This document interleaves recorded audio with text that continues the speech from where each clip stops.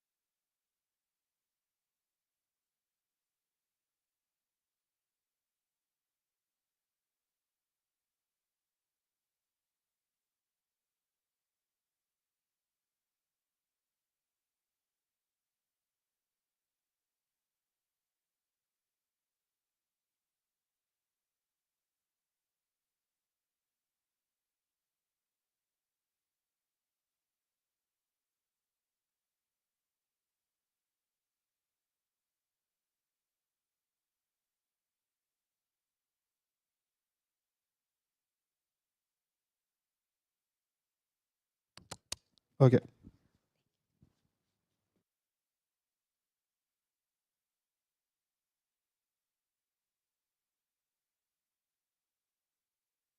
Hello. Yes, I'm back. And good morning, everyone. And welcome to the second Blockchain Oracle Summit. I know it's like really early in the morning, and there were like 5 or 6 different parties last night. So thank all of you for like turning up at 9 a.m. And yeah, so my name is Parvina. I'm the co-founder and conference director at Party Action People, which is the team behind the Oracle Summit, as well as the Stable Summit that took place last weekend. Uh, it's been a crazy journey since the inaugural summit last year in Berlin. And one of the most rewarding things was seeing a bunch of projects that were in attendance working together after the summit, either through protocol partnerships, integrations, joint like technical deep dives online, and appearing on each other's podcasts. So that's amazing. And since then, our belief that our belief in the importance of oracles has only grown stronger, and we hope to keep being able to push the conversation with each iteration of BOS and create this open space for anyone interested in oracles to share your honest thoughts, ideas, and criticisms, but in a constructive way. Um, so this year's summit would not have been possible without the support of our sponsors. Leading the charge, of course, we have Teller and QLindo. Big thank you to our platinum sponsors, Goracle and Hark Network. And of course, our gold sponsors, Witnet, CEDA, Gearbox, and XDC Network. So please do check out some of their booths later in the afternoon. And without further ado, I would like to welcome our first speaker of the day, who is Rick Pardo, co-founder of Liquidity. He will be presenting some of his latest research into DeFi oracles. So welcome, Rick.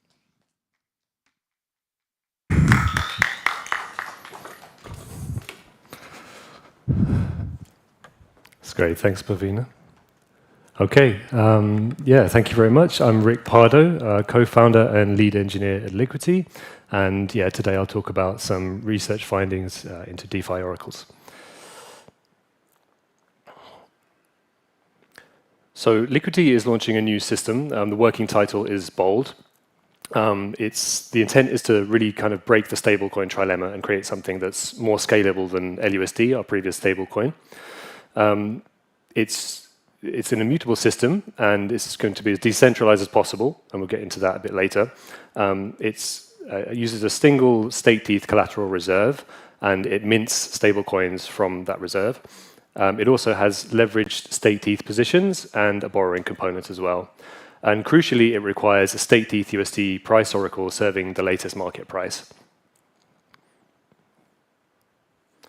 We had a few research questions around oracles. So firstly, which one should we use? The space has moved on quite a bit since we launched Liquidity V1 2 years ago. Front running is probably going to be important for us because we have these leverage positions which are vulnerable to front running.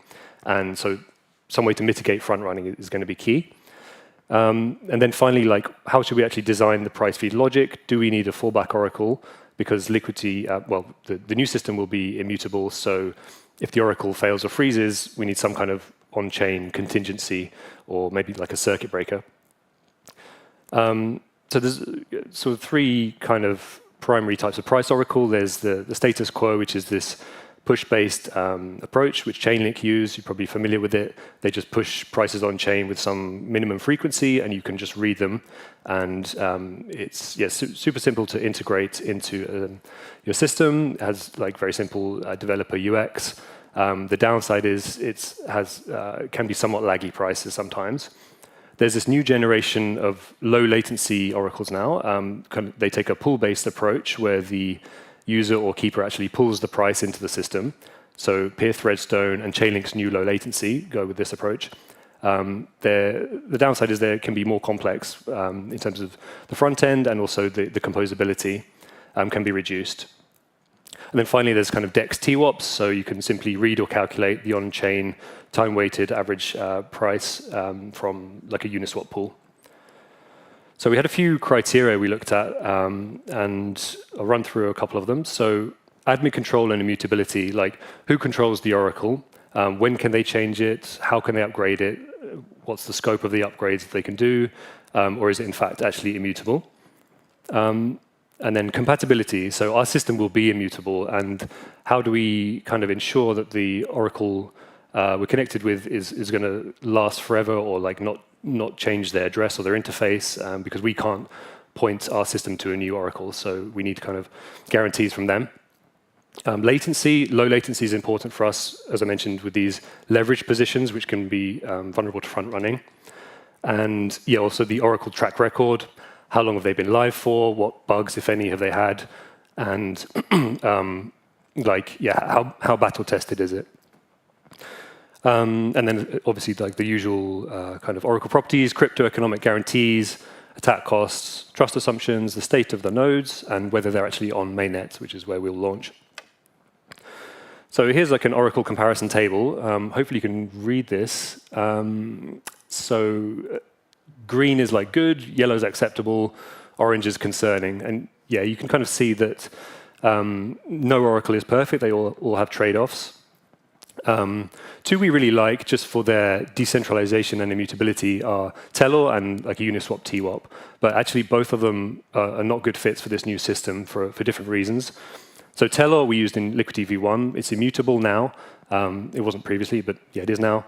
And fully decentralized, but it just has a very laggy price. So it's like the price needs to go through a dispute period of something like 10 to 20 minutes to be able to be kind of confirmed as legitimate, and that wouldn't work for our new system. Uniswap TWAP actually also has a lag, but the main problem with it is it doesn't have any liquidity guarantees. So when V4 launches, liquidity can migrate from V3 to V4, and the attack costs come way down, which would be no good, as we can't point our system to a new oracle. So then there's these kind of three low latency oracles, Pith, Chainlink, Redstone. They all offer, they advertise like sub-second low latency. So, it seems good. And I guess like the shortcoming of all of them is they're not perfectly decentralized. You can kind of see, like they all whitelist their nodes. They all have some admin control currently. There are plans. There's talk of like moving to token governance at some point in the future, but it's unclear whether that governance will really kind of fully govern the whole tech stack in a decentralized way. So if we're choosing between them, it kind of comes down to track record. And currently, Chainlink clearly have the best track record there, just in terms of battle testedness and being live for 5 years with few issues and good quality control. So Chainlink probably has the edge, but we're open to other solutions there.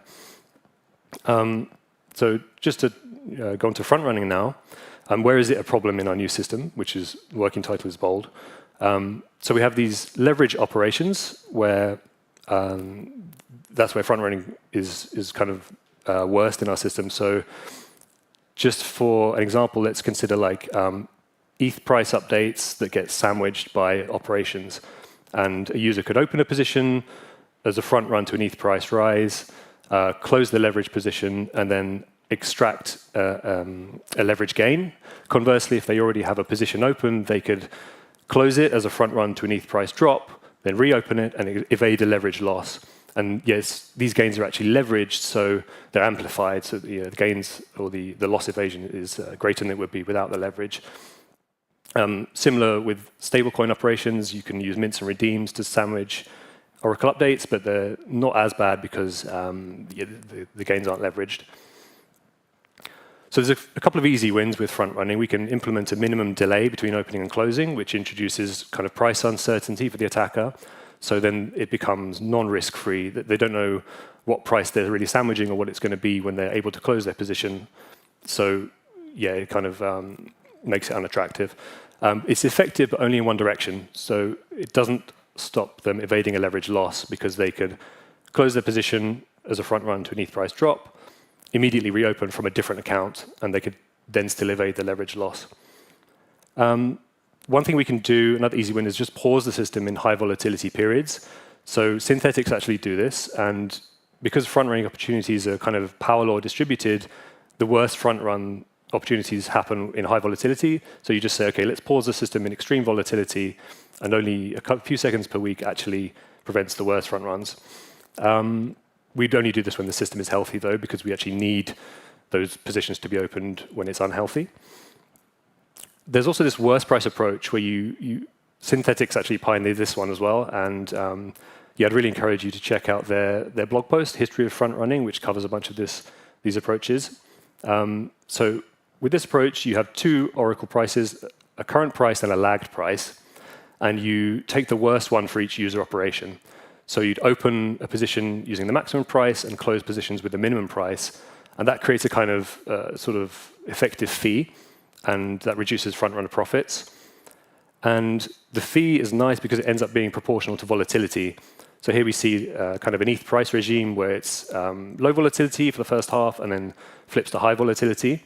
The yellow line is the delta between the ETH price and a lagged ETH price for some constant lag. And that you can see the delta increases in high volatility. So it's nice that we get this sort of effective fee proportional to volatility. Which is good because front-running profits are proportional to volatility as well. Then there's low latency oracles. I won't go into the architecture of these. I think other people will cover them later probably. But there's kind of two main approaches. There's the sort of self-serve where the user pulls the price, and delayed settlement where a keeper pulls the price.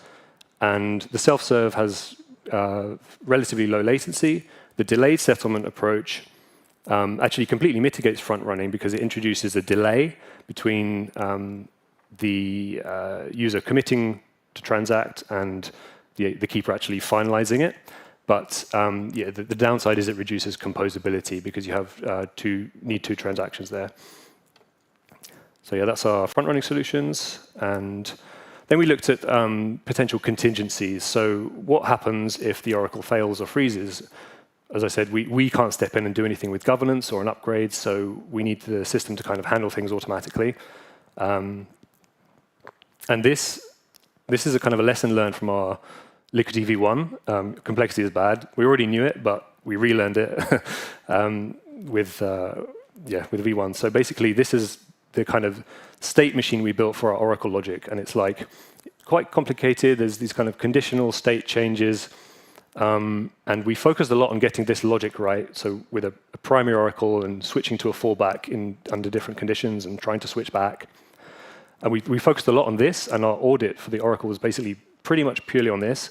And we actually kind of didn't spend enough time just on the basic integration. And we actually had a bug in Liquidity's fallback Oracle usage. So we used Telor as our fallback, and we incorrectly pulled the current price from Telor when we should have been pulling a lagged price for Telor to give us a price we could be confident that was accurate. And so this is the code for that in our system. You can see we're getting the count, which is like just the number of data points from on the Telor feed. We're getting the current time by using essentially the current count. Then we're getting the current value and using the current time, but we shouldn't be using the current value. So we couldn't fix this because Liquidity is immutable. Thankfully, Telor actually able to implement a fix for us, like just before they themselves went immutable. So they kind of solved this. And just to note that, like, Liquidity had never switched from the primary to the fallback, so it was always using the primary oracle. But had it ever switched to this using the fallback, then if the primary had failed, then we would have been vulnerable. So this is the fix Telor put in for us. Basically, it's saying if request ID is 1, which is the ETHUSD feed, then serve us a price that is at least 15 minutes old, which allows it to have gone through this dispute period, and we can be confident that it's an honest price or an accurate price. So yeah, the lesson is just favor simplicity with kind of fallback and contingency design. If we go with a fallback, it would be very simple logic. Something like if the primary fails or freezes, fallback once and don't return. With simple conditions for fallback, like if it's frozen for half a day or the data is just bad. We can only protect against some technical failures, not manipulation, because people can always look at your particular conditions and sort of play within those boundaries to sort of fly under the radar and not trigger your fallback. So it's really only useful for detecting some technical failures. There's a question of what signals can we actually use in a pool-based oracle, because with these low latency approaches, you basically just pull a blob of data on chain and then verify it with the oracle's verifier contract. It's hard to see how you would then detect if the oracle's actually failed, because if it reverts, it could be reverting because the data's bad rather than the oracle's broken. So that's a real challenge, and something we want to think about more. Circuit breakers. So Gyroscope have a really cool circuit breaker design. It's really sophisticated, and I think they'll be speaking about it tomorrow. So basically, they use Chainlink as the primary. Then they pause their mints or redeems if any of these conditions is met. So if the Chainlink price jumps too much, if it deviates too far from a median of signed prices and TWAPs, or if they actually detect anomalous asset flows, like too much collateral moving in or out of the system. The problem for us is if we pause operations in our system, then what can we do?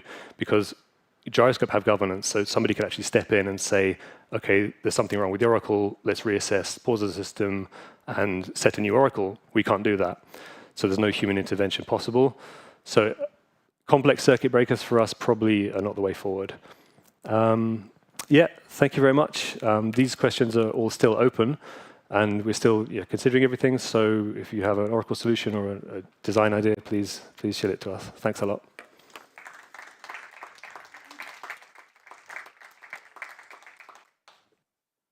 Questions? Anyone have any questions from the audience? Yes. Did you at all consider waiting for Uniswap v4 to come out and maybe delaying the release of your solution? Yeah, I think that's probably a better bet than going with Uni v3 right now, because I'm pretty sure Liquidity will migrate. But it's just like, if we want this system to last 5, 10, 15 years, 50 years, right? It's like you just can't rely on that. There's new dexes, there's Maverick, which is very cool as well. I think it's not guaranteed that Uni is going to have all the liquidity forever, but it's definitely a better bet. Any other questions? Okay, I think, yes, that's all. Thank you so much, Rick. And a round of applause for Rick.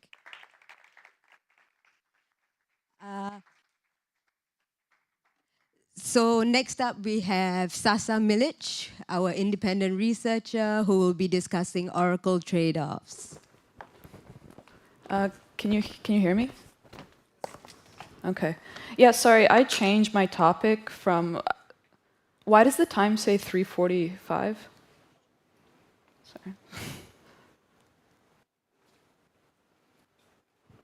Oh, okay.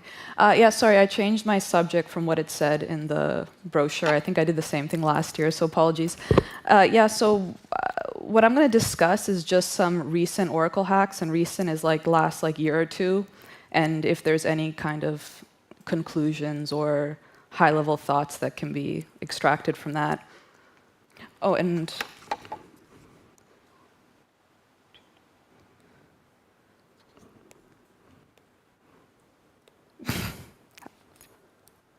how does this work?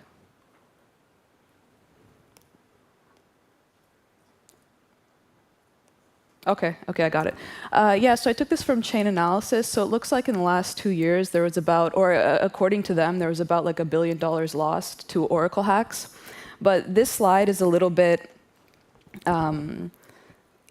deceiving because I'm bringing this up because it seems like what the greater crypto blockchain community considers an Oracle hack is quite different from what people that work in Oracles and build Oracle protocols actually consider an Oracle hack.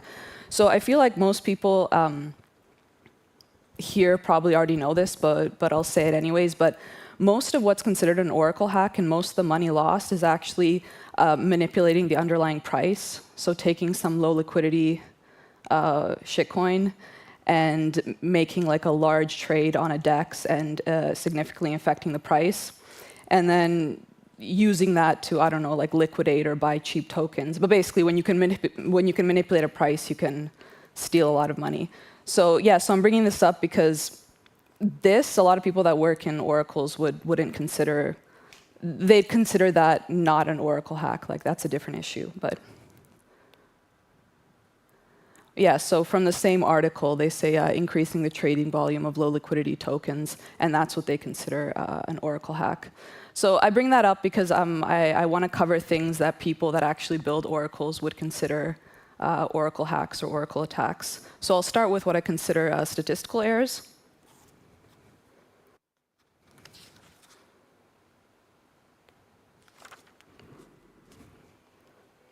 Yeah, okay, so about 1.5 years ago, Pyth reported a really, really low price for BTC in the span of about 2 minutes, but I was able to find on Twitter a lot of angry users from Mango Markets who were unfairly liquidated. So even though these price errors only occurred within 2 minutes, yeah, it did affect quite a lot of users. So I won't get into exactly how Pyth works, but I will mention that their oracles return a price, and they also return a confidence interval. So those are the orange things you see on the right. Those are the confidence intervals returned by Pyth. And I also want to say that this was BTC, so this is the one that affected most users, but they also, around the same time period, were reporting incorrect prices for Doge, AMC, GMC, and a bunch of other assets. Sorry. Okay, so this is kind of like a toy example, but I feel like it illustrates what the issue was way quicker than if I like explained it with a bunch of bullet points and equations. But basically, like their node software had some sort of bug when it came to converting floats to integers. So again, I feel like most people would know this, but everything on blockchains is typically integers. So there was some like client issue that made a bunch of floats convert into integers close to 0. And they had some sort of like outlier detection mechanism, but the outlier detection mechanism was based off of nearest neighbors. So like 2 points were close to 0, so their outlier detection completely failed to catch these as outliers. And they also, their confidence intervals, for some reason at this time, the way they were computing them was raw values, so like dollar values and not percentages. So the confidence intervals near 0 should be large relative to the actual price, but because it was just raw dollars, the confidence intervals were considered small. So that's, again, this isn't the actual data, but I feel like the picture represents what the issue was. So when they ended up aggregating all of this, the price was like pushed down to like 5,000 when it should have been like 40,000. And I will note that since yeah, so let me just go back. So this, in that 2-minute period, they got data points that ended up bypassing their outlier detection and bypassing their confidence interval mechanism, which is supposed to measure how accurate someone's price is. Yeah, so I will mention that they did make a fix to this. So they said that they adjusted their aggregation logic after this occurred, although I wasn't able actually to find what the current algorithm is. So this isn't a very good slide, but I'll try to explain my point.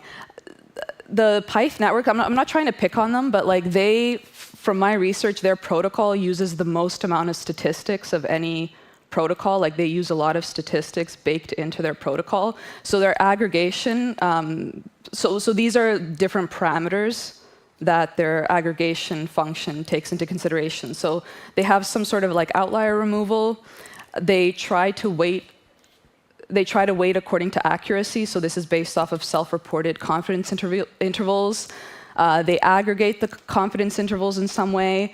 And then in addition to that, individual points are weighted by stake. And then they also have a pretty complicated mechanism for how you do reward distribution. So a lot of like not advanced, but like relatively complicated statistical modeling to determine which oracles get rewarded and how much. And it might not be immediately clear why I'm bringing this up, but it'll be more clear later.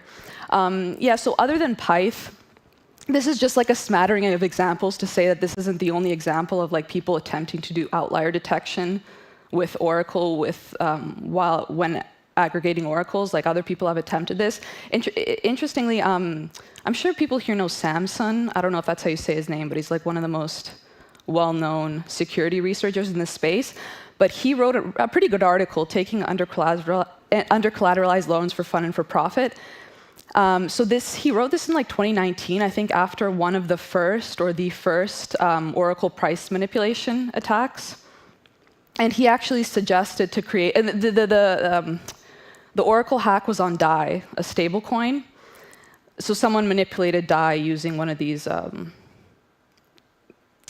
flash loan attacks.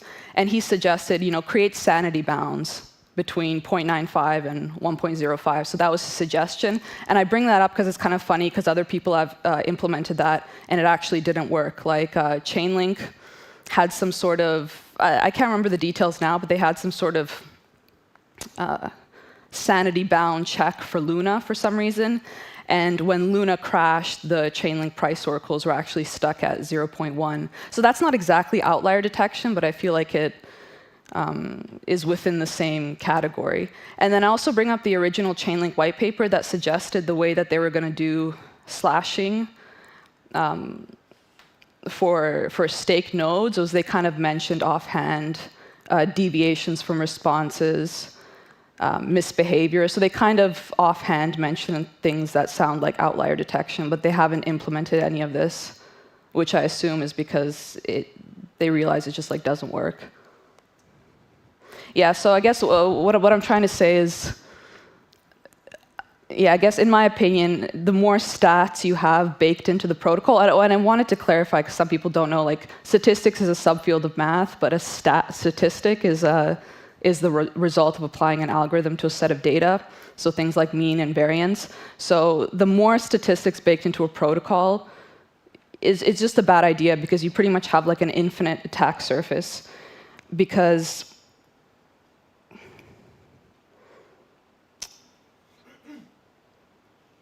yeah, so basically, like, how do you prove that something works for every possible distribution or even every possible reasonable distribution? It's pretty much like an infinite attack area. And then this is probably a more important point, that random noise isn't the same as having adversarial data points. So the way that a lot of, again, I don't want to pick on Pyth, but they're just the one that use the most statistics in their solution. But they kind of use this traditional statistical approach where you're dealing with random data that's just drawn from a random distribution. And that's not the same thing as people being adversarial and producing adversarial data. So, and the only academic discipline that I know that actually makes this distinction is something called adversarial machine learning, which is looking at how people can fool AI to produce like erroneous data. And maybe you guys have seen this with like people trying to fool ChatGPT. So that's within the area of adversarial machine learning that makes a distinction between random data and adversarial data. And I haven't seen anyone making these Oracle protocols doing statistics actually make this distinction. I think it's an important distinction to make in the crypto space. Oh, and I do want to say that I think a lot of Oracle projects have recognized this, either explicitly or implicitly. And this being that if you're going to detect incorrect and malicious responses, you can only do it after the fact.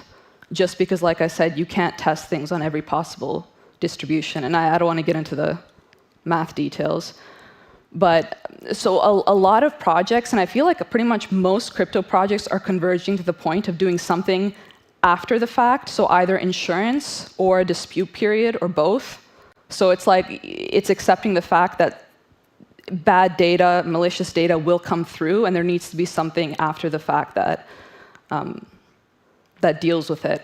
So off the top of my head, I know people that their original solutions included something like dispute or insurance or API 3, Teller, UMA. There's a lot more, but those are off the top of my head. And interestingly enough, when you read Chainlink 2.0 and even the Pyth white paper that came after the hack, they start talking about these dispute resolution periods. And like I said, I think it's because people have realized that you just can't detect in this blockchain environment, you can't detect errors as soon as they happen. You can only do it after the fact. And then I'm kind of running out of time. I'll just briefly go through what I consider like integration errors. So these are things that I'd argue with is not the fault of the Oracle protocol, is actually the fault of people integrating it incorrectly. So I'm actually friends with a lot of people from Teller, so don't get mad until I finish explaining the point. But yeah, something called BOS23 actually lost a ton of, I mean, that's a pretty large Oracle, pretty large DeFi hack even for crypto, but 120 million. And what they did is they literally just someone just sent Teller an incorrect price. And the way that Teller works, like their entire security mechanism is a dispute period. Like anyone can submit a response if they stake the minimal amount of crypto, and then they have a dispute period. So their entire security apparatus is dispute period. So the fact that BOS23 integrated them and just took the first price and completely ignored the dispute period, it's kind of like their fault because they pretty much like nullified the entire security apparatus. I don't know if I explained that well, but another thing is the thing I mentioned earlier with Pyth, they actually argued like, well, by the way, the users didn't actually look at the confidence intervals, and that's why they're there for. So the people that integrated Pyth with the attack that I explained earlier, if they were actually paying attention to the confidence intervals, they shouldn't have even used that price. So this is another arguably integration error that's partly on the fault of the DeFi protocol. This is another one, Geist Finance. They were using Chainlink, but they were operating on Phantom. And when there was a hack on the multi-chain bridge, all of these assets, USDC, whatever, like all these wrapped assets on Phantom ended up going to zero. But they were using Chainlink prices that were reporting market-wide prices. So, I mean, they tried blaming Chainlink, but arguably, again, this is an integration issue. They weren't using the Oracle as they should have. I'll skip this one just to get to my last slide. So, like, what is the point of my presentation? Again, I looked at hacks. Like I said, I looked at hacks in the last year or two and just tried to take away some points from it. So I think the Oracle is still extremely not well defined, unfortunately, even after all these years. For example, it's really not clear if the Oracle is the ground truth or is it just relaying information. And if it's relaying information, whose job is it to decide the data source? Like all these things aren't really decided yet. And it's kind of cliche to say that language is important, but I feel like we might potentially be limiting ourselves or limiting scientific and technological progress, and we haven't really even defined the problem correctly. Like very few people can agree on what an oracle is and what its scope of operations are. Like I mentioned before, designing a system relying on complicated statistics is probably a bad idea within the context of blockchains and oracles. And users should understand what they're integrating to their system. So this isn't Web 2 where you just paste a bunch of APIs together every time you integrate something into your protocol as a crypto project. You should be very, very aware of what you're integrating. Like it's not a black box. I'm a little bit over, so yeah. Thank you, Sasha. Do we have any questions for Sasha? Are you sure? Okay, well, yeah, if there are no questions, you can always catch her during the breaks to pick her brain. So, thank you. Thank you. And next up, we have Sin Wan from Uniswap Labs, and he will be discussing economic security of on-chain oracles. So, Sin Wan.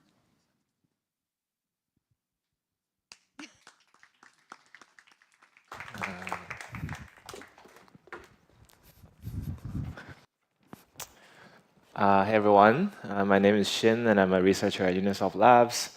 I gave this talk during DeFi Security Summit already, so if you have seen that one, then you're going to see it again. Okay, so the agenda today is I'm going to start by motivating the question real quick, because everyone here should know about it, and then sort of define the scope we're working with, the framework we use to evaluate the security or maybe manipulation robustness of a particular oracle design. And once we have that framework, we can see how do we optimize around it, and how do we design the protocol so that optimizing the oracle for that protocol is then easier. To start, first, there's many billions of dollars collateralized by loans that are kind of valuated using oracles. Some of them use Chainlink. Euler experimented with Uniswap, but as merge happened, some important security assumptions was removed. So they eventually also moved to Chainlink. People prefer Chainlink presumably because it's theoretically less manipulatable, partly because it is sort of off-chain and less transparent to attackers. But there are these highly profitable trading strategies that people use, and it doesn't always end very well for either party. And the important difference here is in proof of work, you don't know who the next block proposer is. So if you manipulate the oracle in this block, then in the next one you have this highly distorted pool, and everyone is going to bid up the ability to trade against it, and so all your potential profit is just going to be wasted in this on-chain gas auction to get into the block. But in POS, the next 32 blocks proposer ahead of time, and importantly, some of the large stakers, they might control several blocks in a row, right? And that really need us to assume that these guys are not going to kind of manipulate a pool and then just censor every transaction that tries to correct the price in the pool. Okay, so. Sorry, I'm going to kind of walk through the math of analyzing oracle manipulation cost. So in each Uniswap pool, the price is kind of imagine a price on this horizontal line, and each tick is just 1 basis point movement of the price. And so given a required kind of deviation from current mid price, for a oracle of a fixed length, right? Let's say 30-minute moving average oracle. You want to move it for 20% from the current value. If you only control X blocks, where X is this X-axis, sorry, that's a lot of words of X.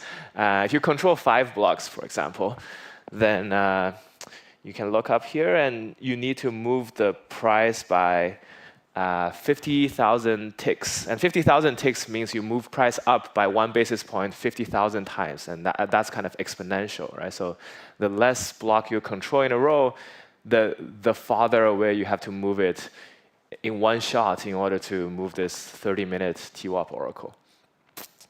The other thing is, well, it should be a GIF, but it's a PDF now. But the liquidity distribution also changes through time. So it's kind of non-trivial to calculate the exact amount that you would need ahead of time. But we did it.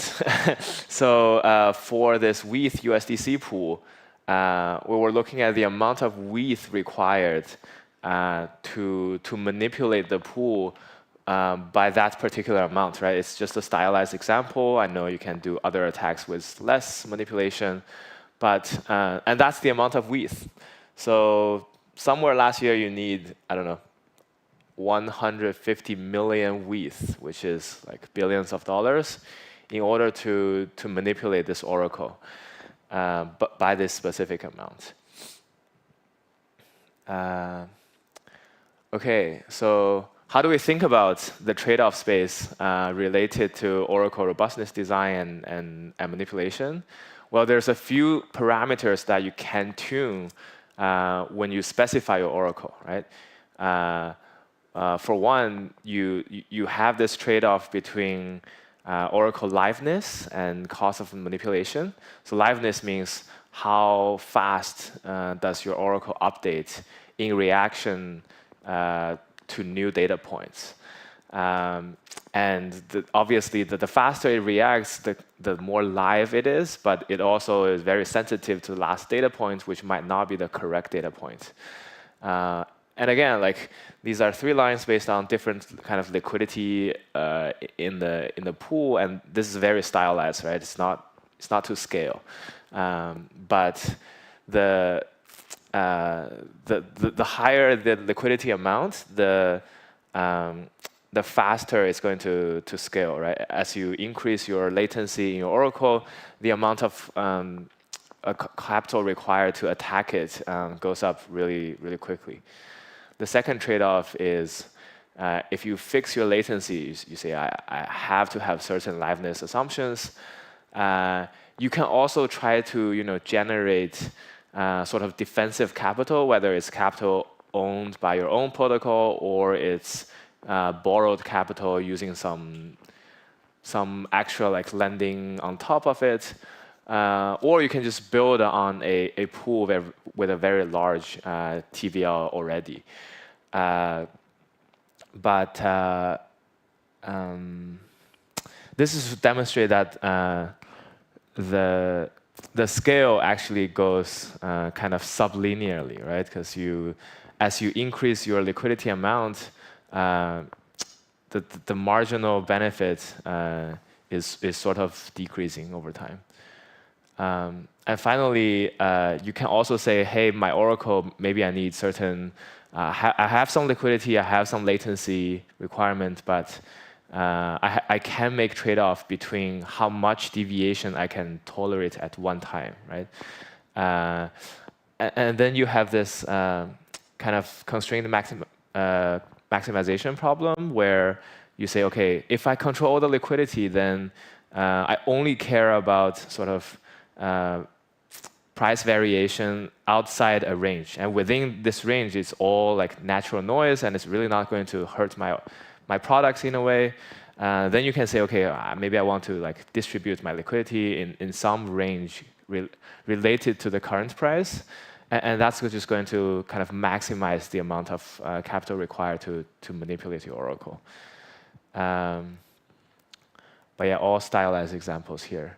How to make better oracles, I think maybe the last talk also just covered it, but you have to know your objective first. Are you securing lending protocols, perpetuals, NFTs, or governance? Know your constraint, realistically, how much liquidity are you able to generate or leverage for your protocol or for your oracle?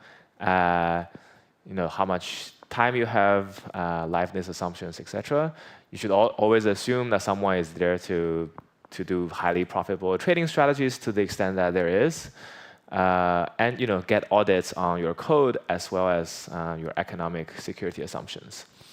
The last thing I want to say is Uniswap v4 hooks. Uniswap v4 basically allows each Uniswap pool to have this call out to a arbitrary smart contract, arbitrary subject to some constraint implemented within the pool, right? You're still subject to X, Y, K, for example. But you can do whatever you want inside that contract, including very complicated or very customized Oracle logic. So let me skip this one. I'm going to talk about how to enhance Oracle manipulation resistance, specifically with the examples tied to v4. So the first thing you can do is you can increase liquidity, right? And there's two ways to do it. One is you can attract liquidity to your own sort of protocol, and you can specifically purpose that liquidity to be sort of this defensive layer for your Oracle. And the other thing is you can use very established pools, right? I just demonstrated that if you want to manipulate the WETH USDC pool, it's practically impossible today because the total amount of floating WETH is not even enough to carry that attack, assuming your protocol has built in like a 20% deviation robustness or something. And sorry, and that's good because Uniswap v4 it allows like arbitrary hooks on arbitrary pairs, right? Completely permissionless, and you can do a hook on with USDC pool if you want. The second thing is you can say, okay, I'm going to design a product that does not require sort of instant update from oracles. And it depends on the exact product you're building. It's really a non-trivial problem to solve. Like if you're building perpetuals, for example, I imagine that's going to have very high liveness assumptions. But you can also kind of build your oracle in a way that it kind of take in big updates slowly over time. So one example that my colleague Austin recently talked about is truncated TWAP oracles. So assume a big change coming, like 500% price update within one block. We just say, whoa, whoa, whoa, let's take it easy.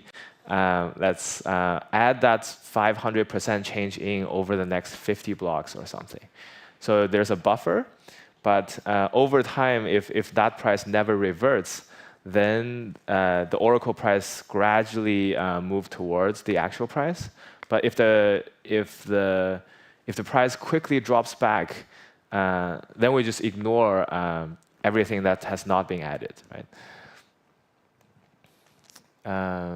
Again, you can also increase deviation tolerance in your oracle design. Like you can design your product based on some assumption about natural noise in price fluctuation, right? Like lending protocols, you can have a higher, I guess, LTV. Forgot the exact word, but you can require a higher collateral ratio, for example, or you can maybe do like gradual liquidation. But yeah, that's it. I realize it's rather quick and short, but if any questions, you can find me here or outside. Thank you, Sin. Any questions for Sin1? No questions? Okay. Thanks. Then thank you.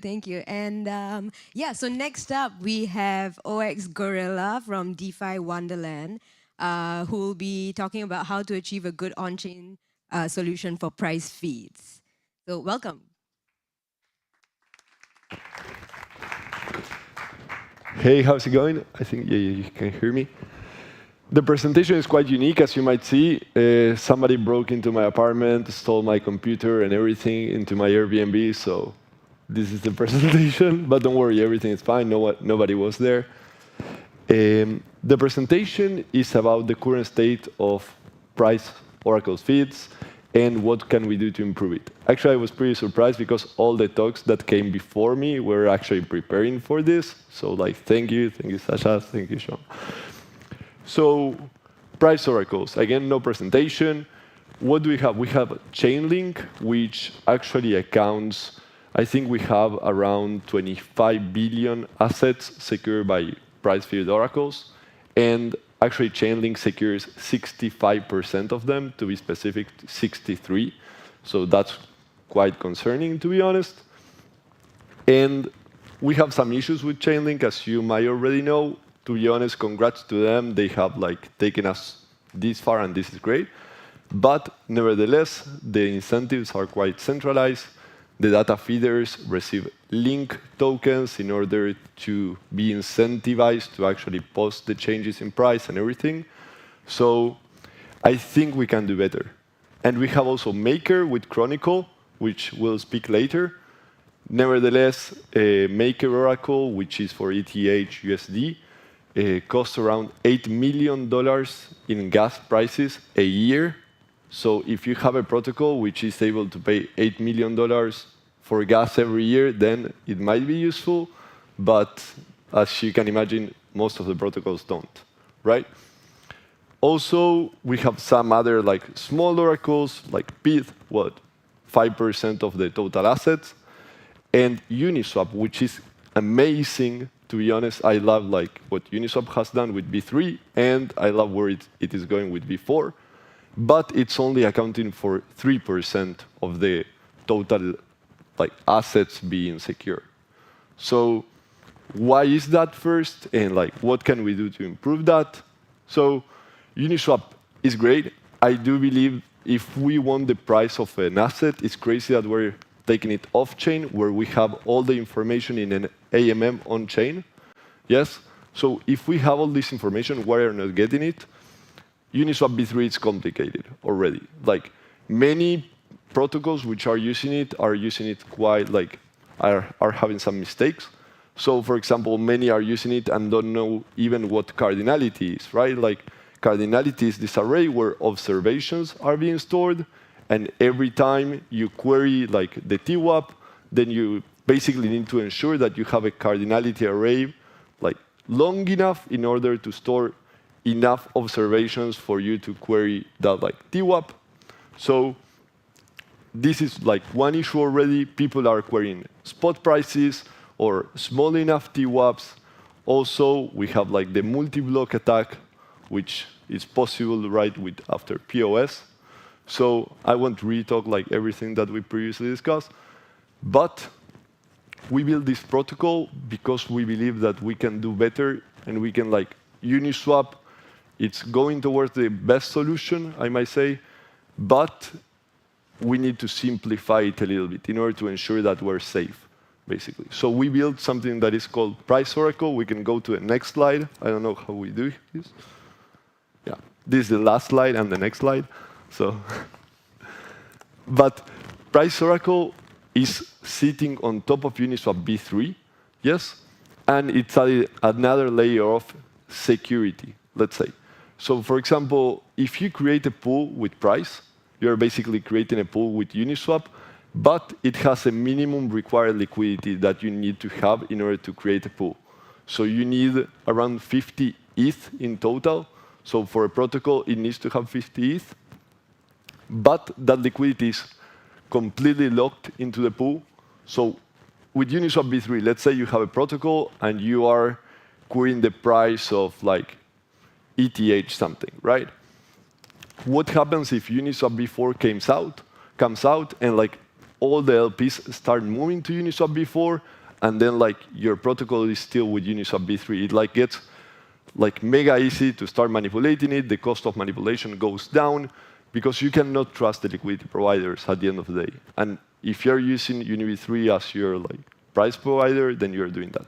So With price, we basically ask you to perma-lock, almost permanent lock your liquidity. Yes, so if you are querying a price pool, you know that liquidity is going to stay there and it's going to be there. Also, what do? The cardinality, it has a minimum length, so basically you can know for sure that you can query the TWAP that you need. Yes, and also instead of querying through like the Oracle library of Uniswap, what you can do is you can query through the price library. What it does, it's basically, it blocks you from querying the spot price. Like, you should never be querying the spot price in any protocol. So it's basically Uniswap for dummies, that in order to, like, nothing should be going wrong. And also what it does that is quite great in my opinion is with that liquidity that you need to lock in order to initialize a pool, yes, it goes, as we said, like, to a full range position, and then it goes through concentrated positions, yes, and we know that those concentrated positions need to move in order to follow the active tick. So the fees that the liquidity is generating are going to be reused, yes, for three things. So basically, the fees are going to be reused in order to increase the full range liquidity. Yes, the fees are also going to be used like in order to reward liquidity providers, and also they're going to increase the cardinality, in an autonomous way. So as you have a price oracle like longer and longer, yes, this liquidity is actually going to be helpful to provide a better oracle. So it's going to be every time a little bit like better. Yes, going to have more full range liquidity, harder to manipulate, a bigger cardinality array, and everything is going to be paying for its own because the fees are going towards the automation. The automation is fully on-chain. There is nothing like centralized about it, no API needed, no server. Like the automation can be running with Gelato, can be running with Keeper Network, can be running with anything.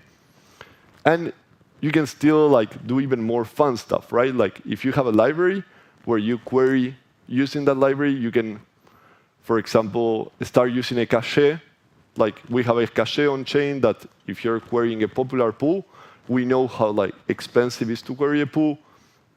You can cache that TWAP if many people are like, basically querying it and make it cheaper for other people. You have all these different settings.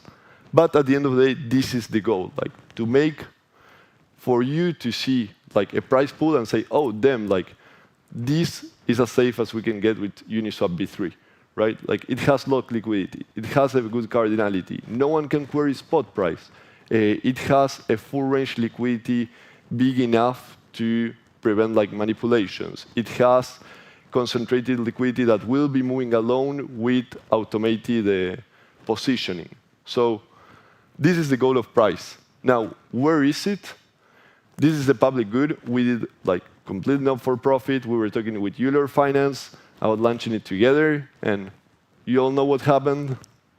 But our objective now with Uniswap v4 is that we see like how well it fits, and we see like what we aim to do is to move price towards like using hooks and being the on-chain oracle that is going to be using Uniswap v4.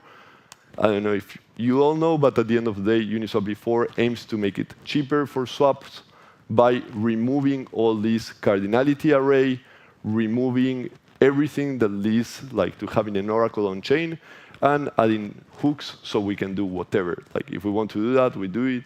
If not, we don't. So price, I think it fits like butter and jam, we said. But basically we're editing it. We're already in talks with Uniswap v4. If you want to see the code, it's completely done. It's finished. Like it's frozen already, so you could even use it and deploy it in Uniswap v3. It's at github.com price oracle. Yes, we have a small Discord as well for any questions you might have. And in order to answer another question, for the ones who don't know Wonderland, why the fuck we're doing this? So at Wonderland, what we do is we're a core development group for many different protocols, right? We look at the protocols which we think are going to stay in DeFi for the long term and are going to be the building blocks of DeFi, and we look to partner with them. We have more than 30 developers, Solidity developers. We have a research team. We partner up with them, and we look to add value to them. So I'm not going to go more into details. This is not selling Wonderland, but we don't do our own projects. We work with other projects. So why did you do price? Because we think the situation sucks. Like, if you go to defi.sucks, you'll see our site. And basically, Maker is good, like Chainlink is good, like, but the situation can be improved. I do think that we have everything on chain in order to query the price that we need. So Price Oracle aims to do that. Any? Wow, whatever. Thank you. And do we have any questions? No? Okay, then in that case, we can break early for our morning break. And yeah, go have some coffee, some pastries, and we'll meet back here around 11:15. Yes, and we'll be back basically with Visa Hasa, also from DeFi Wonderland. So be back.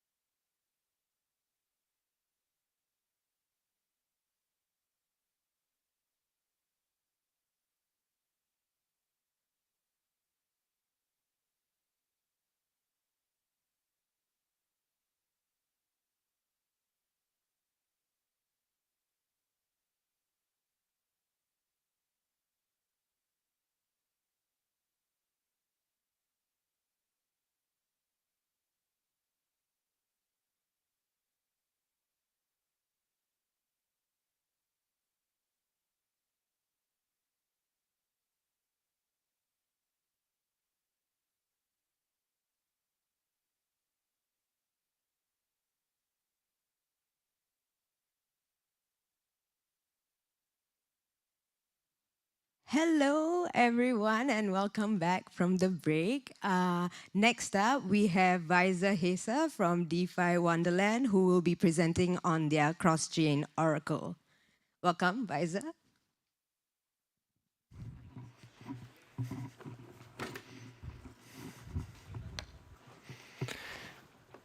Hi everybody, this is Weiser from DeFi Wonderland, and I wanted to share with you a product that we made and the learnings that we got since the development of that.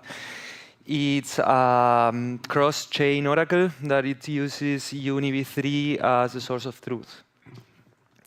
So I wanted first to talk about like who did we build it for, because I think it's important because it's like what's designed to do. There was this talk before that said like there's no perfect oracle. You have to know like who are you building to. So let's take a minute to understand like what's the Keeper network that we built it for them, and I think like there's some misconception about like the Keeper network, because I don't think it's an automation protocol, it's an automation payment protocol. So the way it works is that if you need something to be automatized, you deposit a liquidity in UniV3, and then the protocol like generates credits with time for your protocol to pay for automation. So a Keeper, that it's a bot, it's going to call your contract to run this task that you have to automate. And the protocol, and this Keeper protocol is going to go into the UniV3 pool, quote the like the gas price, because the Keeper is spending ETH and is receiving this token. So he needs a quote, and the thing that I think is very interesting is that the same payment method that the shop has, it's used to provide liquidity in the pool that the protocol is using to read the quote back. So it's a kind of a very nice circle in which the jobs provide exit liquidity for the bots, that they run the transactions, they spend the ETH, they receive the tokens, and they go to the pool and dump their tokens. So in a way, like the spot price is irrelevant, but it just like keeps on going. So at some point, we wanted to do this multi-chain. And we decided that we didn't want to fragmentize liquidity because there was very low liquidity enough in mainnet. So we had to do this like in a way that it wouldn't require the same infrastructure that we had on mainnet in any other chain. So what we wanted to do is to breach a quote every 5 days, because the protocol has like this tick that every 5 days it gets updated because of the quote of UniV3. So we had like the simplest cross-chain task that you can imagine. Like every 5 days, just like send the swap, and the protocol in the other side is going to work like completely the same. So at some point we say like, okay, we like just breach the quote, we deposit the liquidity in mainnet, we breach the token, and it's all going to work like just fine. But the thing is that we are starting asking questions about like, what if the quote doesn't arrive by the 5th day? So we had to make some modifications. What if like the quote doesn't ever arrive? So we needed to make like everything revert, and we needed to make the protocol like adapt to that. So at some point we were making so many changes into the core contracts and we realized that what we needed to change was not the core contract, but the oracles. So our solution was to just copy the UniV3 pool in the other chain.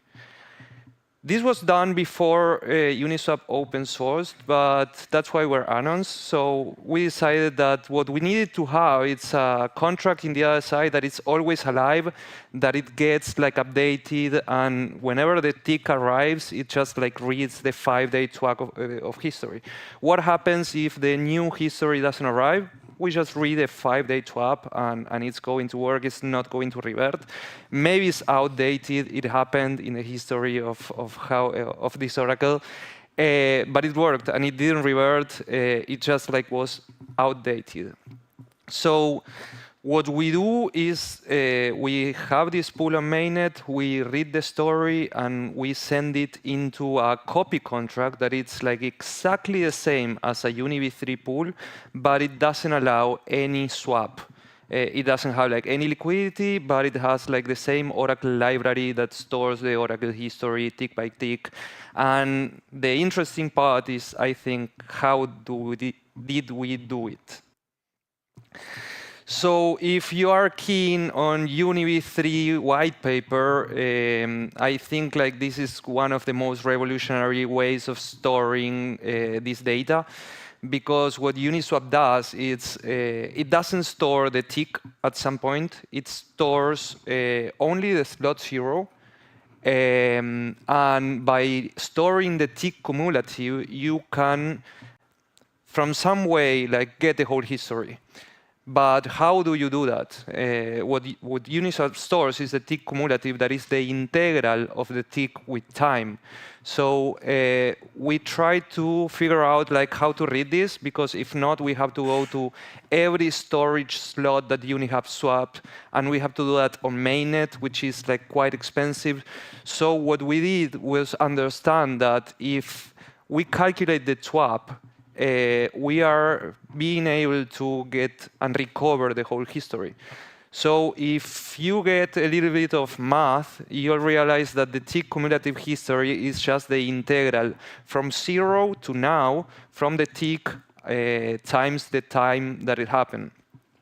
So by knowing that, you can know that you can calculate the swap from whatever point A and B, and the time difference that you have, and you're going to be reconstructing the whole tick cumulative history by saying the swap from 0 to A, the swap from 0 to B, and what it does is it extrapolates the last information that it has, that in Uniswap it's true, because it says that the tick hasn't changed. And the interesting part is that you can choose arbitrarily whatever point 0, A, B until the X or Y, and it's going to be true. So this is what we're leveraging to try to compress the information that we are sending and try to write it down in the other side. So I wanted to share a couple of the mechanisms that we have, that we arrived to this because of iteration. And the first thing that we needed was a source of truth in mainnet. We needed to have a contract that reads the Uniswap pools, that says like, hey, this is the truth, and bridges to the side. At some point at the start of the project, we said like, okay, we query the Uniswap pool, we bridge it, and then we started questioning like, what if the message doesn't arrive? We have to re-query the pool and re-bridge it, and how do we know that? So what we did in this contract was there is reasons why we needed to update the history. That is like either 1 day has passed, or either the price has gone up or down more than a threshold. So we say like, okay, we need to update the history because this is not updated anymore. This is not true. We need to update it. So we query a pool, and then what we do is do not bridge at all. We just like kekak this information and we store it on chain, and that's it. So the next part that happens is that whenever one of these bots wants to work, because we are working for an automation protocol, so we know a little bit about automation, these bots are going to just like read the events, and they are going to bridge those events through the data feed, and the information that these people send, it's going to be like either information that the data feed has read, or it's going to be reverted, because we are kecking it and then comparing to the known information, and if it doesn't match, then it's fake, and if it matches, we can bridge it to the other side. Now, there is a couple of things that are very ad hoc, that is the bridge adapters. Because we were figuring out, like, we need some source of truth, we need some receiver, but in the middle, every bridge works like on their own way. Like, there's no standard for bridging. So we try to make like the whole mechanism bridge agnostic. So we said, like, okay, as we can have like one bridge that is connects, we can have like whatever another, but the important part is that we share the source of truth and the receiver. And in the other side, the information arrives, and the data receiver says, like, hey, do I know this pool? No. If I don't know this pool, I'm going to deploy one of these like virtual UniV3 factories, UniV3 pools, and I'm going to insert the data. If I know this pool, I'm going to try to update the data, and if the nonce, it's not the next one, it's going to revert, because we need this data to be sequential. So at some point, we arrived to this oracle that it's not so incorrect in a way, because it's always showing fact true. It's only sometimes like a little bit delayed. But if it's too delayed, we are enabling that it updates. And if it's too incorrect because the twap changed, we are enabling that somebody pushes the information. It's always available. It's never going to revert. And we can query exactly the same as a UniV3 pool because it's the same contract. So how does this work? Real on-chain, this is information about the last 14 days. And you can see that the green line represents, I don't think it's, yes. The green line represents like what's in mainnet, what's the source of truth, and the other lines represent like what information arrived to the sidechains. So in the graph below, you can see like the error at each time, and this is for the spot quote, 1 second twap. But when we go to longer twaps, we can see that it starts like to follow it, and the error it gets is not more than 2%, because we set the max error to be at 2%, and when there's 2%, we allow the oracle to update and bridge back. So at some point, we are like capping the error, and I think the most beautiful that happens is that we go to one-day twap, you start seeing that the lines follow each other, and that we are not missing the quote by 1%. So how does it work when there's a big pump, when there's a jump in the price? And you can see in the right one that not even 1 day has passed, but we updated the quote like 1, 2, 3 times because we needed it. Because we needed to have the 8-hour twap within a 2%, so it triggers 1, 2 again until it works. And the most interesting part is how much it costs to have an oracle like that. At this point, the oracle is fed, this whole mechanism is fed with what we call 13 KLPs. That is this liquidity that you deposit in Keeper protocol, that they have a value of 8K. And in the last 6 months, this whole oracle spent 6 ETH from these bots, and they rewarded them. But the whole cost that we had was having this money frozen in this protocol. Like for us, it takes like not more money. We don't have to actively top up. We just like left this KLPs, and it works with time. Okay, and since I think we are all a little shy today, and because it's been quite a long week, and I didn't get to make some slides, I'm going to ask myself a few questions. At first, I'm going to ask me one, and if you ask another, I'm going to ask me another one. So the first one is, what is the biggest pain that you have in the last 6 months of operations?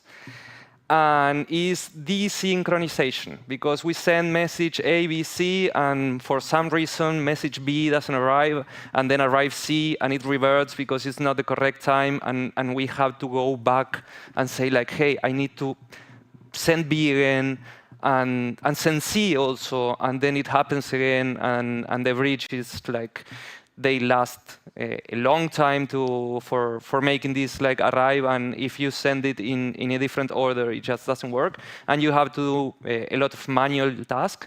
But I think in the last like 2 months, 2 months and a half, we didn't have like any of these problems. The bridging technology is like starting to make messages arrive in time and arrive in order, so it's been like quite good lately. Audience? No. Okay, how can we improve this? Is it really decentralized? Okay, we have like these bridge adapters that we are using Connext now, and you can say like, but what if Connext decides to censor you? And the easy part is that we just can put and whitelist another adapter, and we can actually like even create a competition between bridges. Like we send the message A, and whoever bridge delivers message A correctly in time to the sidechain, we start rewarding them, and they are like willing and wishing so that we route messages through them, so we can incentivize bridges to deliver the messages in time and stuff. What else? Is it really decentralized? Okay, we trust bridges, we have to, but they use the arbitrary message layer, so in a way, like, I think we are trust neutral. And the last one, what's out these chess Olympias that you share a lot? No, sorry, no, it's a Ponzi, don't go there. So thank you very much, yes. We have a question. Hey, thank you. I have one question. I mean, I don't understand the full setup, so what it is used for, but like when I have been dealing with oracles, a lot of times there is some kind of like delay arbitrage. So if the oracle price is not like representing exactly the price of what you want to represent, there's usually a chance to extract some money. And I'm wondering, I mean, how much have you been suffering from this in your setup? And I mean, if there's a chance at all to do some kind of delay arbitrage? I think that's why I started to understanding like the design scope, because we have like a capped minting amount, and there like Keeper B2, B1 got hacked a couple of months ago because of an error from our side not to tell them to disable like the whole thing. But in B2, we don't have like that possibility of somebody like making a flash loan and trying to rag the whole protocol. So the implementation that we have is like just we need to know a value. There is like not so much abuse on that. So it's an interesting question, because I invite you to figure out like what's the possible implementation with this, because it's not for lending markets, because you know the next price is going to appear like in the next 31 hour. But for example, in Heights protocol that I'm working now, we work with 1 hour delayed oracles. So it means that we could do this multi-cross-chain, and it would be like the same implementation in a way. So the delay sometimes happens, but I think you should account them in the design of the protocol. And if your protocol needs like live, no latency, this is no solution. I don't think like there's a cross-chain solution to do that. But if you can tolerate 1 hour delays or something like that, I think this is a very cheap, decentralized and trust-neutral solution. Thank you.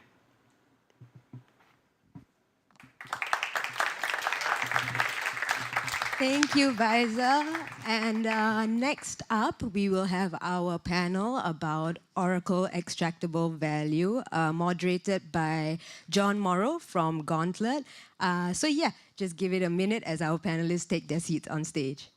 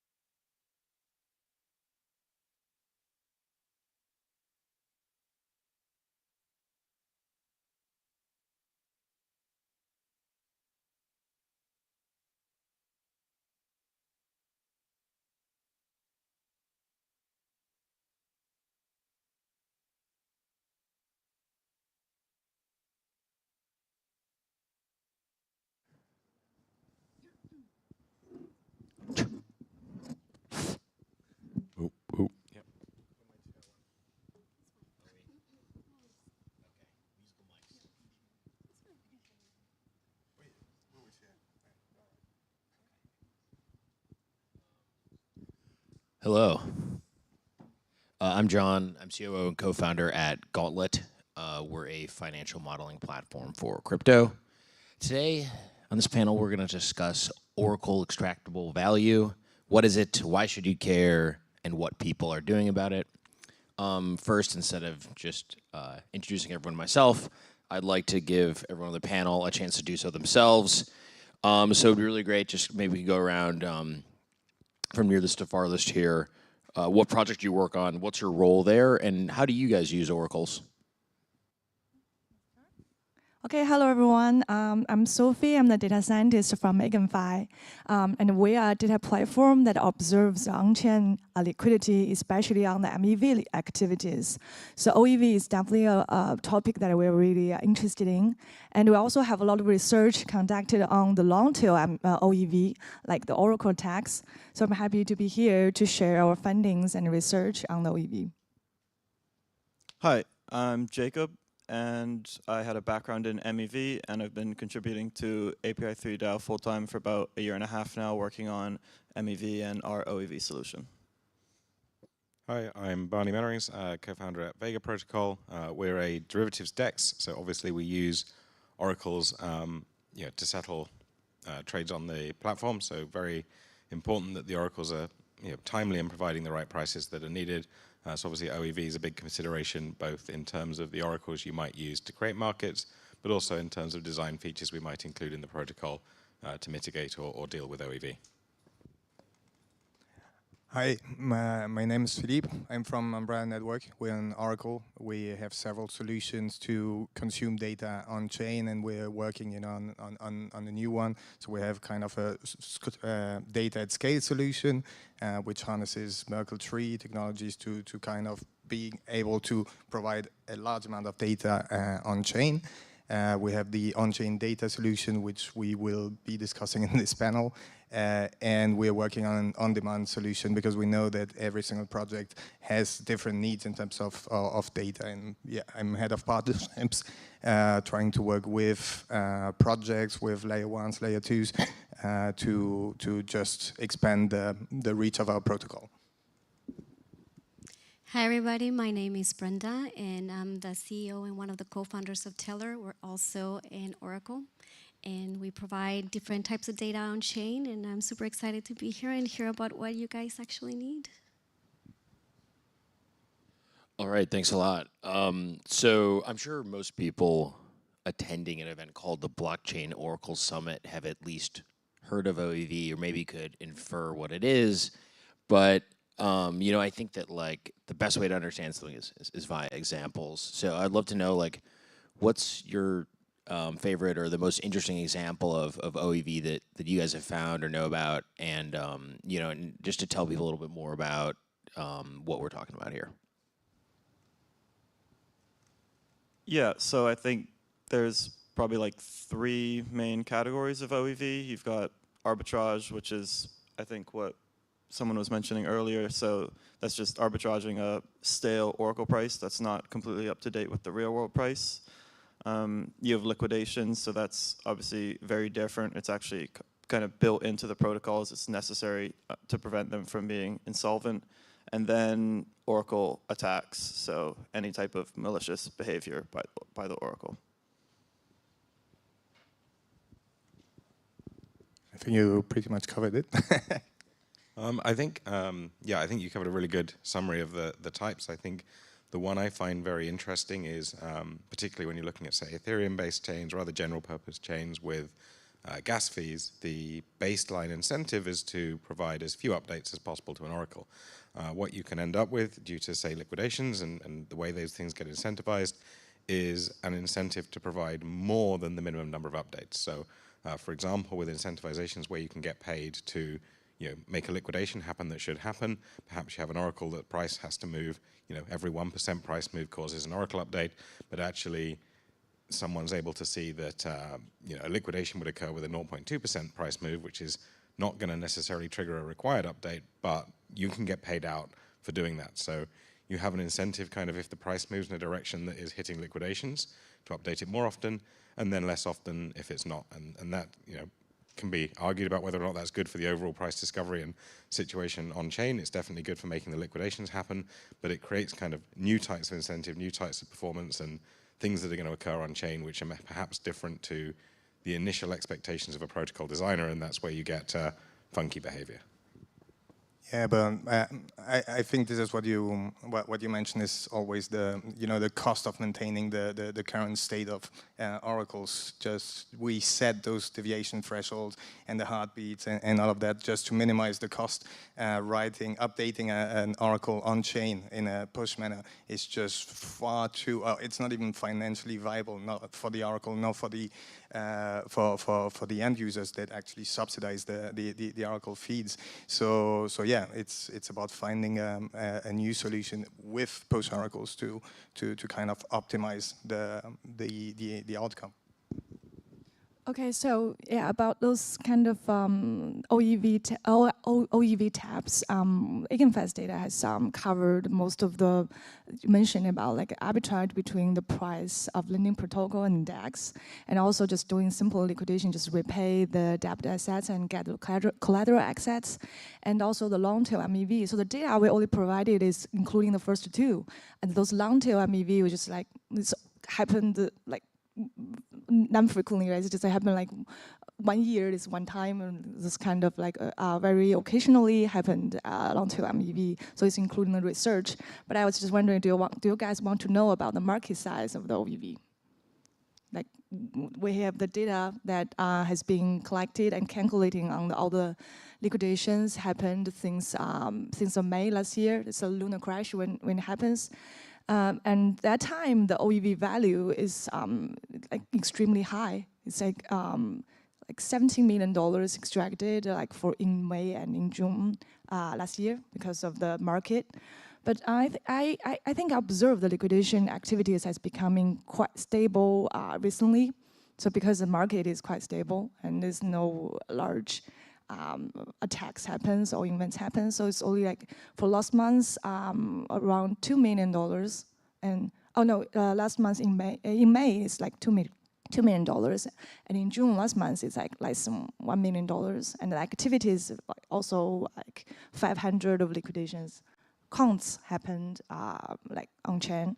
So because I'm very interested in all the MEV activities, and we're talking about in ETHCC is event on the MEV activities like the normal arbitrage and also like sandwich attacks. So the market is that liquidation takes like less than 10% of the total MEV market currently, and we also observe that the competition between the liquidators is still very intense.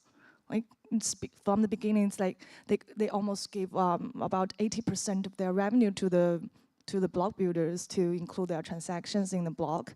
So that's some of our fundings, and I was just very curious about you guys you guys thinking on the market of the market size that I just shared about the liquidation.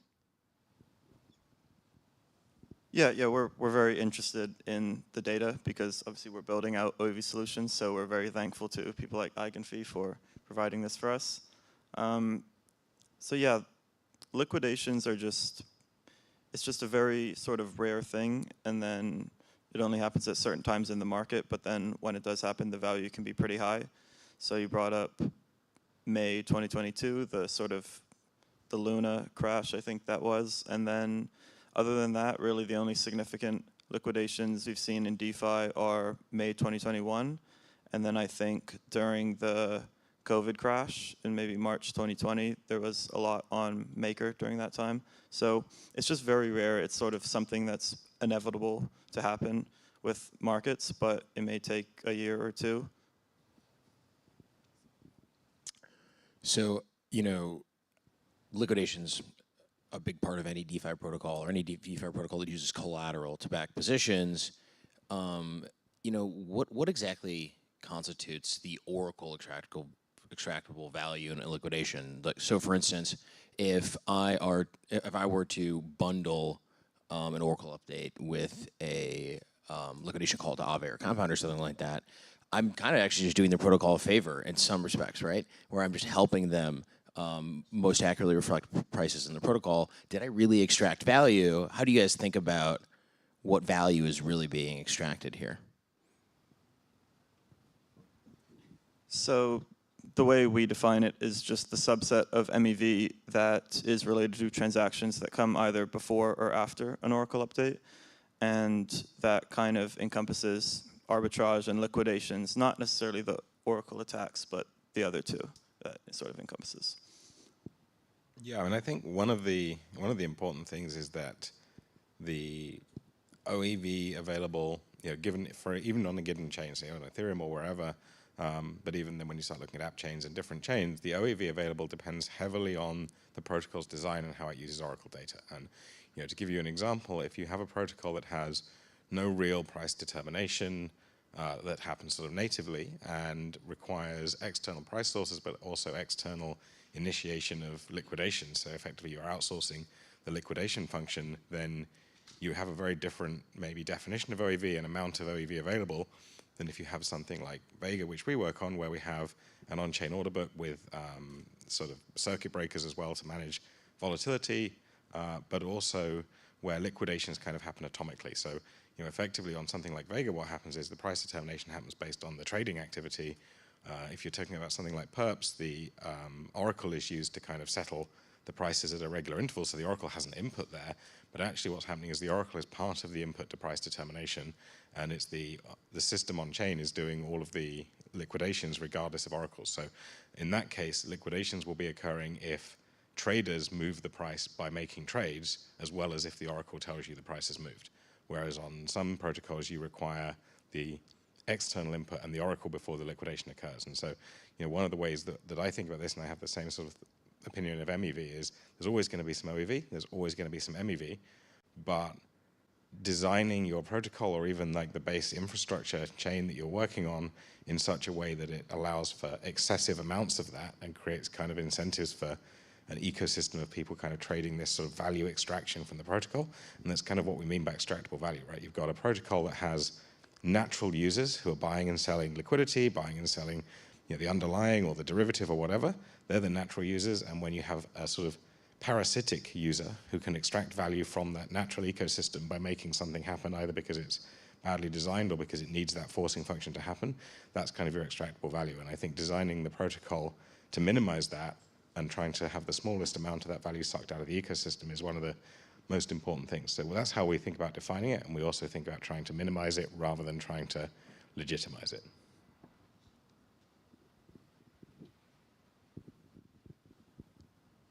So, kind of moving on here, I think then, we've talked about sort of how this value can be extracted, excuse me. But what do you think the biggest threat that OEV poses today?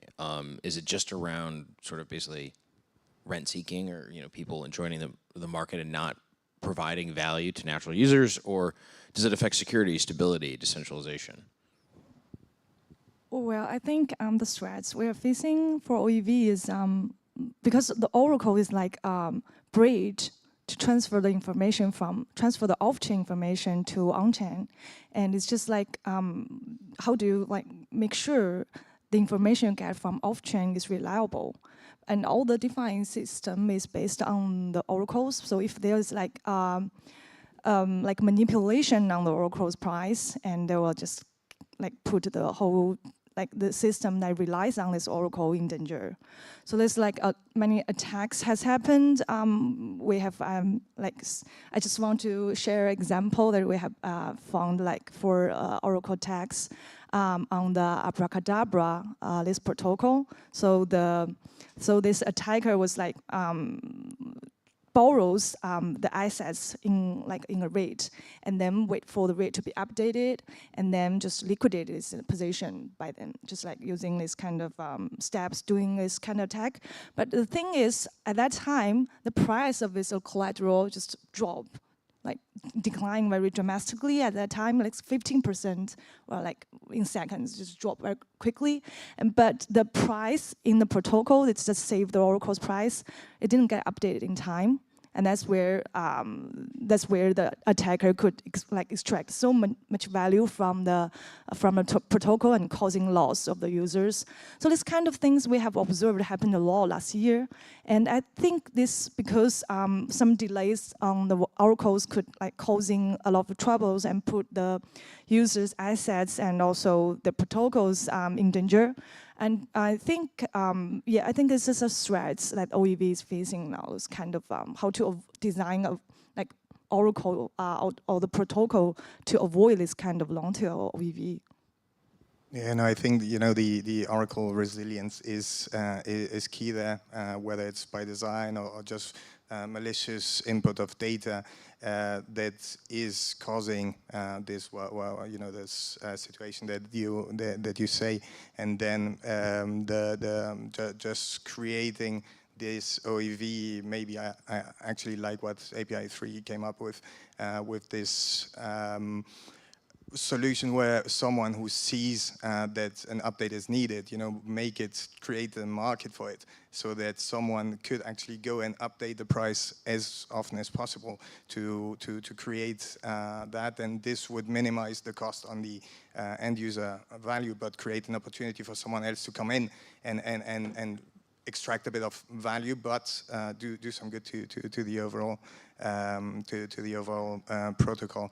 But yeah, the security aspect of maybe not even updating the price, but not updating the price for a while, whether it's a DDoS attack on the node that's going to update the price or whatever. This is the biggest security issue and threat in this area. Yeah, I think sort of building on that, I think one of the key things with a lot of oracles is what you might call economic security. So the idea that people are either incentivized to be honest, or even at the base layer, you're actually taking some data from another market, and so that can be manipulated at a cost. Particularly when you have an oracle that's updated very rarely, if the OEV available on that protocol starts to be large enough that it can fund breaking the economic security of the oracle or manipulating the underlying market. And bear in mind, in some cases, you're talking about derivatives where, at least in traditional markets, you see hundreds of times the notion of the derivative than the underlying. So you could end up in a situation where your oracle is based on a Uniswap price.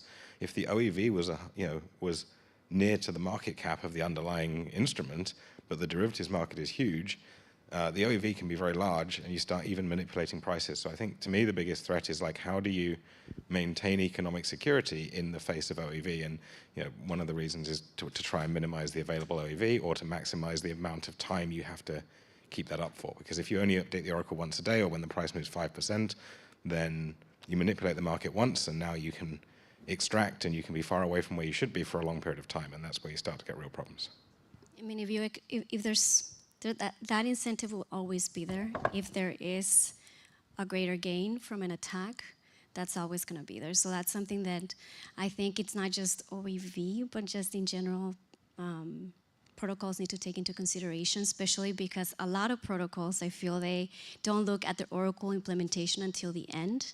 And some, when you're talking about this latency or this delay of getting this information updated, it's how is a protocol handling actually paying for it? I mean, there's gas cost associated with every update.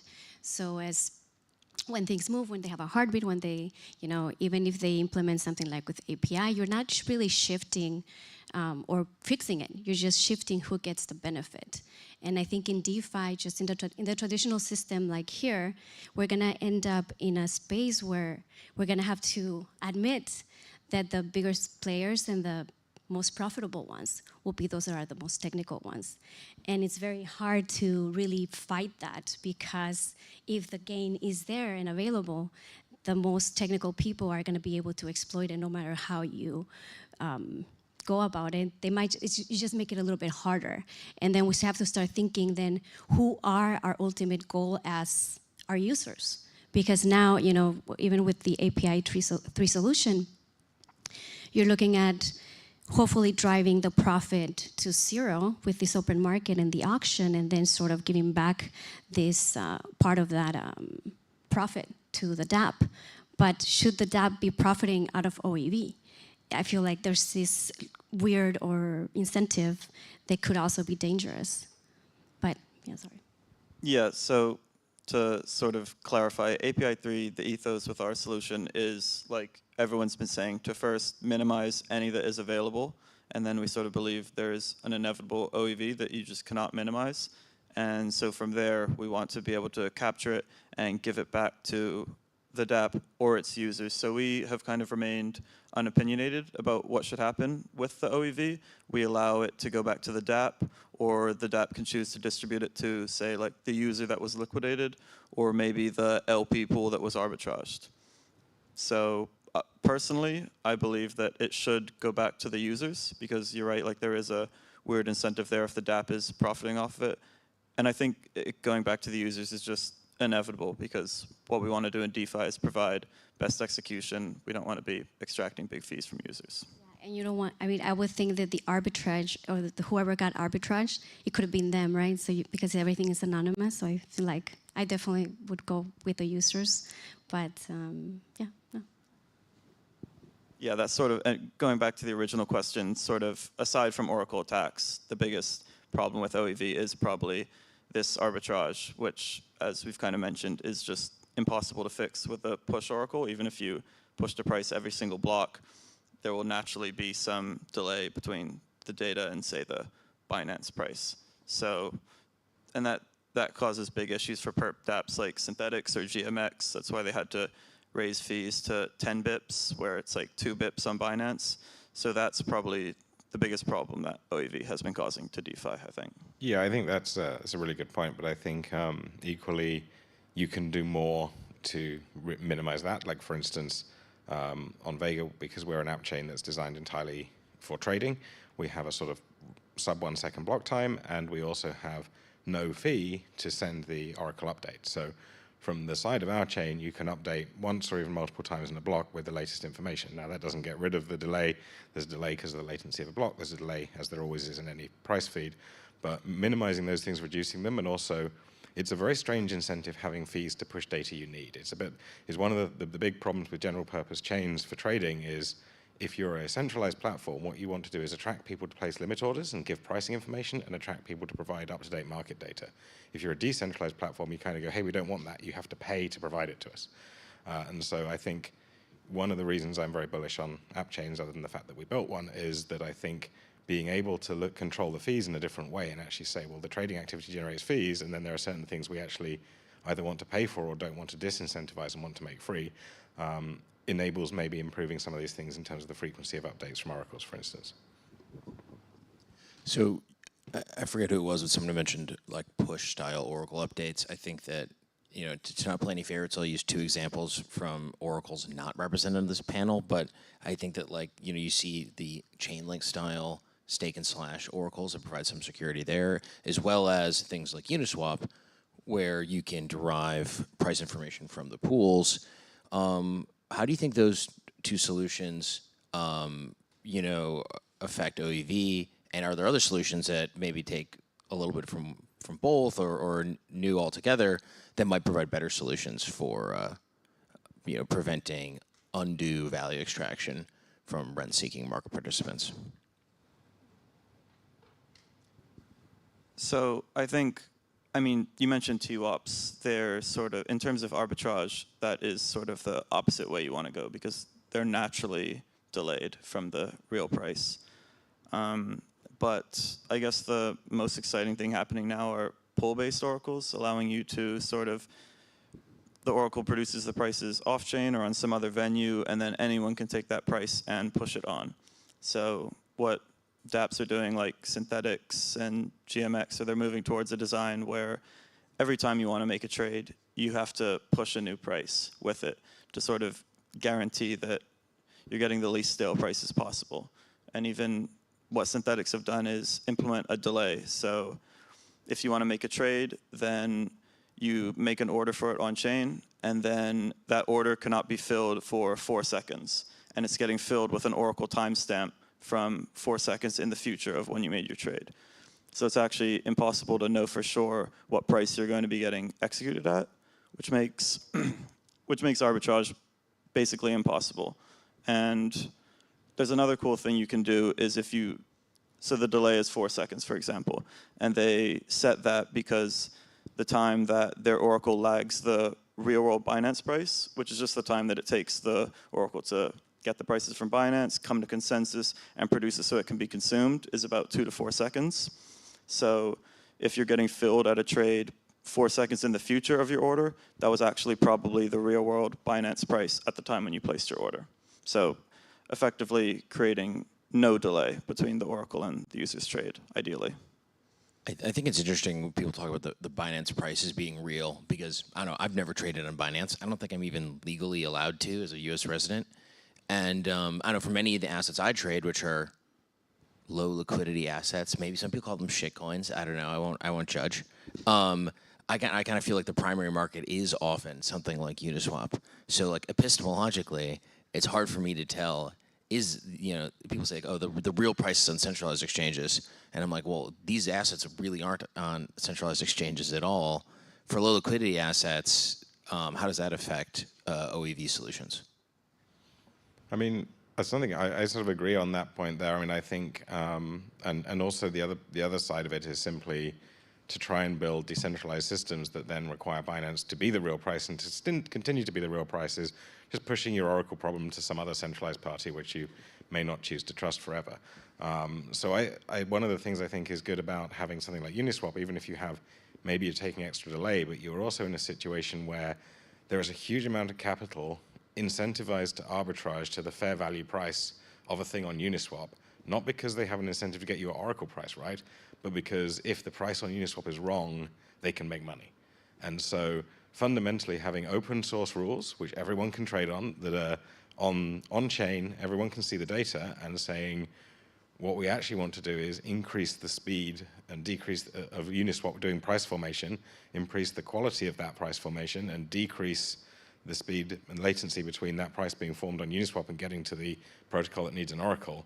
To me, you can't get much better if you have a primary market that you can create that's open and transparent. And I think attempting to, the other is also kind of like a bridge risk, right? So if you have, two chains that can talk to each other using some kind of protocol and move data directly, you have better security than if you have an extra thing in the middle with a bridge and some validators who you also have to pay. And the problem with adding Oracle protocols anywhere is you've now got something that forms the price over there, you've got something that's consuming it over here, and they all need to be incentivized. And you've got something in the middle, which is an Oracle, and now you've got to find the money to incentivize that. So you're either making it less competitive, less better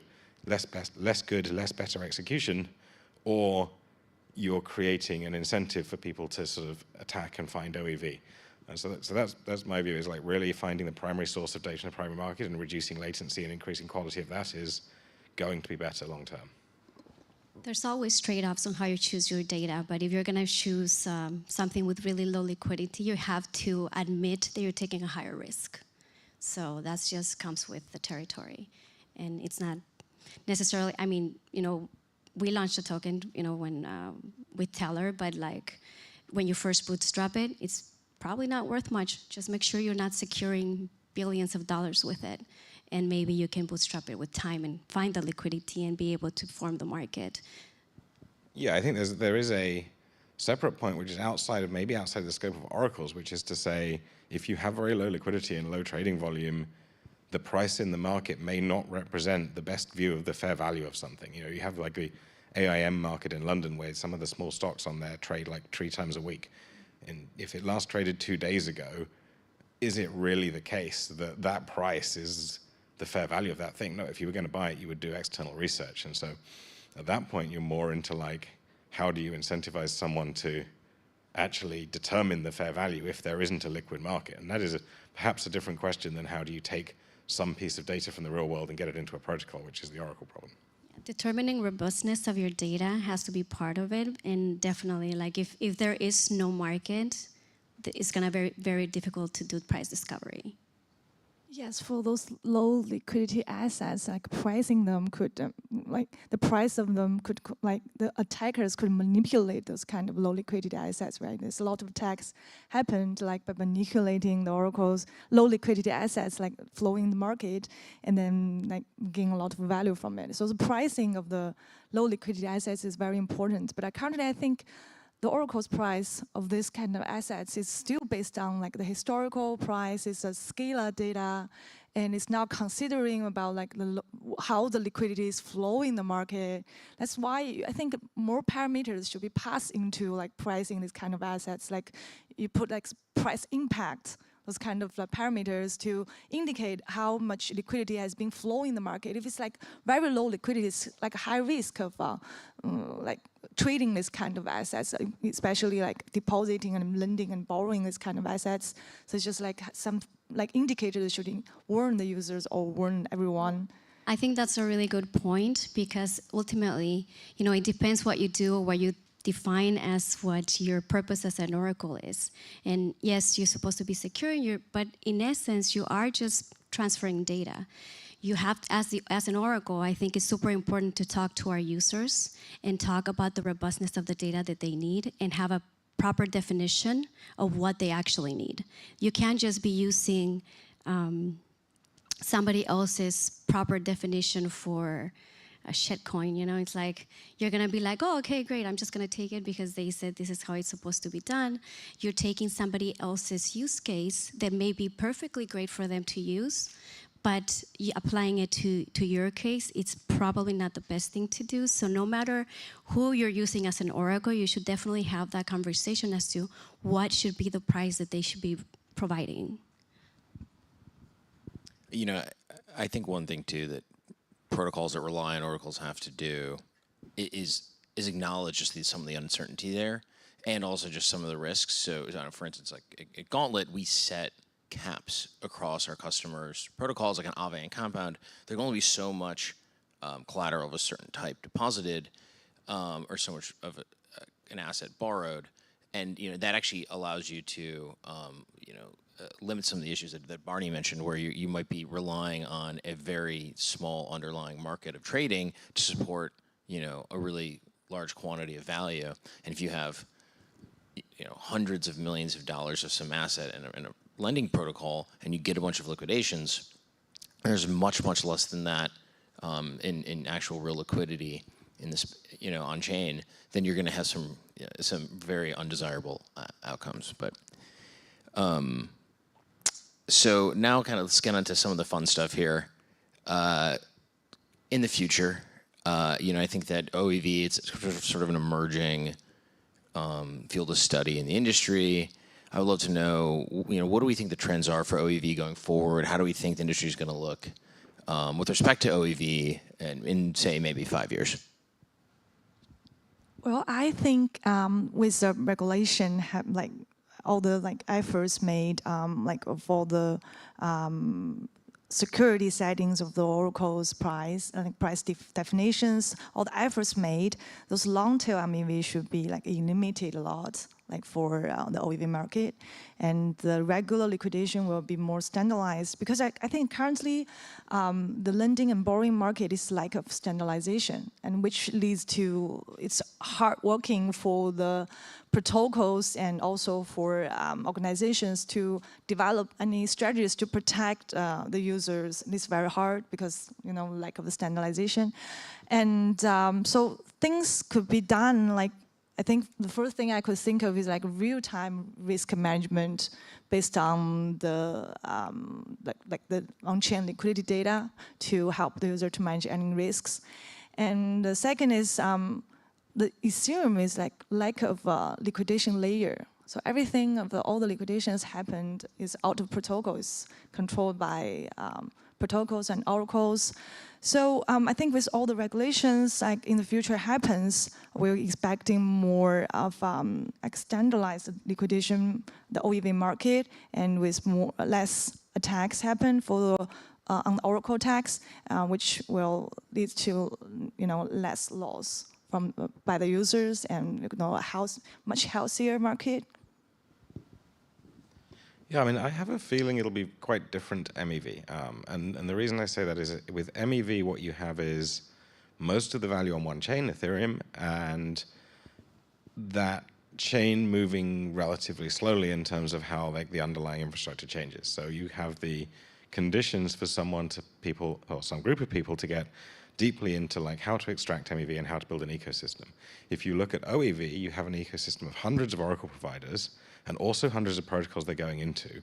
And the OEV solution for each combination of like this Oracle and this protocol, like what can you do with Oracle data in this protocol to extract value, and then what does that Oracle, how could it be exploited, or how could it take advantage of that, or how could some other actor take advantage of that is different. So you're sort of in this situation where if I pick a pair that's very common in Oracle, like, I don't know, Chainlink going into Aave or something, I don't know, and something like that, and say I could exploit this for this much, if people see that and don't like the outcome, maybe they just change the Oracle or combine two Oracles together or find a way to fix that. So I sort of feel like what you will end up with is Oracles may be looking to use OEV as a way to get paid, because Oracle, sometimes it's difficult actually to figure out how Oracles get paid themselves. And then sort of more like opportunistic attacks where kind of like maybe not exactly black hat attacks, but where someone sees a protocol with a large amount of stuff going on, a large amount of liquidations that could be happening or whatever, and effectively they like exploit or close to exploit for sort of individual circumstances where they see big amounts available. But in terms of like a big MEV style ecosystem for continuously exploiting, I think that's probably much less likely to emerge in my view. I do think Oracle latency arbitrage will be a thing of the past in 5 years, and it's going to zero because of sort of the pull Oracle implementations I was getting at and things that you're doing at Vega Protocol. I think that will no longer be an issue soon, but I'll sort of take the opposite side of your view regarding OEV compared to MEV. I think we know liquidations are here to stay, and I don't think there's a fundamental difference between how liquidations occur and how sort of the MEV, like sandwiches or backruns on an AMM, will occur. The way MEV is trending is order flow auctions, which instead of, what you'll probably be familiar with is priority gas auctions, where searchers are bidding to get the right ordering in the block, and then the value goes to the validators. And the new trend is making the user, who's maybe getting sandwiched or backrun, the auctioneer instead of the validators, and giving that value back to them. And I think fundamentally, there's no reason why that can't be done with liquidations as well.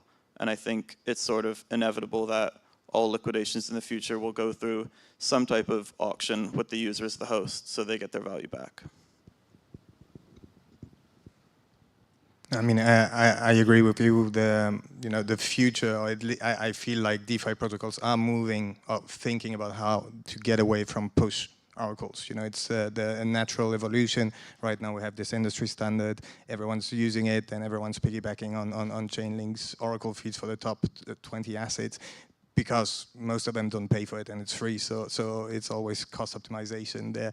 But this pull Oracle is what is gonna make it, as you explained earlier, closer to the truth and minimize the OEV, and probably maybe it will be just a matter of discussing this for the next few years, but that might disappear at some point. Yeah, I mean, I think the ideal version of a pull Oracle is in fact something a bit like an order book, right? So like if you're actually liquidating based on a market price, you ideally want to do what centralized exchanges do, which is actually say the market is going to tell us what the price has moved by placing orders and by moving the price. And so you can end up in a situation where you're much less dependent on oracles for liquidations. And I would imagine that in 5 years' time or 3 years' time or something, like a very small percentage of liquidations will be driven by oracle action as opposed to other participant action on protocols. So I think you just painted a really interesting picture of what things are going to look like going forward, and some of the trade-offs there. I think a couple of the things people have been talking about a lot over the past week are things like restaking, as well as privacy-preserving features like snarks and starks. Will things like new types of staking systems or ways to leverage existing security towards new problems like eigenlayer style restaking? Will this, or things like ZK snarks, will this affect the future in some way, or are there other technologies that you guys see emerging that might change this landscape?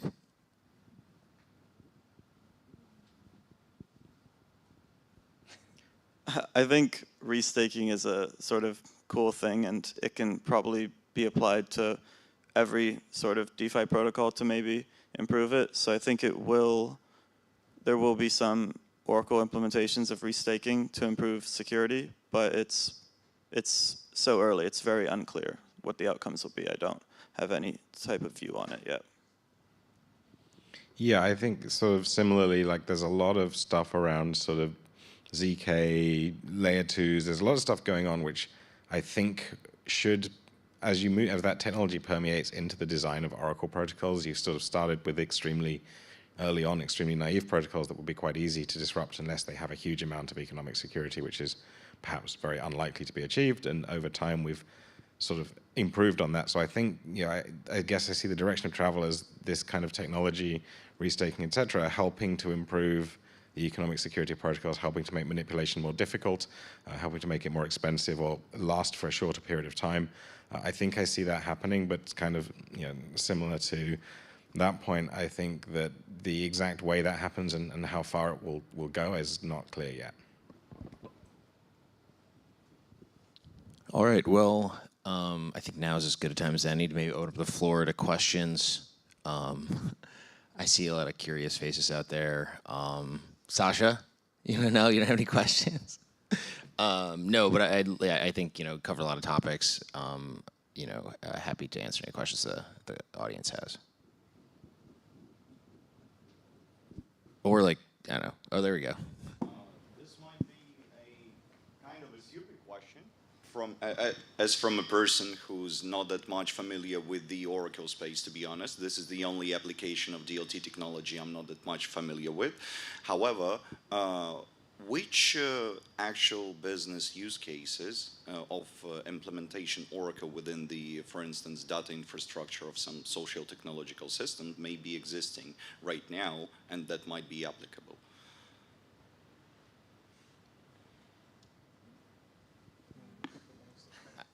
I didn't understand your question, sorry. Yeah, I didn't get it. One more time. I'll just rephrase it. In most of the panels that I joined throughout this week, most of the buzz was about the mass adoption. Therefore, mass adoption comes with actual use cases of the technologies we're working on.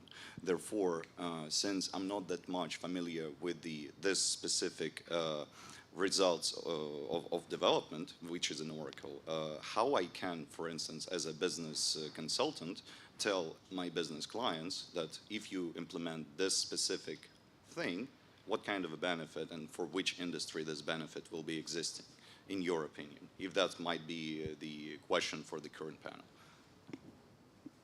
I mean, I think oracles are only powering innovation, right? So we bring data on chain, and the use cases is not based on the oracle. It's what's other DeFi protocols, GameFi protocols, or whatever use cases they invent that will supposedly bring mass adoption of the Oracle system itself. The Oracle is one part of infrastructure that powers it, but I don't think mass adoption will come through Oracle, if that was the question. Yeah, I'd say, like, if I look at Vega, which is my project, for example, we rely on oracles in order to a business case for mass adoption of fully decentralized derivatives trading. We believe it can replace untrustworthy centralized exchanges, and we believe eventually it can be competitive in terms of fees, costs, especially costs of creating new markets and long tails with even traditional finance. I think the thing about oracles and where OEV is a big part of that is if you think about like Web 2 and a database.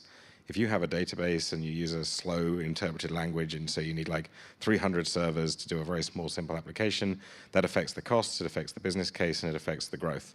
I think with oracles, it's sort of the same. What you're trying to do here is create something that is trustworthy in terms of the data and efficient in terms of the cost of operating, so that the overall cost of the thing that's built that requires an oracle, such as Vega or other protocols out there, is low enough, and the trustworthiness of the data coming out and the behavior of the protocol is such that adoption can be achieved. So it's really like providing a core component of these protocols and doing it in an efficient way that actually works.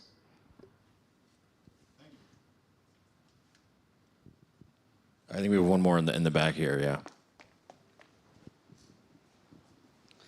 Hey, so yeah, just like diving a little bit more into what maybe from a protocol design point of view OEV may bring. Obviously, we're seeing, GMX and Chainlink's low latency oracles start to impact UX there for traders. what do you think may happen over, maybe the medium to long term as OEV starts to maybe materialize and protocols consider how they can maybe deliver new services or features, etc.? Yeah, so I think like the future is making Oracle latency arbitrage impossible, and then auctions are the best way to capture whatever's still left.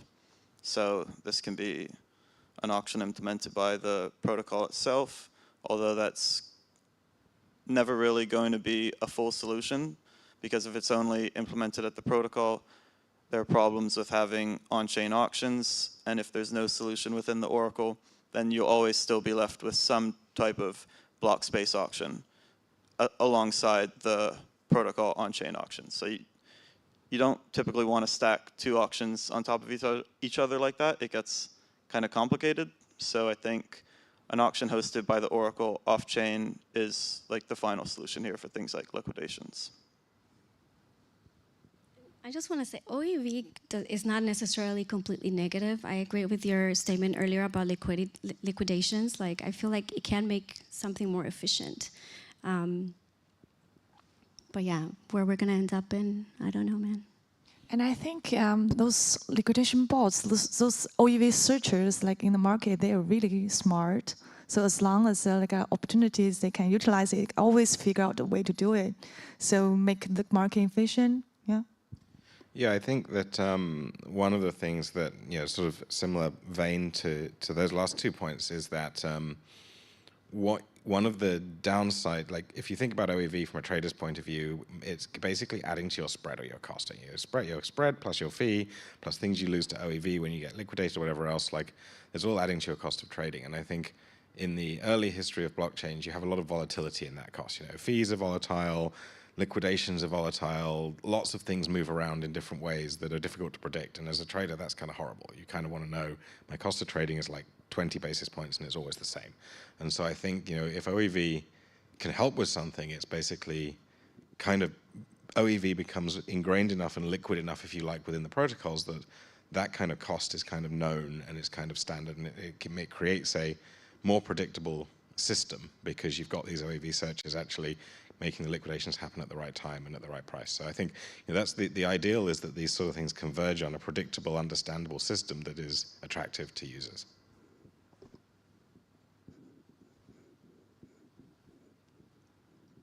Any more questions?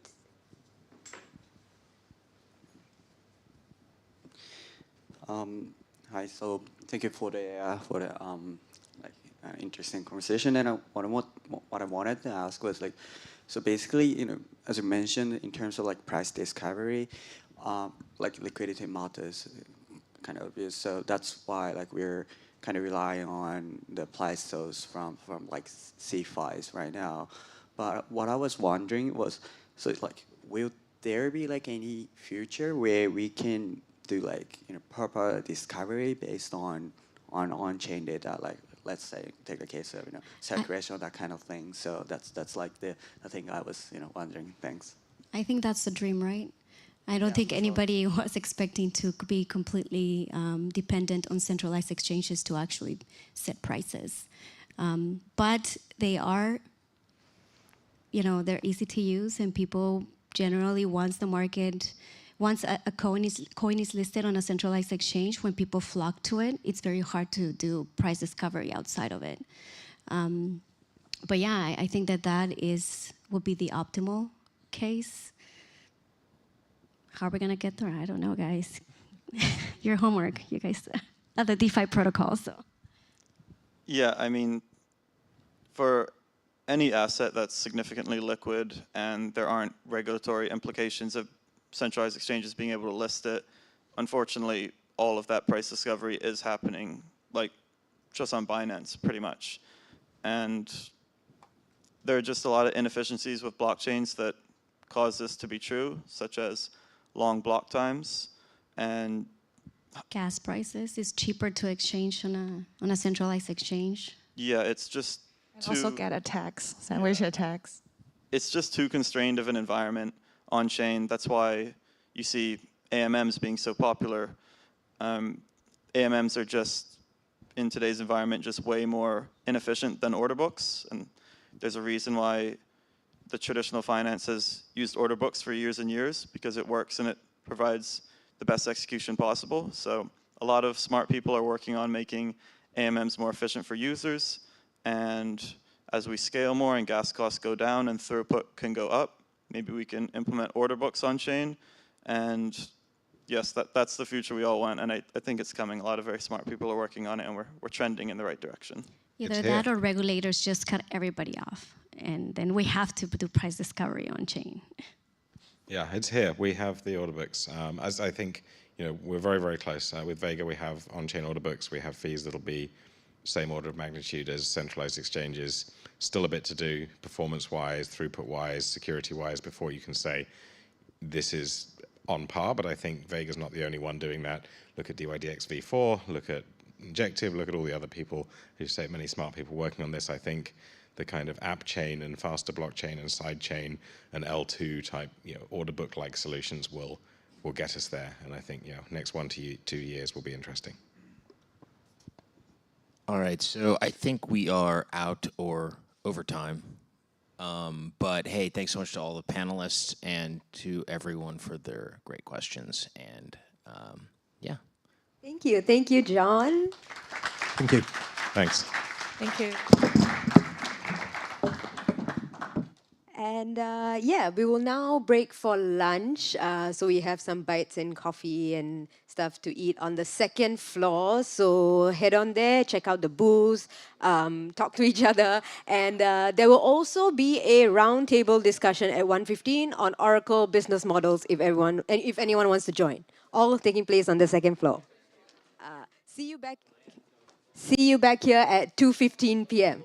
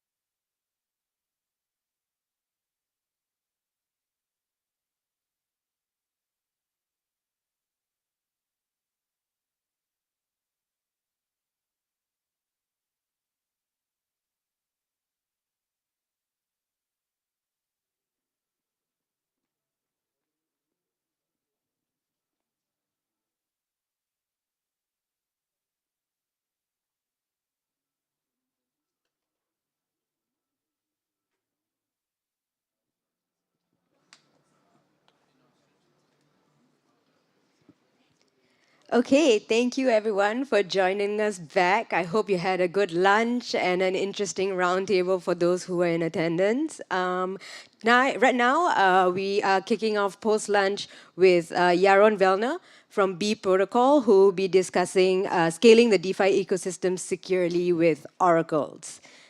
So yeah, give it up for Yaron. Yeah, thank you. Good afternoon, everyone.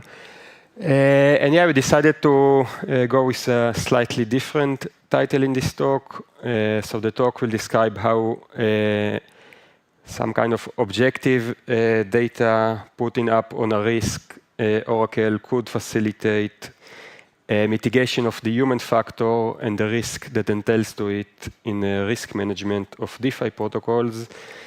DeFi entails with a lot of risk. Here the talk is pretty focused into one specific application. In lending markets, there are a lot of risks, also around smart contract risks and other. But one of the key risks is that eventually a borrower will not repay his loan. And for this purpose, there are so-called loan-to-value ratios, collateral factors, collateral ratios. It's kind of all used in around DeFi, which is basically how much, for example, USDC you are allowed to borrow versus ETH collateral, for example. And these are highly dependent on the asset type, the situation of the platform, etc., where eventually the core goal is to ensure liquidations, which are the core of the play a key role in ensuring the solvency of a lending market.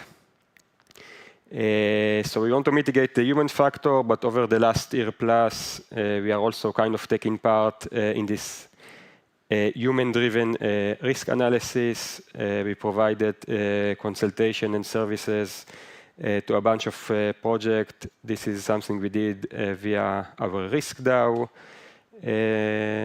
service DAO, and with B protocol. For over 2 years, we are trying to improve as a protocol the liquidation process. So we are coming from the trenches there and trying to build a solution that will make things more scalable, but also, like in the context of this talk, also less political, less human-driven. And risk management, economic risk management, has a very notorious history of, being politically biased and, kind of dubious line of work. Some hold it responsible, already to the 2008 credit crisis, which, kind of gave rise to the emerging of entire crypto and Bitcoin, of course, that followed it.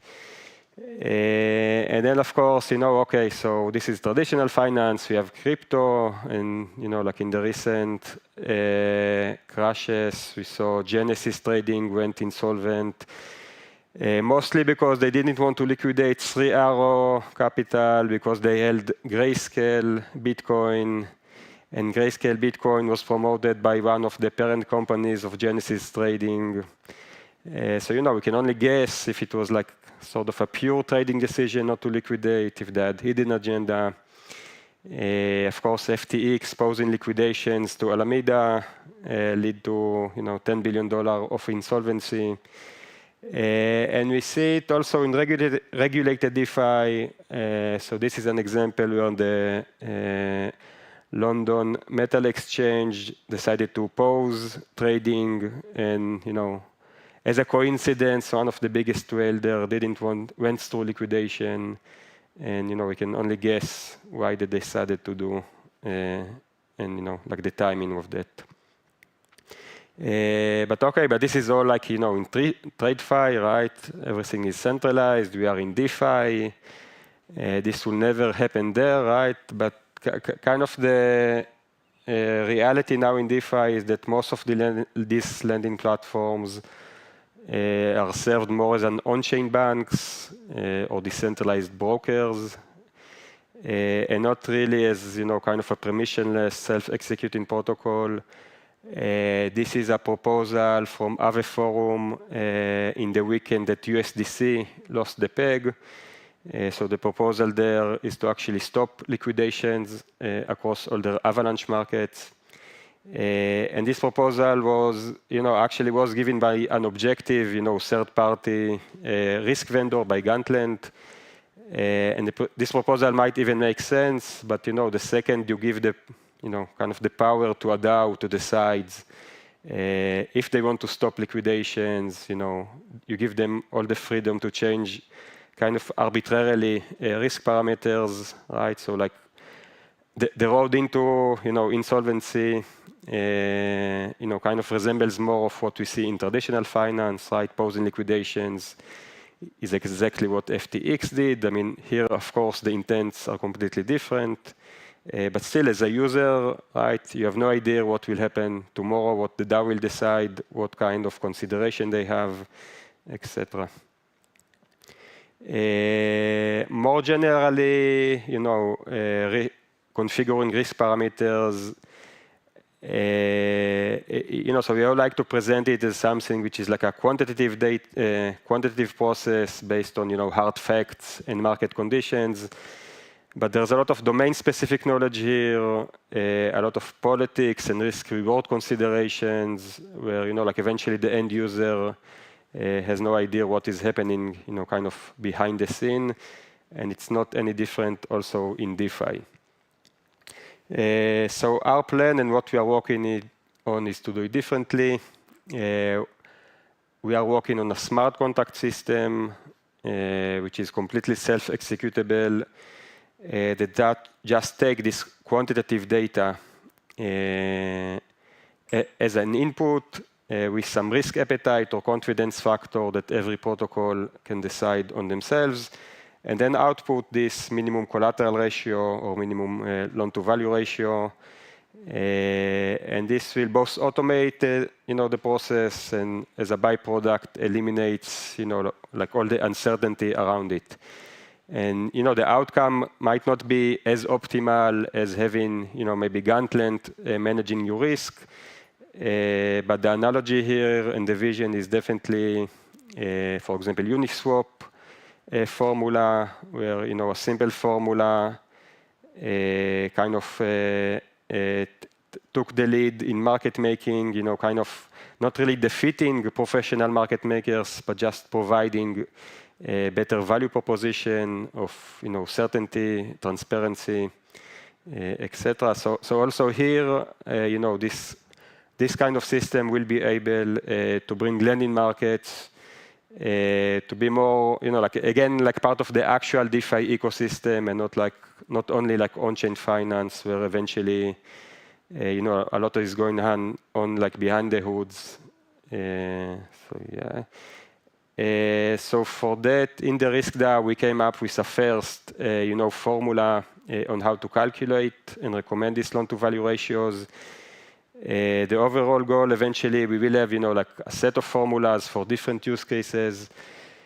I won't go too much into the formula, but basically it takes like a bunch of sort of objective parameters, such as volatility, DEX liquidity, borrow caps, but also give room to a special C factor, which is kind of the risk appetite of this platform, right? So in kind of economic risk, unlike in cyber security risk, it's perfectly fine, like to take extra risk, but as long as you are transparent about it and let your user know.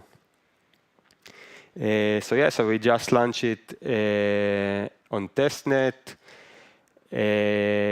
On testnet, you can actually play with the smart contracts, can see the outputs that the formula give, but also what the smart contract is giving. Right now, we aggregate the data only from few selected DEXs, but we are obviously we will extend it. The vision is to eventually have like a set of relayers and validators. Of course, on testnet we only have one.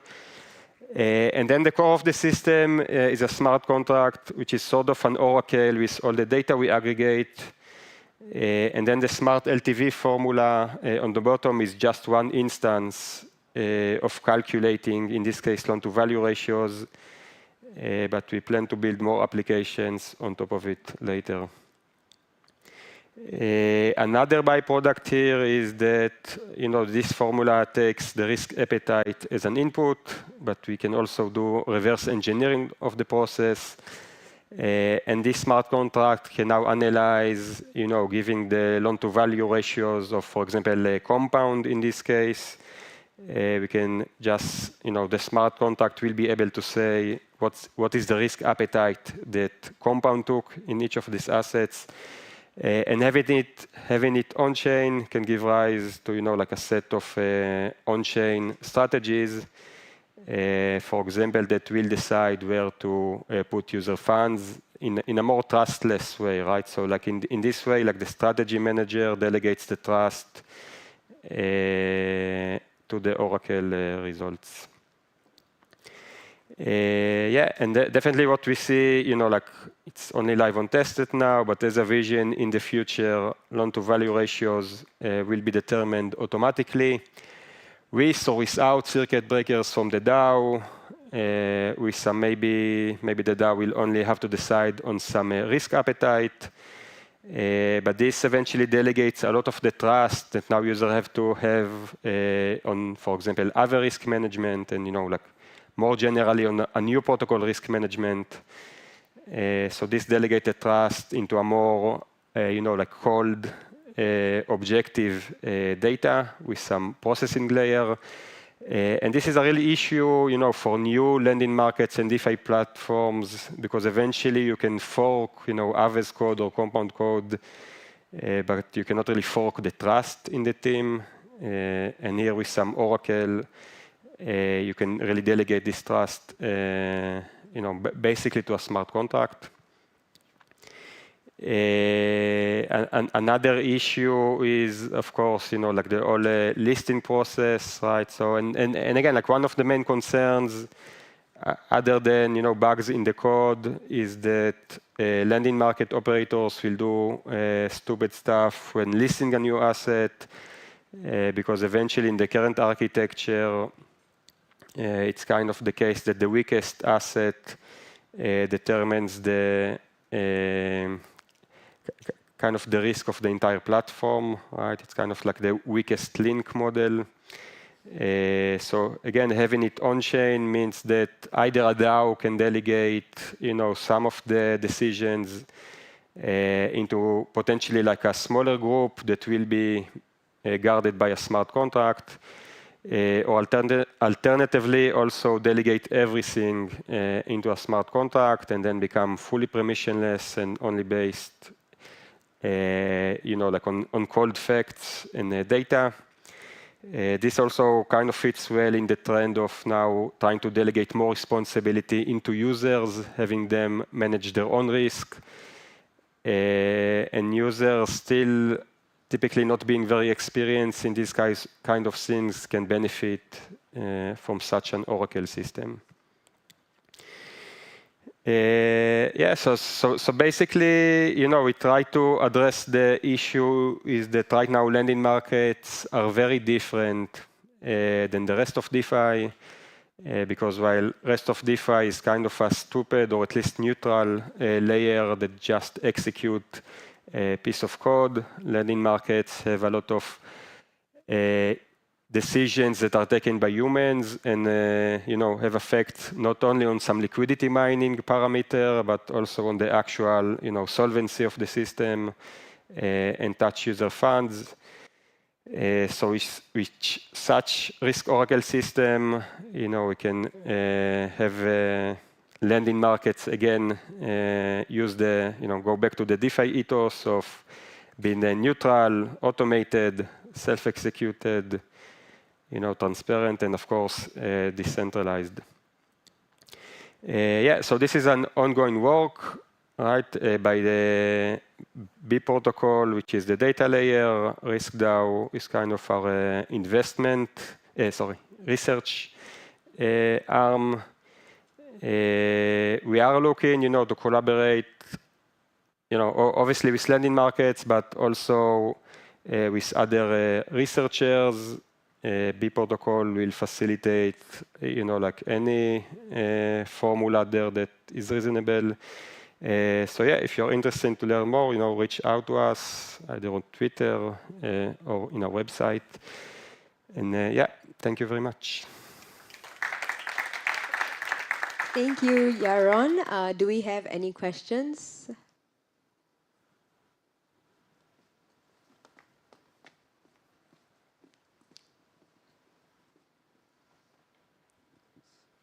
Yeah, thank you. Great presentation. Just curious if you could explain a bit what goes into that confidence factor C. Yeah.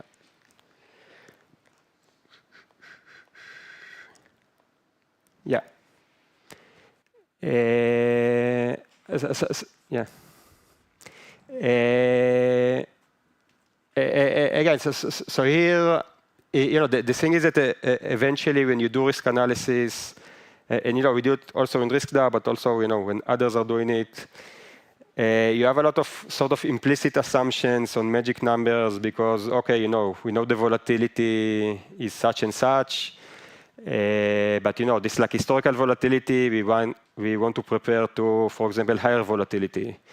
We know the DEX liquidity is such and such, but in crazy market condition, it will be smaller.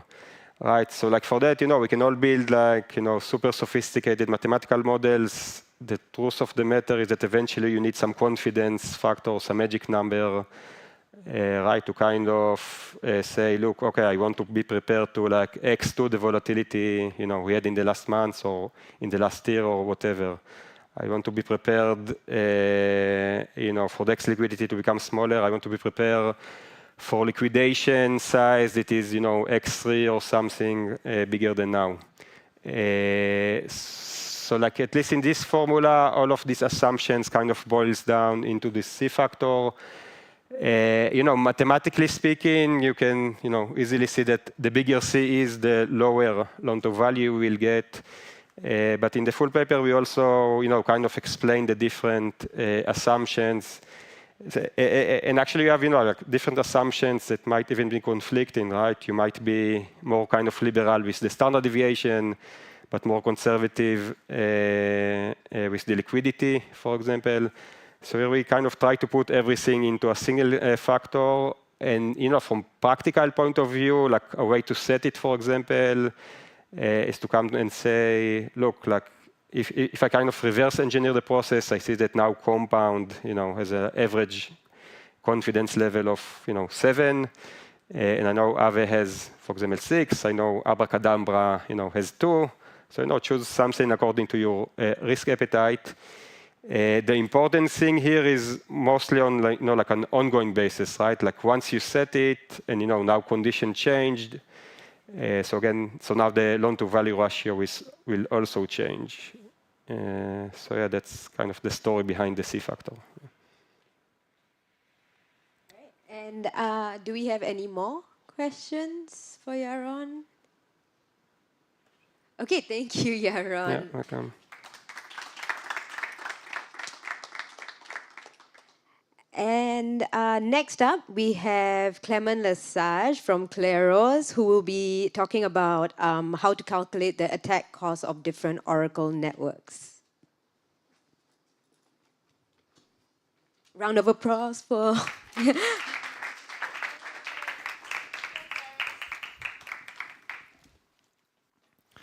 So, hi everyone. So today we're going to speak about the cost of attacking Oracle networks. If the slide want to go. Oh. Okay, so first let's go with a few definitions. You have the budget, is how much money or asset you need to have for your attack to be successful. Then you have the cost, which is how much you spend, how much you lose when you are doing this attack, and the reward, obviously, how much you earn as an attacker. So first, let's look at 51% attacks, which are the most interesting. And here we're going to focus on cryptoeconomic Oracle, so no multi-sig or stuff like that, but only Oracle systems. And if we want to make a cryptoeconomic Oracle, a basic idea, a naive idea, would be to say, hey, ask people to stake some native token on what is the correct answer. So here we can have this question, which is who won the US election, and people can stake, in this case on Biden. And if no one tries to attack it, well, you're going to get Biden as a result. So now, how do you attack it? Well, you just need to have slightly more ETH than the honest parties. So what's the budget? So the budget is the amount of ETH which is used by the other honest participant. And the cost is 0 because you get back your ETH. Can we do, an example of this would be to use reality without an arbitrator. So there is a slight variation because in reality you need to at least double the bond. But basically if you use reality without an arbitrator, it's going to be whoever can put the highest amount of capital, which is going to be able to set up the result. So can we do slightly better? Yeah, we can have a protocol token staking. So that would be Claros would be an example of that. And in this case, people are to stake a protocol token. Here's some PNK. And if everything goes right, well, people are going to stake and vote for Biden. And if you want to attack it, you need to have more protocol tokens than what the honest parties have. So here we start to see some difference. Because in the first case, if you wanted to do a 50% attack in ETH, it would be pretty easy to get most of your ETH at the current price. Maybe you will affect the price a bit, but it's going to be negligible because most of the ETH are not used in your application. So you can buy ETH more or less at the current price. Now, if you have a specific token, you're going to run as an attacker quite fast into market depths. So the first PNK you're going to buy is going to be at the current price, but you're going to dry up the liquidity. And so as you try to buy more and more, it's going to cost you more and more. So this means that when you have a protocol token, you're going to have a higher budget to be able to buy all those protocol tokens as the price increases. Now about the cost. So previously with the ETH, doesn't really affect the value of ETH. Project gets broken all the time. It's not going to crash ETH. But now if you have a specific protocol token and someone managed to get enough token to attack it, well, the Oracle doesn't work anymore. People know the Oracle doesn't work anymore, so they stop using it. So you stop collecting fees. So there is no more value for your protocol token. So this crashed to close to 0. As an attacker, well, you own 51% of them. So you have a huge loss of capital. So that's the cost of attacking an Oracle network with a protocol token. In addition, on the recovery, if you are using ETH and someone managed to attack it, well, like the attacker controls the system. There is not much recovery if he's richer than you. Why not if you have a protocol token, you can fork it and make a new system where you copy everything except the attacker tokens, and you can restart it. It's still bad because all the applications which are currently pointing to the current Oracle will get exploited.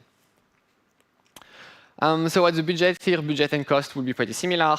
The budget and cost are what it costs you to buy 51% of the stake tokens.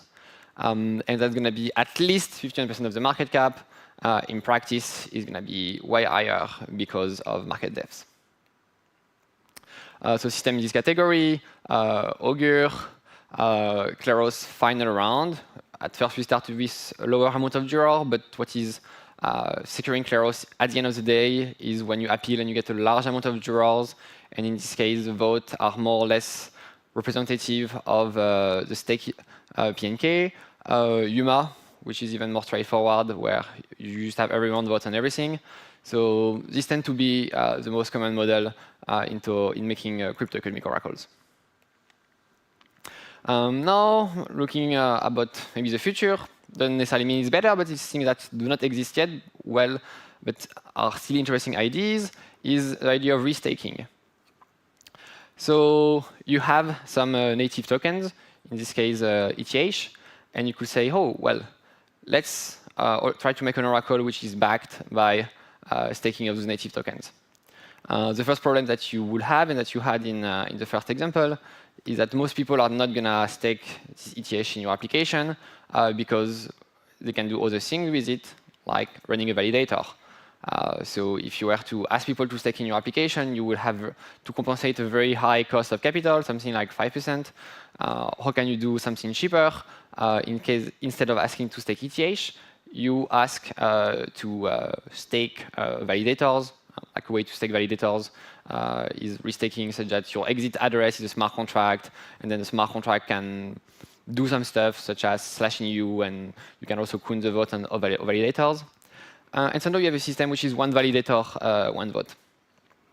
How do you attack that? Well, you need to get more validator participating, which are on your side and are being malicious, than the honest validators.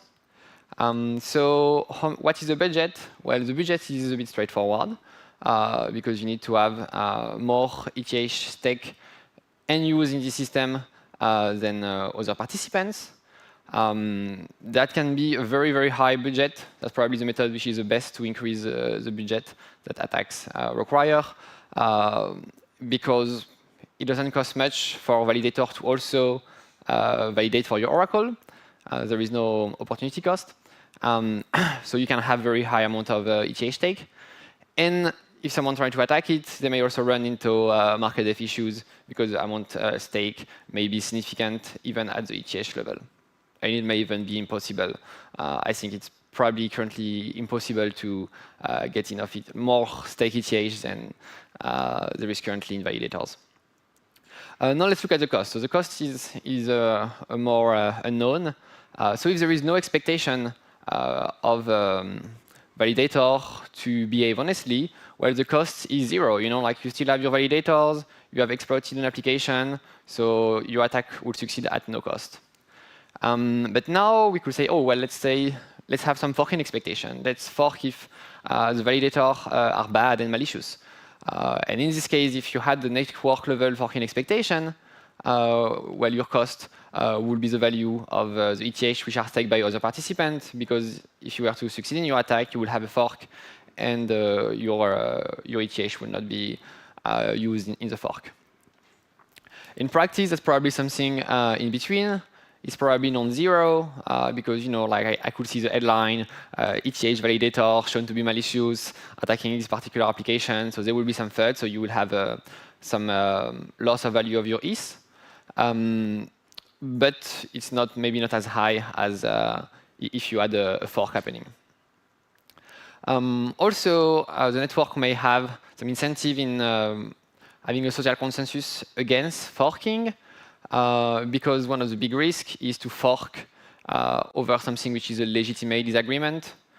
So here in this room, we are in Europe, so probably most people know that Biden won the election. But if we had asked this question in the US just after the vote, you would probably have had 25 to 40% of the people which would have said that Trump won the election. So in this case, you could end up having like a Biden chain and a Trump chain, and that is not good for the network. Like ETH in general, you don't want much fork. We had the fork with ETC, and that's why like leaders of Ethereum, such as Vitalik Buterin, are quite strongly opposed to forking expectation and wrote this "Don't Overload Ethereum Consensus" article, arguing against that. And why we may not have forking expectation, because it generally assumes that validator goals are to optimize profits, not necessarily rule on Oracle questions or provide other services to the network. They may take bribes, and we have precedent with MEV, where it's commonly accepted for that validator can accept some bribes to order transaction in a particular order, even if it's harming some participants. Such as sandwiching attack indexes. So probably not zero, probably not the maximum, but probably something in the middle. And we don't have any system which is currently live there, but you have Eigenlayer on testnet, which is working in this direction. Now on bribery, if you can't get the capital, maybe your way to attack it is to pay people having the capital. First thing to say is that, in general, most users tend not to be malicious. So most people, when you try to propose them bribes, they will tend not to accept those. At least when they are straight up, hey, I give you this money, and you falsify the result of your vote. If you want people to accept your bribe, you need to give them on average more than if they had an honest behavior. So for that, you need to compensate for what system rewards they expect to get if they behave honestly. You need to compensate also for the cost if the attack is successful. So this is particularly relevant in stuff like protocol tokens, where the cost of a successful attack is high for token holders, but this will be way lower in something like a restaking mechanism when there is no expectation of honesty at the protocol level. For bribes, in practice, you don't really want to tell people, hey, vote this way, I'm going to pay you. The best bribe is a bribe where people don't know that they are taking a bribe. And how do you do that? Well, you can borrow assets. You can go on stuff like Compound, Aave, and you can borrow assets and use them to vote. That's something which actually did happen, fortunately, by a white hat to attack Maker. Or you can bribe them by giving them some services, such that, hey, here is my protocol, come and put your ETH in my validator, and I'm going to validate for you. So that's the cost of convenience. And you can even give some subsidies by giving them some native token of your restaking protocol in order to get market share and be able to get your attack. In practice, you probably won't manage to have only one actor to make this attack. You probably need some collusion between different staking services and borrowing capital on the side to manage to get those attacks. And here, people may not ask as much for bribes because they don't even know that they are actually taking a bribe by lending and using staking services. The last element of the equation are rewards. So how much do you earn when your attack succeeds? So for each application which is using your Oracle, you have to look at how much you can extract at maximum minus the logistic costs. So if you have a lot of application, yeah, you have a bit more logistic cost, but the reward tend to increase almost linearly in terms of the value which is at stake in application using your system. So if you have one app with $1 million, one app with $5 million, that's like $15 million of extractable value minus a very small amount of logistic cost. So can we do something interesting with that? Well, some projects have tried. We have Augur, where they try to make sure that the rewards are lower than the cost. So for that, they put a lower bound on the cost, which there was 51% of the market cap. But if you want, you could have maybe nicer estimate because you have market depth. And so you target a ratio of TVL out of market cap. And if your TVL out of market cap is too high, what you do? Well, you increase the fees. That lowers the TVL. You are more expensive. Less people are going to use you. And you get more fees, so more value for the token holder, so higher token price. And this looks like working very nice in theory. However, you have some issue with parasitic use death spiral. Because when you're an Oracle, you can't force people to pay you to use the Oracle. Sure, you can make your function to be something private or make a require that only people paying can access your result. But you can always make some state proof. So you can always use an Oracle without paying. And then you can end up into this death spiral where you have a low ratio of TVL out of market cap. So you increase the fees. So because the fees are higher, people have more incentives into using your Oracle in a parasitic manner, so not paying any fees, so you get lower revenue, so you get lower market cap, so the system has a lower ratio, so the system increases the fees, and you get into this death spiral where your market cap starts to crash with your fee increasing and everyone using your Oracle in a parasitic manner, and now it starts to become pretty easy to attack your system. So that's why I don't advise for trying to ensure this kind of ratio. So that was a brief overview of different past, current, and future economic model of attacks in Oracle networks. As you've seen, there is no perfect answer. You have some balance between systems with higher cost and systems with higher budget. And yeah, we are going to the 4 minutes of questions.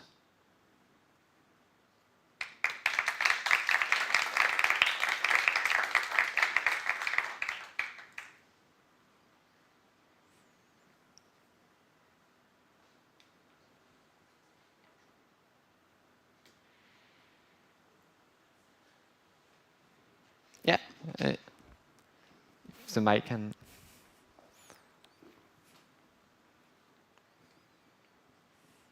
So I get that the main difference between one model and another when comparing reality and Kleros, or a model that uses a native token and the own token of the Oracle, is that there's very little more to do with the Oracle token than using it to stake inside the system, right? So in the case of Kleros, what percentage of the tokens are being staked in the system? Well, I don't even know this. Because I mean, the property in which you cannot actually go to the market and buy as many tokens as to perform a 51 attack depends on whether truly a majority of the tokens are already staked, right? Yeah, so well, first we are saying we are comparing with reality. I was just talking about reality with an arbitrator. You can use reality with Kleros, and in this case, the security model is going to be Kleros security model. I don't know the exact numbers, but I know that you cannot even buy 51% of the currently staked PNK just by taking order books. Like you will need to find other way to buy those tokens. And I also know that the ratio of token stake is going to be higher than what is the ratio even of ETH which are stake. But it's something that we would prefer to be higher, and we even had started what we call like the Jura incentive program, where we are giving PNK to people staking to really encourage people staking, at least in the general court, which is what is important for economic security, to avoid PNK like sitting in wallet and not providing much economic security. So in general, the highest percentage of your token which are staked, the better. Any more questions for Clément? Okay, thank you so much. Thank you.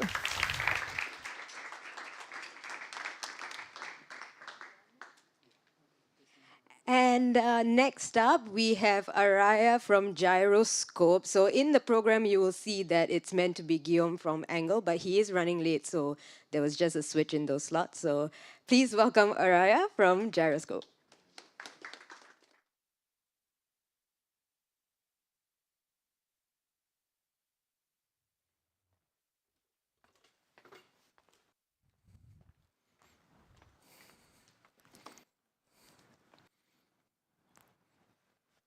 Thanks for the welcome. I'm Araya Klagesmunt, and I'm going to talk today about addressing Oracle risks using the consolidated price feed that we've designed for Gyroscope. So the motivation here for us is that we're building a new stablecoin, and stablecoins need Oracle systems. A little bit of background on Gyroscope quickly is that we consider Gyroscope a new set of infrastructure that unlocks a new third path between algorithmic and centralized stablecoins. And so what we're making is a new, more resilient stablecoin called the Gyro Dollar, or GYD. And there's already a proto system that's live on Polygon now, and we're gearing up for mainnet launch later this quarter. Overall, Gyroscope can be thought of as a number of different pillars in the tech stack that allow better risk management and better handling of contingency situations. And the part that we're going to focus on today is the redundancy part around price feeds and a little bit about the circuit breaker system. So to back up just a little bit, the Oracle problem as we see it is basically that financial contracts require secure data feeds.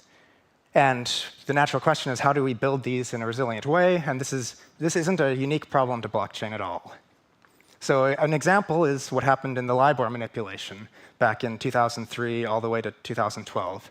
And in this situation, you had a number of big banks, including Deutsche Bank, Barclays, Citi, big names like JP Morgan too, and they were manipulating interest rate data that was used in a large amount of contracts. So this included like mortgage contracts. And essentially what was happening is that banks were submitting incorrect data to force the LIBOR measure to their advantage. And it got to the point of being so bad that individual traders were asking for very specific changes, manipulations to the LIBOR to make individual positions profitable. And so the main takeaway here is basically that this is a known issue, even when you have very high reputation entities.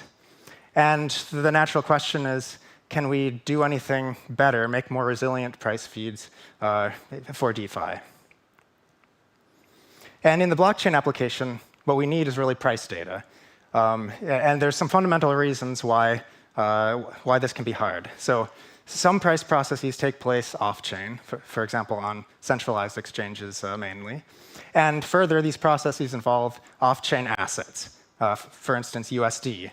And these assets don't exist on-chain, and so fundamentally you can't really observe trades with respect to those assets on-chain. And it's a bit dangerous to just kind of use a stablecoin as kind of like a placeholder for USD to be able to observe these sort of processes on-chain. And an example is what happened to USDC back in this March. And basically, USDC depegged and caused a lot of other stablecoins to depeg as well. And so if your Oracle was assuming that USDC was $1, of course, your whole system would be messed up. And so what we need is oracles that, on some level, at least in some places, that bring these prices on-chain. And an issue is that the oracle price correctness can't really be, in principle, verified. We can only really authenticate that the data is coming from who we think it's coming from, basically by checking a signature. So this is the Blockchain Oracle Summit, so I'm not going to focus too much on this slide, but just as a reminder, just a large part of DeFi does rely on oracles, either directly or indirectly. And stablecoins is probably like the biggest key point here. Like, you can't really make a decentralized stablecoin that is kind of targeting a dollar unless you actually know what assets are worth in terms of a dollar. And the current Oracle approaches come with their own sort of like challenges and different sort of security models. You have centralized oracles where you have to trust the centralized provider. We have sort of like medianizing among different centralized providers. So something like Chainlink, but you still kind of have the fundamental trust model of like a trusted multisig, and that multisig could potentially collude, like what happened in the LIBOR manipulation. You can also look at DEX trades and look at time-weighted average prices. But again, you can't necessarily get the right quote asset from these. They can still give you some information, but they can be wrong because it's the wrong quote asset. They can also be manipulable, and they can also be slow because, I mean, they're time-weighted averages.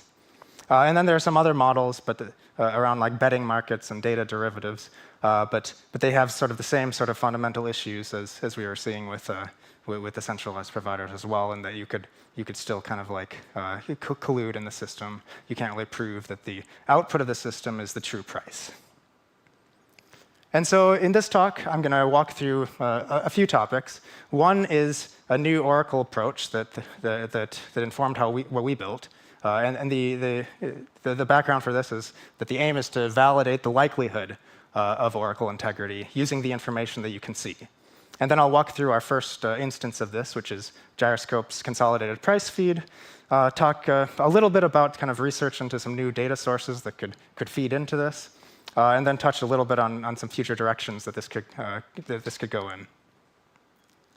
So the new approach we're talking about is validating the likelihood of Oracle integrity given other observable variables you can see on chain. And so overall, the flow kind of looks like this. You have input data, can be on and off-chain sources, and it can be price and also possibly non-price data. You have some mechanism, which is what we're aiming to design, you can kind of think of this mechanism as a system of no arbitrage conditions on the input data, and so kind of like checking if things are out of balance, basically. And then your output data is not only a set of price estimates, but also a signal about the likelihood of oracle integrity given what the mechanism is doing. And so you can kind of think of this as treating oracle data as like candidate prices instead of true prices necessarily. And you're consolidating with on-chain data. And the goal is to be fast, but with some extra safety guarantees on top. And another way you can think of this is that protocols today, or protocols can use this signal of oracle integrity as a new bit of information. And they can use it to improve security. So you can think of this as like a fundamental trade-off between liveness and economic security for a protocol. And the current state is basically over-optimizing for liveness, basically always taking the oracle price as true, and so having questionable security. But there's a whole spectrum here, and you could design your protocol to take this signal into account and sort of disallow very risky actions, for instance, when the protocol isn't really sure that the price data is correct. And for gyroscope in particular, we're optimizing for security here, and perfect liveness for our application, at least, isn't necessarily required. But for other protocols, they may want to consider other points in this trade-off. And so there's a number of sort of design aims you'd want for this system. I won't go through it too much, but generally you want something that's fast, you want something that's usually live, you want to be able to detect stale prices, and you want things that are costly to manipulate. And because there's this second signal of this oracle integrity signal, you also kind of need to consider if that signal is easy to manipulate or the cost to manipulate it. And you can think of this as kind of like a denial of service vector. And so you need to kind of take this into account when you're designing this mechanism. And this is hard, basically, because formulating these no arbitrage conditions in a way that gets you these guarantees isn't necessarily straightforward. You kind of have to balance the security models of a number of different oracle types. And you have to cover the corner cases of stablecoin pricing. So Gyroscope's consolidated price feed is the first instance that we put forward of this, kind of like a simple first instance. And so what we're using in this approach is basically forwarding the price estimates directly from the oracle, but having kind of an extra system below that to do these sort of like no arbitrage condition checks in the consolidated price feed, which then outputs the signal about oracle integrity. And to keep it simple, this signal currently is just like a 1-0 signal about whether things look consistent or whether they don't look consistent. And we're taking input data, for this first instance at least, from Chainlink prices, which are quoted in USD. We're also using DEX prices, which are not quoted in USD, and so you, of course, have to handle that case. And then some other trusted signer prices as well, which are quoted in USD, but are, of course, trusted centralized feeds, and then are also exploring some possibly further data sources to include. And you can think of this broadly, then, as basically there's like a vector of oracle prices, and this system is basically looking at a solution to a system of equations about these sort of no arbitrage conditions. And there's two main types of checks that we're doing in this formulation. One is what we call a relative price check, where we're comparing the relative prices of two on-chain assets, kind of inferred from Chainlink prices, and checking against DEX prices. And overall, we're thinking about like pricing a basket of assets, and to do this, you kind of need these relative price checks. You need like each asset to be covered, and you need something that looks like a spanning tree of the different assets in terms of which DEX pairs you need to be comparing against. And so that's part of the calibration as well for this system. And the other type of check is what we call like an absolute price check. And here we're actually kind of like double checking that the overall price level in the system makes sense, because the relative prices you need something that connects back to USD, the like desired quote asset. And the relative prices don't actually give you that, and so you need some extra check on top of it. And for here, we need kind of at least one other data source to check against, ideally many more. And this doesn't necessarily have to be like a perfect data source, but it needs to be some sort of reliable signal overall, and but it doesn't need to be perfect. And this is kind of like at a high level what the consolidated price feed looks like in comparison to what's have been used in Compound, the Uniswap anchored view. And basically, you can think of it as the relative price checks as sort of like a mesh of checks between on-chain assets. And then we're adding in this absolute price check that grounds down to the USD quote asset. And it compares with like the Uniswap anchored view, which is just doing one check, and the check is just implicitly assuming that 1 USDC is 1 USD. So the relative price checks are basically against a DEX pair. And when you're calibrating this, you kind of need to consider the manipulation cost and sort of the liquidity in the pair and the range of liquidity for the pair. There's sort of a straightforward way of just like checking thresholds about is it consistent with this or not. And basically, if there's manipulation, the check fails, and we're OK with that. And so you could potentially pay to like manipulate the TWAP price. But as long as the system is detecting that, we're happy that it's at least getting caught. And in terms of just looking at like the history of this, it's been running on Polygon for the proto system of Gyroscope since January, or this has actually been running since September. And here you can see when the ETH USDC relative price check kind of moves outside of the bounds we've been using so far for this relative price check. And so it's something that basically very infrequently happens, that it would naturally come out of the range. And so you don't necessarily come up with a lot of stalls in the system because of this check. And then the absolute price checks is kind of the more tricky one. Because here you need to ground to the USD quote asset, but of course it doesn't exist on chain. And so what we're using many different sources here. We're using some DEX TWAPs that basically interpret stablecoins as their own sort of oracles, but in a way that's a little bit resilient to any individual stablecoin depegging, or even multiple stablecoins depegging downward. And then also using some other signed price information into a calculation that looks like this.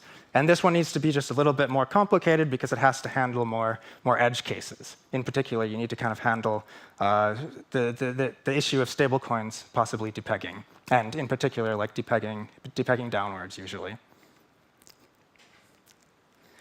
There's also some other sort of complementary safety measures that kind of add on top of this, which basically tries to catch sort of residual risk in case the consolidated price feed in the previous checks kind of doesn't detect a price manipulation. And one of these is an excessive flow rate circuit breaker, which basically looks at how much is moving in and out of the system. And if it goes beyond kind of reasonable limits, it would just automatically pause the system. And then there's some other methods for helping to price, for instance, like LP shares as collateral types. Then I want to briefly talk about kind of aiming higher with this sort of a mechanism. You could potentially use a further array of data sources to help strengthen, in particular, this absolute price check. Because so far, like that absolute price check requires quite a bit of trusted information. The best you can do with the trusted information is just spread it amongst a number of sources. But maybe you can actually bring in some less trusted information to help strengthen it as well. And so this is part of a paper we also published recently. And the main idea is, can you use non-price chain data to help sense check Oracle prices?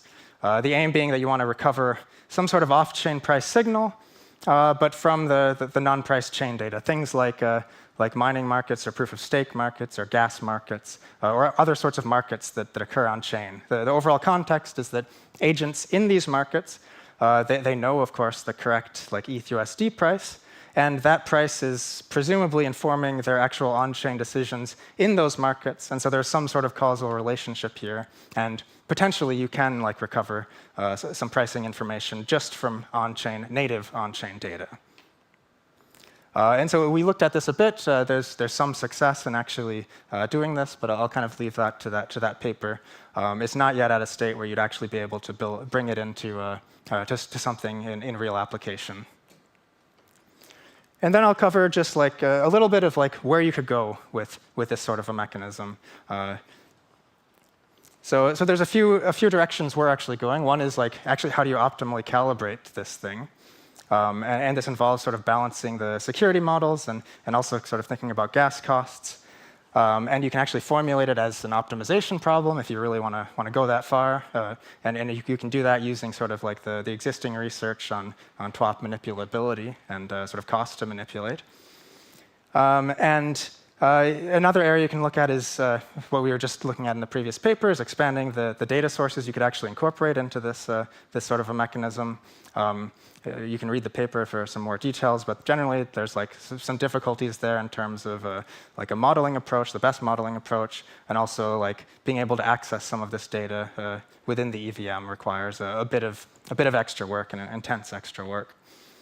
And you can also look at expanded mechanisms. Maybe you want to actually switch between different price feeds depending on the signal of Oracle integrity instead of making a liveness trade-off.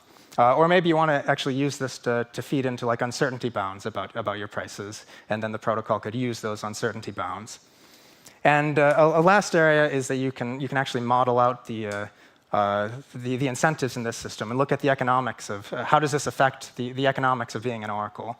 And basically an idea is that you can think of the consolidated price feed or something like it as adding constraints to kind of existing models of how oracles work, because they have to, they know that this check would be happening afterward if they manipulate things too much. They know they'll get caught on chain. And the idea is that this could tend to increase incentive compatibility of an actual Oracle provider. And we have some existing work that we think can be adapted to do this using what are known as capital structure models. These models are for DeFi governance right now, but you can kind of replace the governor role with the Oracle role and then kind of use the same models. And one last area is basically thinking about economically securing Oracle networks. So here, a lot of Oracle networks like Chainlink have been proposing using some sort of slashing condition to economically secure their network.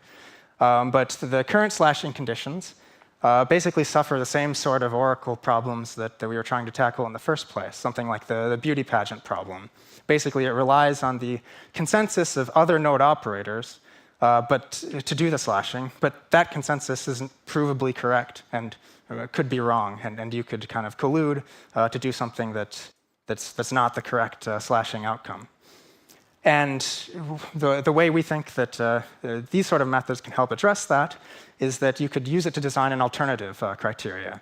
So in particular, you could make an optimistic version of the consolidated price feed. And here, Oracle node operators would report both prices and the signal about Oracle integrity, like the 0-1 about whether the consolidated price feed conditions are violated, but this isn't necessarily executed on chain. But then anyone would be able to prove that this second signal was reported incorrectly, and then initiate the slashing condition, basically, if they did that.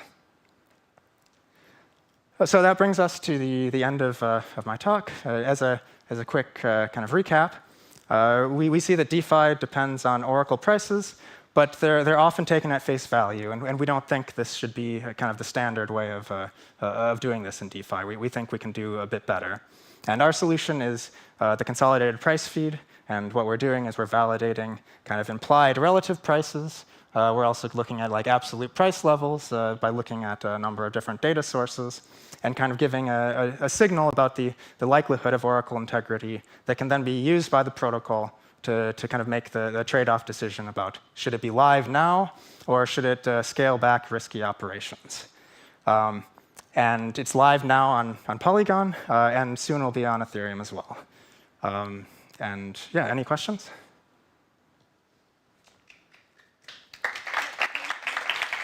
So we have time for one question.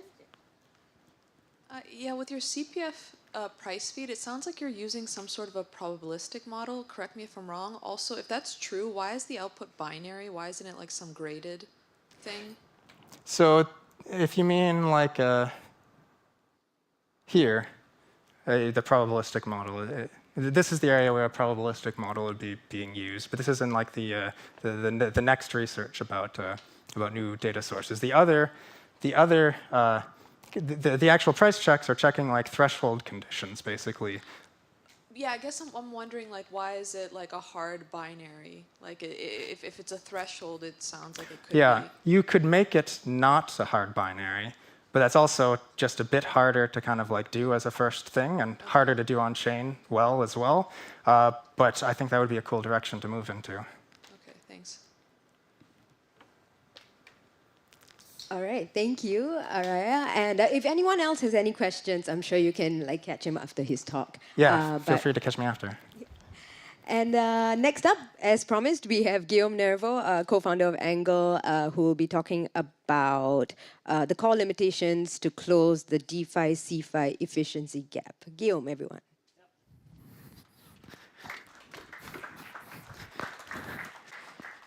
Yeah, sorry for being a little bit late, but I'm here. So I'm Guillaume Nervo, co-founder of Angle Protocol.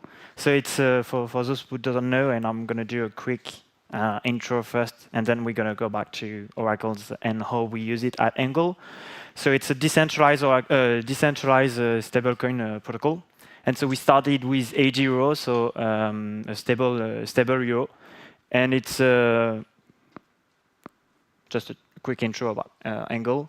And so it's the most liquid and has the most volume in the stable euro space on mainnet, and it makes like 70 to 80% of the volume. So it's a pretty large one. And it's available on multiple chains, so we are chain agnostic. So we launch on mainnet, Polygon, etc. And so we want to be present on every chain. So we were exposed to the USDC DPEG and to the Euler hack. And so that's why we came up with the transmuters that I'm going to present shortly, which try to prevent this kind of outcomes that happen during these times. And we also have, which is something not directly related to the stablecoin protocol, but a new incentivization system, which is called Miracle, on top of Uniswap v3. And yeah, we may be looking for new stablecoins such as a stable ETH in the future. So just a quick intro on like Oracle state in DeFi. So I guess like the people before me just talked about that too, but it's important for the next step. So we are heavily reliant on traps and spot price. Like so, we've been using a lot of Uniswap trap on Angle. So for instance, for when you were swapping USDC for AG euro on the protocol, so on the price stability module, there was like, we knew that you couldn't just take like the spot of Oracle of the Chainlink Oracle or spot of Uniswap trap. So we take kind of like the best price for the protocol between these two. So when you were interacting with Angle, so it's not the case anymore because we introduced a transmitter which rely on different mechanism. And so, as I said, there is Chainlink, Price, Kaiko, so different of centralized feed, but they are still like the most used in DeFi nowadays. And it's because with Dextrap, for instance, if you want to be resistant to attacks, you're gonna need to expand the time of weighted average, and so you're gonna have like a less precise oracle. And so depending on your use case, you don't want to have this because you can be open to front-running attacks or like any other type of attack. So you cannot just rely on trap when you need both trades to happen. So yeah, and just to continue at that, so most of stablecoins are going toward like a system that is made from a price stability module, so where you can, most of the time, swap a centralized stable against your stablecoin. And this is done as at an oracle price. So you need like a really precise oracle. But some others doesn't need like to be super precise. It can be like a lower bound or an upper bound, depending on your model. And this is the case with CDP, so collateralized debt position, because not with all the liquidation mechanism, but if you take the liquidation mechanism on Angle or what was on Euler, which is as when the health factor is diminishing, the discount given is augmenting. And so you don't really care to have like a super precise oracle, because if your oracle is just like it's a lower bound of the real price, then you just need to have liquidators that are super efficient, and they will just take the opportunity when there is a 2 or 3% discount. So like for CDPs in general, if your system is well made, you don't need to have a precise oracle, you just need a lower bound on the oracle. So there's really two different differentiation, and so it's going to come up also with one of the use cases that we have at Angle in the following slides. So yeah, so as I was teasing you, the transmuter, so it's a price stability module. And we learn from, okay, it's a bit ugly, don't be scared, it's nothing too complicated. But so just like to have a recap, so what happened during the USDC peg? So it was 11th of March, like 10, 11, 12, the whole weekend. It was a nightmare, but yeah. And so what happened is that USDC peg up to 90 cents. And so there was multiple behavior, like in the stablecoin space. There was makers that got full of USDC in the reserve because they were pricing one USDC to one USD. And so it was cheap for people to arbitrage the market, buy it to 90 cents and sell it to maker at $1. And so there was an arbitrage loop, and so maker got a lot of USDC in their reserve. So in my point of view, it's not a good thing because it ended up well, because USDC went back to $1, so they just like got a larger share of USDC. But if it went on the other side, they would just have made like 10% loss on every DAI they exited. And so in our case, it was different. It was priced at 0.9, so we were looking at chain link feed. And so what happened was the inverse. So people arbitraging us, but while taking a bet because they were saying, okay, so I guess it's not really worth 0.9, so I'm going to buy it at Angle at 0.9, and I'm just going to come back after that and sell it back to $1. So in my opinion, I prefer like to have this oracle because you never know what can happen in the future, but it was not enough to protect the protocol against that. And so that's what we try to do with the transmitter. So we still rely on Chainlink oracles, but there is some firewalls on the protocol that like kind of stop trading these assets when your exposure to each one go down or go too up.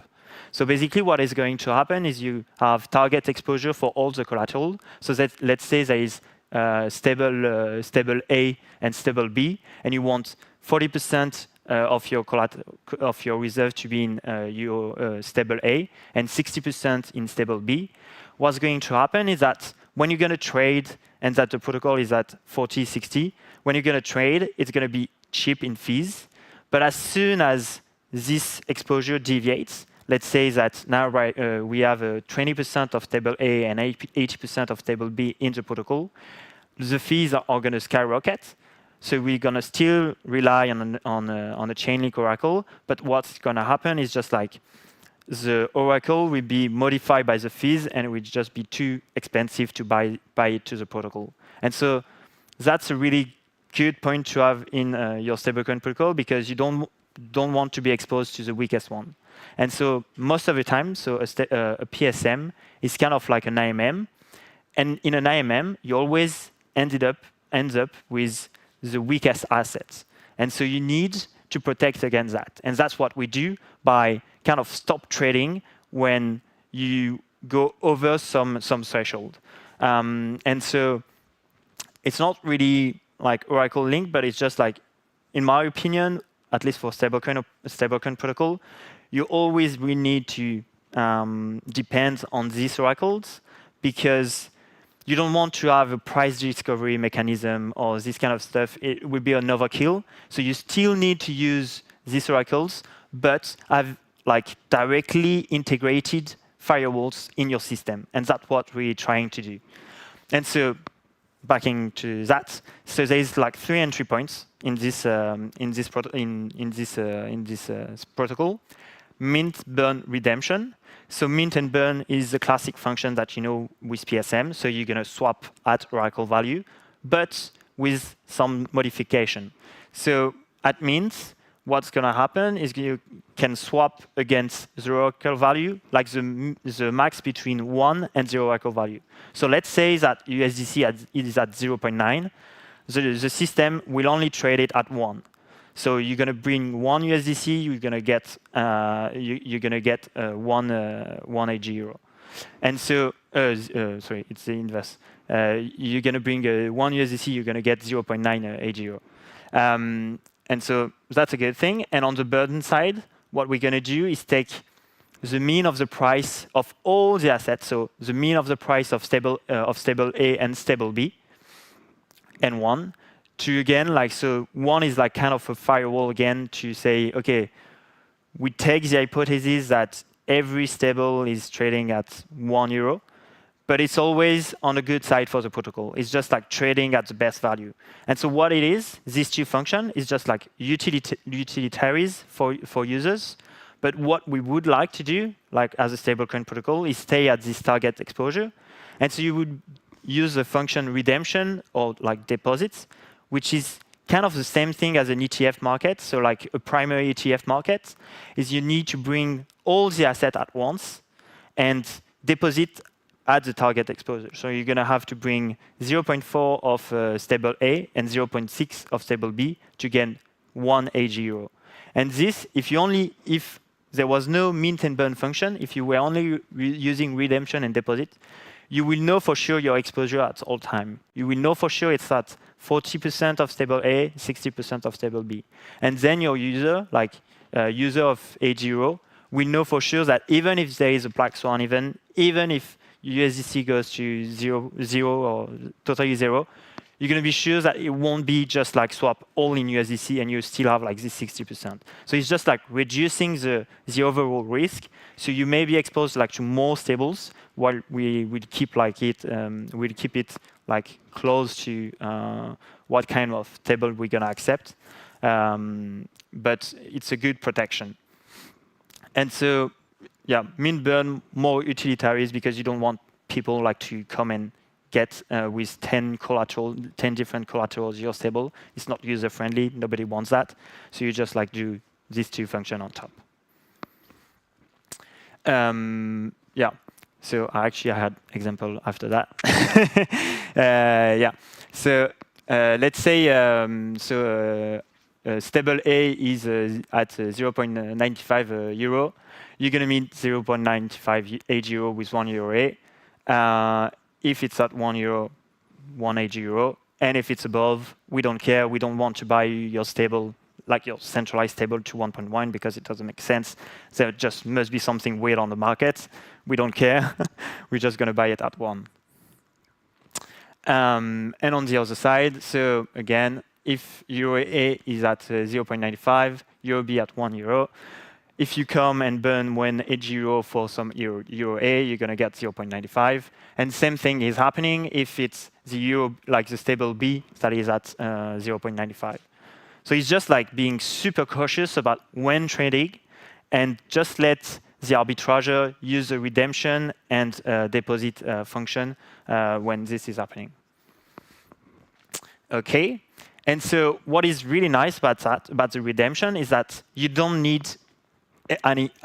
actually need any oracles because you need it to compute the collateral ratio, but computing is a collateral ratio. So collateral ratio is just the sum of all your collateral in value divided by the number of liabilities, so the number of stable you have outside. And so you cannot deflate it. You can always just like increase it.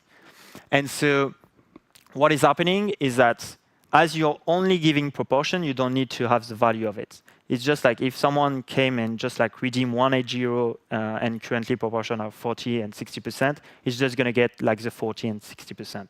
That's it. So you don't need to know what is the value that you give. Maybe you just gave him like 0.2 because the two stable are like just like dumped totally, but you just give proportion. So that's the cool thing about that, is just being dependent on oracles, but have like firewalls to just, okay, if I want to stop trading, or if any user wants to go out, he can, and there is no bank run possible. So yeah, so I think I'm just going to skip that because it's not super important. It's just like some example of exposure. And I want to talk about Curve LP tokens after that. Yeah, donc yeah. OK. So du coup, CDPs. CDPs, how does it work? So you have an else factor, so you deposit some collaterals, and you have some debt. So this is the value of else factor. And so as I was saying, the way the liquidation works is that the lower your else factor is, the larger the liquidation discount the liquidator will get. And so we only need a lower bound on the price. And so that's the use case of Curve LP tokens. So I don't know if you saw articles about that, so saying that you can easily have a lower bound on LP tokens by taking the virtual price, multiplying by the mean value of the oracles of any tokens of the pool. So the virtual price is what it's called D in the Curve white paper. And so it seems like a bit voodoo for me, because I was like, yeah, okay, where does it come from? I didn't see any explanation about that. So I was like, okay, so I'm going to do a bit of some research before we take that as collateral in Angle. And so I kind of deep into it. I also like talked to Michael because at some point I was like, okay, there must be something off. But yeah, so this cute formula, which is the stable invariant formula of curve pools with initialization. So the D is the sum of the XE, so XE are the collaterals. So let's say, for instance, the three pool. So you have DAI, USDC, USDT. And at first, I'm going to put like 1/3, like 111 of each token, and I'm like initializing the pool. And so we want at all times that this formula to be verified. So first, what can we see with this formula is that D is not manipulable via swaps, because when you do a swap, you don't touch the D, but you want still that this equation holds. So you're not manipulating. You cannot manipulate the pool like that. And given illiquidity, swap will always give a worse price than the constant sum invariant with parameters. And this is because, so you know that at equilibrium, you have D is equal to some XE. So if we are in the 2D case, this is basically having like a straight line, so a constant sum invariant. So you have like this line like here, and you know that when X is equal to Y, you know that this is equal to D. And so it just gives you like the curve is always below the curve Y equal D minus X is always below this invariant stable swap invariant. And so if somebody trades, you're going to know for sure that the value that you will get here is larger than D. And so it's like super important, because when you price the pool, you say, okay, so my price is like D divided by total supply for multiplied by mean PI. And so basically what it means is that if the curve was a stable sum, you will be on this side. So I'm pricing the token with this curve. And so when you multiply by mean pi, it just means that, okay, so either I have a D of one token, so either I have D of stable A, or either I have D of stable B, because when swapping, you can be on any point of this curve. And so you just need to take the one that has the lowest value. So that's why you take the mean pi. It's just so that you take the worst case, the worst price that you can have along all this curve. So that's what you do. And so, as we said just before, we know that this curve is always below what you can have with the real curve, so with the real stable swap invariant. Then you know that all the values in this curve will be lower than all the values of this curve. And so if you take the mean on top of that, so it's going to always be a lower price than what you will have on the stable invariant pool. So I hope it was a bit clear. but yeah, so like really important to understand that, because I saw that in many protocol, and I think nobody just like tried really to understand. And I guess it was only Michael that was doing like the computation at his home, and so he was like, yeah, it's working, yeah, and everybody say, okay, yeah, it's working. Like I feel like even the code also of Curve, a lot of people are doing that, and so maybe not that good. So yeah, that's it. That's what I wanted to present. And so just like a quick use case of Euro, and just like to, if you want to follow also Angle protocol, so we're gonna launch with a transmuter in like 2 weeks, and we're gonna accept off-chain assets too. So it's not only like stable A, stable B. There are gonna be like kind of bonds like backing AG Euro. So yeah, thanks. Thank you, Guillaume. So does anyone have any questions for Guillaume? Are you sure? Okay, then, yeah. Thanks. That's all. Thank you.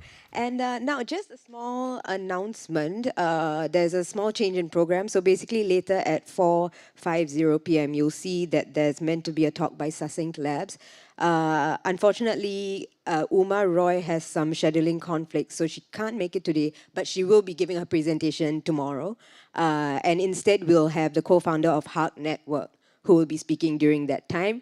And yeah, that's all for the announcement. Now we have a break, a coffee break upstairs with the booth. We have some sweet treats for you guys, so enjoy and meet back here at 4:10 p.m.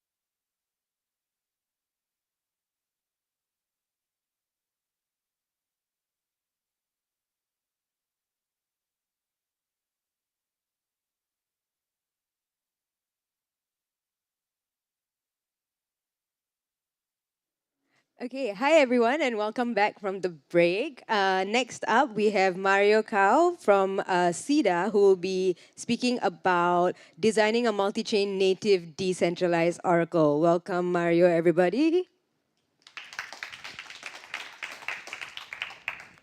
Okay, hi everyone. I'm Mario. I work at SEDA Protocol. And first of all, I want to thank you for coming to this presentation and also to the organizers to making this conference happen. So during today's talk, I'm going to talk about what we have been working during the last year, which is a cross-chain decentralized Oracle. And I hope after this talk, you can have like a better understanding of it. So the outline for today, we are going to start. I'm going to start talking about where we come from. Then I'm going to jump in directly to what we have been building and how we are achieving the goals we set for it. And then I'm going to focus more on one of the building blocks, which is the bridges. So and then at the end, if there is enough time, I'm going to do a quick progress check where we are in the project and also the next steps regarding protocol improvements that we can build on top of the SEDA protocol. So our origin story started with Flags protocol. Before SEDA, we work at Flags. Maybe rings a bell to any of you. So and basically at Flags, what we built was two products. One was the third-party Oracle first, sorry, and then a first-party Oracle. I like to think that those two products are pretty orthogonal in their design considerations.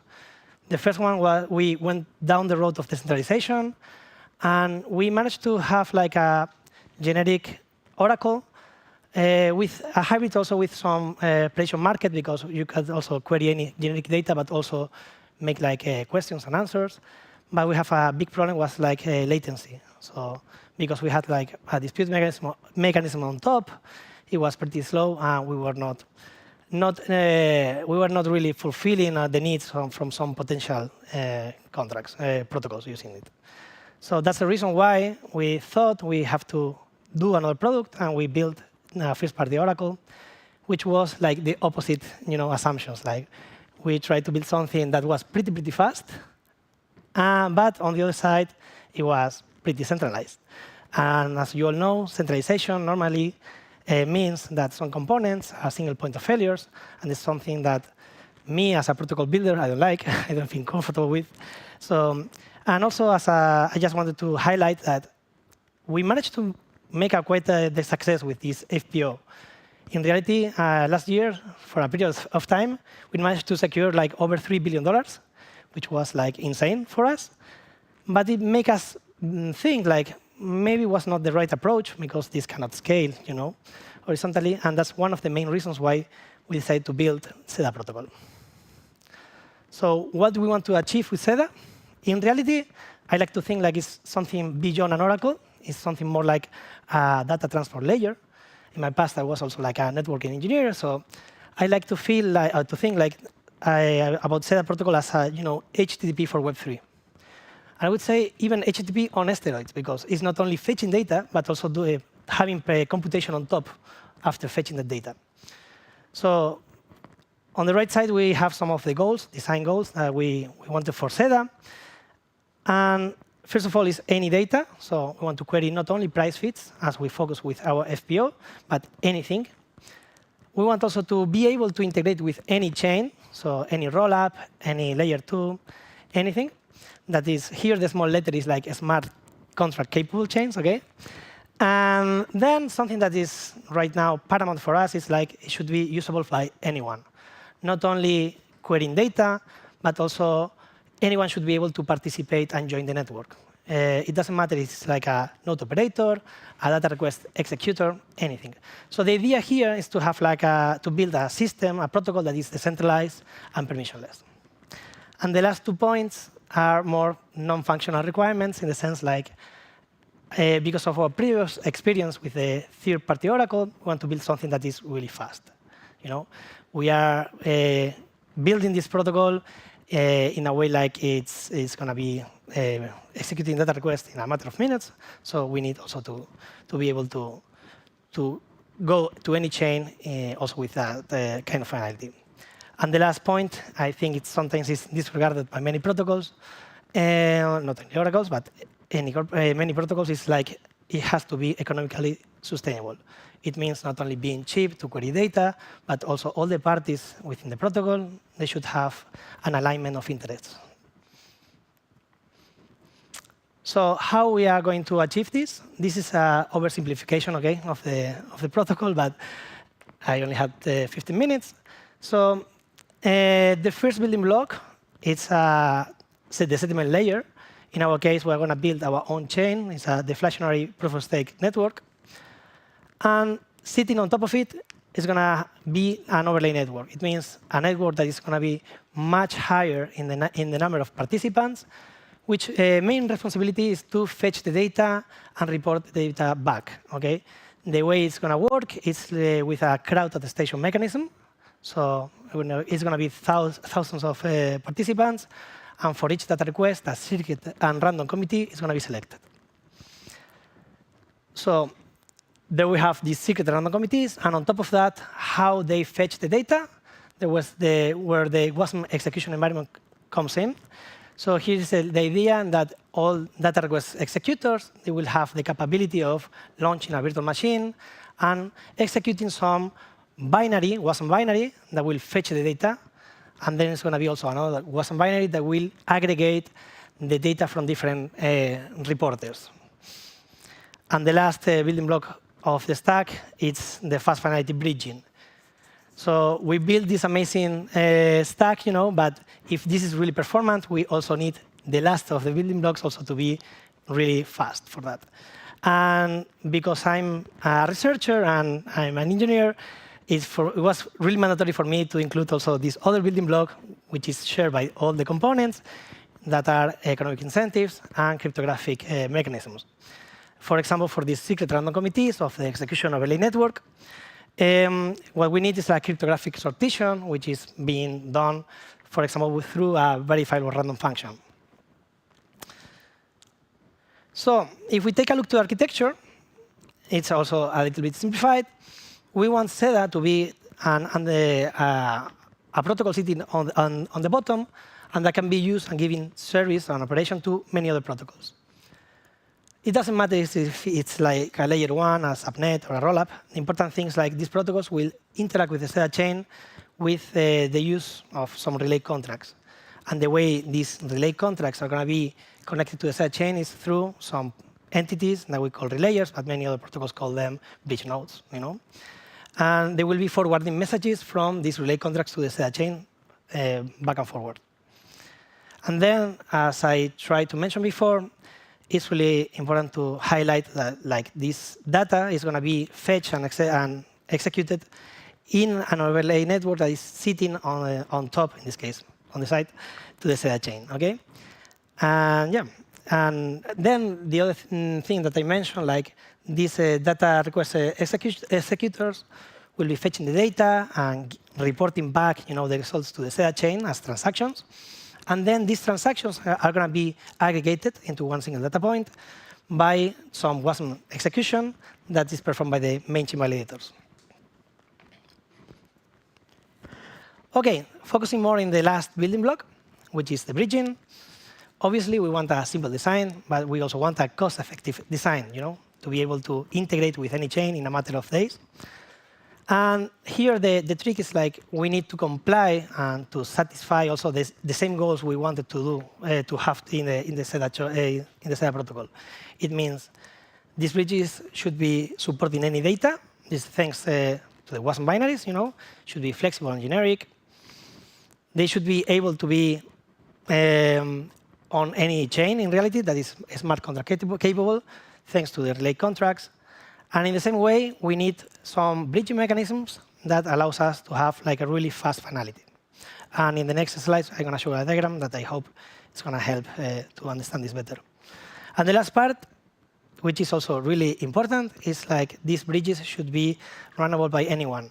Again, we want to build a permissionless protocol that if a relayer shuts down, any other relayer can hop in and take the job of relaying messages. the idea here is like no relayer, no single entity should have the power of censoring any message passing. And obviously, all of this works thanks for having cryptographic verifiable mechanisms in order to achieve this trustlessness of the protocol. So, bridging, I have two diagrams. One is from any chain to SEDA. And then I'm going to have another one SEDA to any chain. So starting off on the left side, we see some protocol contract. And this direction consists of 3 steps. Okay?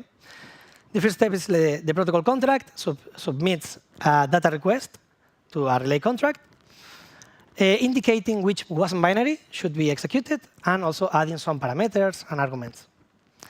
Also, they will append some rewards for the forwarding service. Then the second step is the relayer, monitoring this contract. And if the rewards are enough, it will pick that data request and forward it to the SEDA chain. In the third step is this forwarding happening. It's just wasn't binary and parameters. But here the main trick, in order to achieve finality, is that they are covering the execution cost. Okay? Under the promise, like later when the result comes back, the relayer will be paid. I didn't mention it, but obviously, data requests, wasn't binaries and parameters are protected by some unique identifier that is computed with a hash function. So if the relayer tampers with the data request, most probably he will end up, no, for sure, he will end up paying for a data request that nobody's going to use, and it will never get a reward. On the opposite direction, so here we have to imagine like the data request has been resolved, magic happened, SEDA protocol. And then the monitor will be doing something similar. It will monitor in the SEDA chain for this result to be there. And once it's there, it will forwarding the data result to the relay contract. Here, the small letter is not only forwarding the data result, but also some cryptographic proof that ensures like the data request has not been tampered with, and also that it comes from the SEDA chain. I don't want to go too deep into that, but using some aggregate signature scheme that ensures like it comes from the SEDA chain. And the last step, it's just the protocol contract reading the data, or maybe we can, as many other Oracle protocols, we can have like the relay contract calling to some callback function on the protocol contract. So progress check. Right now we are focusing on the core protocol. So we are, as I mentioned, we are building our own chain. So right now we started working a few months ago. So the thing is like we are working on this settlement layer. We are working on this overlay network. So building all this cryptographic sortition mechanism, implementing these different transactions for having, for example, like a commit and reveal scheme. So data request executors cannot free write and copy from each other to mitigate some attack vectors. But also, it's interesting that we are also working on SDK libraries and tooling. The idea here is like in the next month, we aim to launch some testnet. And the idea is like to onboard as soon as possible all developers and try to gather feedback, what's missing, what are the pain points, and so forth. And the next phase is, it's really, this is oversimplified decentralization and tokenomics. That's why this owl is there. So the idea is like, first we focus on the core protocol, then we, check like everything. We don't have single point of failures, that the security assumptions hold, that everything is working as it should, and then we have to find, the proper configuration so that the tokenomics hold and all the parties in the protocol have the incentives aligned. And that's my last slide, and I think it's my favorite one. Okay, we are building SEDA in a way that it will be a piece of infrastructure, to connect external data to any other chain. And the idea is like we want to build it in a way that is super easy to create more advanced features and services on top of it. And we saw it today, during the panel, like Oracle's extractable value is one of them. Our thesis is like if one of the first things we want to build is OEV. So the idea is if we could attract part of the revenue that is created from Oracle data and the opportunities created from Oracle data, it will revert really into the protocol by, for example, partially subsidizing data requests and also, helping the protocol itself. So this is something really, really positive that we want to do as soon as possible. And the two other points, anchor nodes is an optional feature. The idea here is like to have like an optional mechanism for protocols that are using SEDA, to have like a circuit breaker and a fail-safe mechanism. I don't want to go too much into detail to that. If you have questions, we can talk later.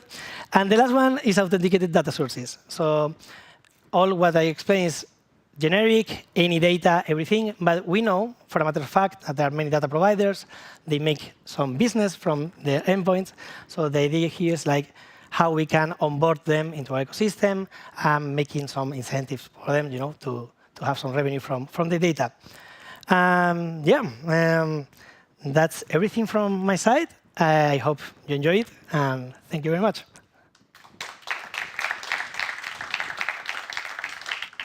Thank you, Mario. So do we have any questions for him? No questions? Everyone knows how to design a multi-chain Oracle. OK, great. It's quite funny, actually. But OK, so thank you so much, Thank you so much. And next up, there's another slight change in the program. If you see, it's meant to be Solange from Chainlink, but she is running late. So we have Andre from Hark Network, who will be presenting instead, and Solange will be here later on. Welcome, Andre, everyone.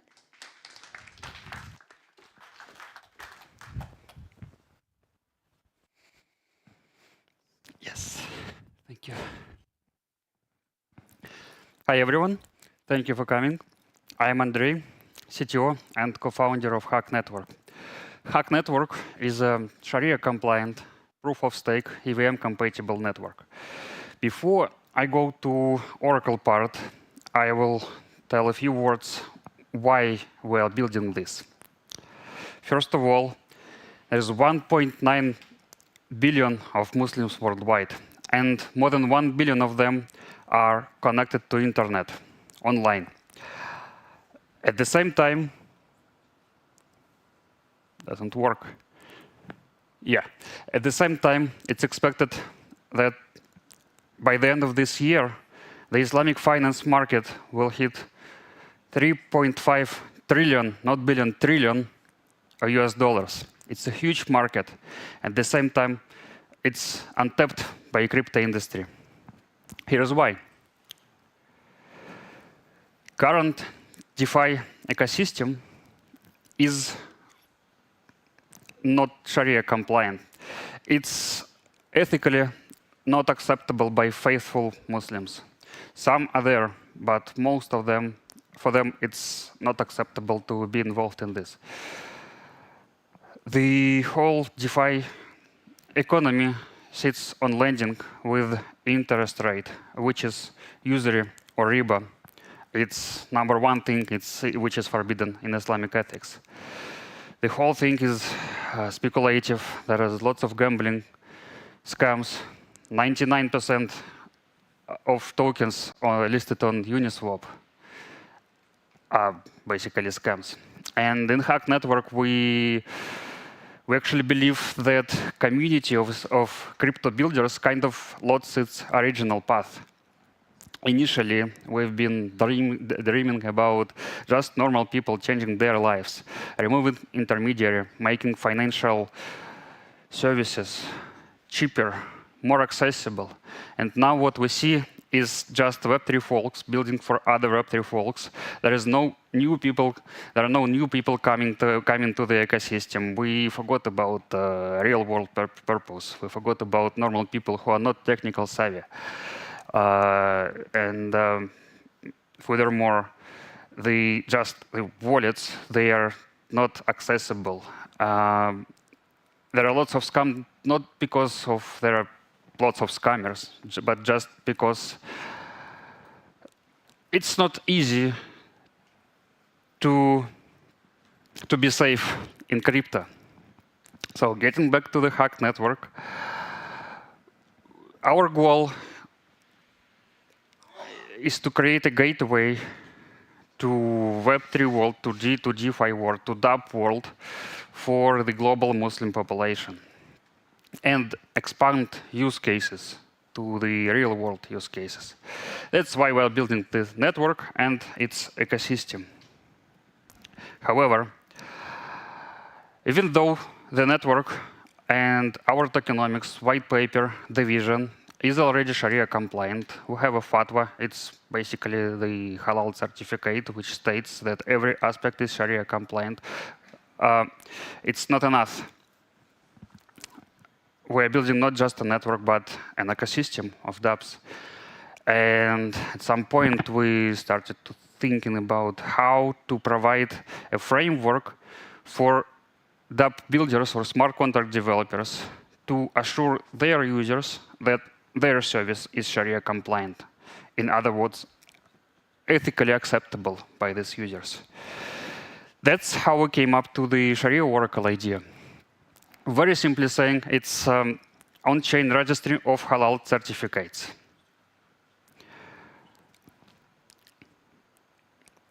Yeah, I will come to these slides a bit later. This Sharia Oracle has two levels of approvals, community and Sharia approval, and governed by a community of Islamic coin stakers and our Sharia board. First, couple of words what Sharia board is. Sharia board is a very common thing in traditional Islamic finance. Banks, financial institutions, even fintech startups, they all have a Sharia board. And it's not just a common thing, it's a mandatory thing. They oversee the operations, they help the executive team to decide whether they build the feature or product or not, or how to build the feature or product in a way that it is ethically acceptable by Muslim world. It's it's an authority which has an expertise over the Sharia law. And we have exactly the same Sharia board, we as a hack association, Swiss-based company, which consists of world-renowned scholars. One of them, Sheikh Nizam Yaqoubi, he is a member of more than 40 Sharia advisory board of banks such as Lloyd's, Standard Chartered, Abu Dhabi Islamic Bank, and much more. Like I said, 40. They oversee our operations as well. They help us release new white paper with new features. And most importantly, they consult us on how can we support our community of our dApp builders in a way for them to become Sharia compliant. And they are actually a data source for the Sharia Oracle. That's why we called it Oracle. Let's take an example. Project comes to our network and deploys a smart contract. We're totally permissionless network. Sharia Oracle does not affect the network operations. You can deploy any smart contract which is EVM compatible on chain. And once it's deployed, users can interact with it through MetaMask, Trust Wallet, whatever wallet which is EVM compatible and can add custom networks. But when you deployed it and you want to go for Muslim users, first you apply for a community approval. Through the network governance, you put a proposal. Community of Islamic coin stakers vote for or against it. If they voted yes, the smart contract or a set of smart contracts gets a community approval in the form of soul bond token, which goes onto the balance of the smart contract. This level serves as an initial filter, which filters obvious scams, obvious non-ethical things, and some trolling, for example. Once you got a community approval, you apply for a Sharia approval. It's been done on a special smart contract. Then this application goes to our Sharia board. They conduct a very deep and thorough Sharia compliance audit. They provide the feedback. It's a conversational process. Builders fix issues, if any. And if everything is good, Sharia board issues another certificate, which is a Sharia compliance certificate, also in the form of SBT, soul bond token.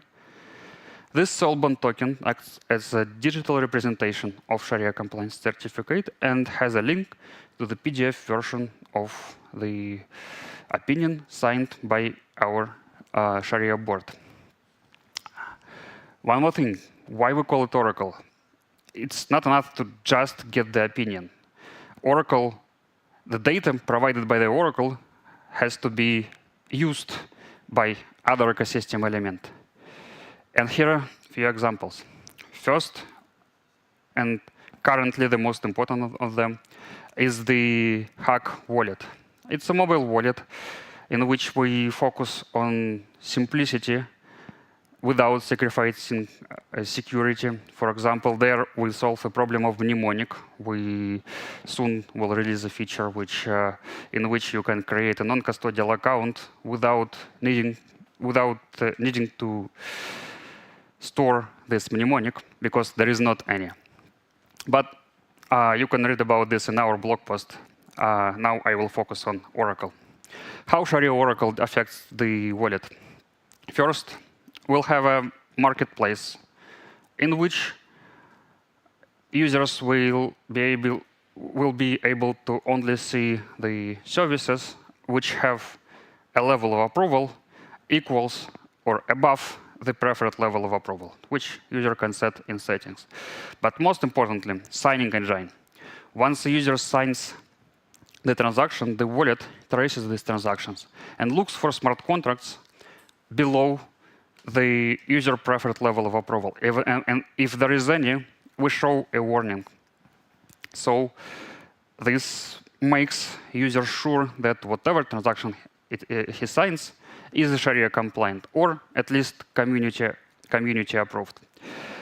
This design has interesting implication on pure technical security. Some of you may know that a few months ago, Curve DEX was hacked, but it was not a smart contract hack. They hijacked the DNS and swapped the front end, which forwarded users to a malicious smart contract. In hack network, the Sharia Oracle would reduce the amount of users impacted by this hack. Let's say Curve DAO is deployed on hack network. By the way, Curve is pretty much Sharia compliant. And users are swapping tokens without any warnings, and then suddenly Curve was hacked, and users sees this warning. So this warning would not say that Curve was hacked, but at least it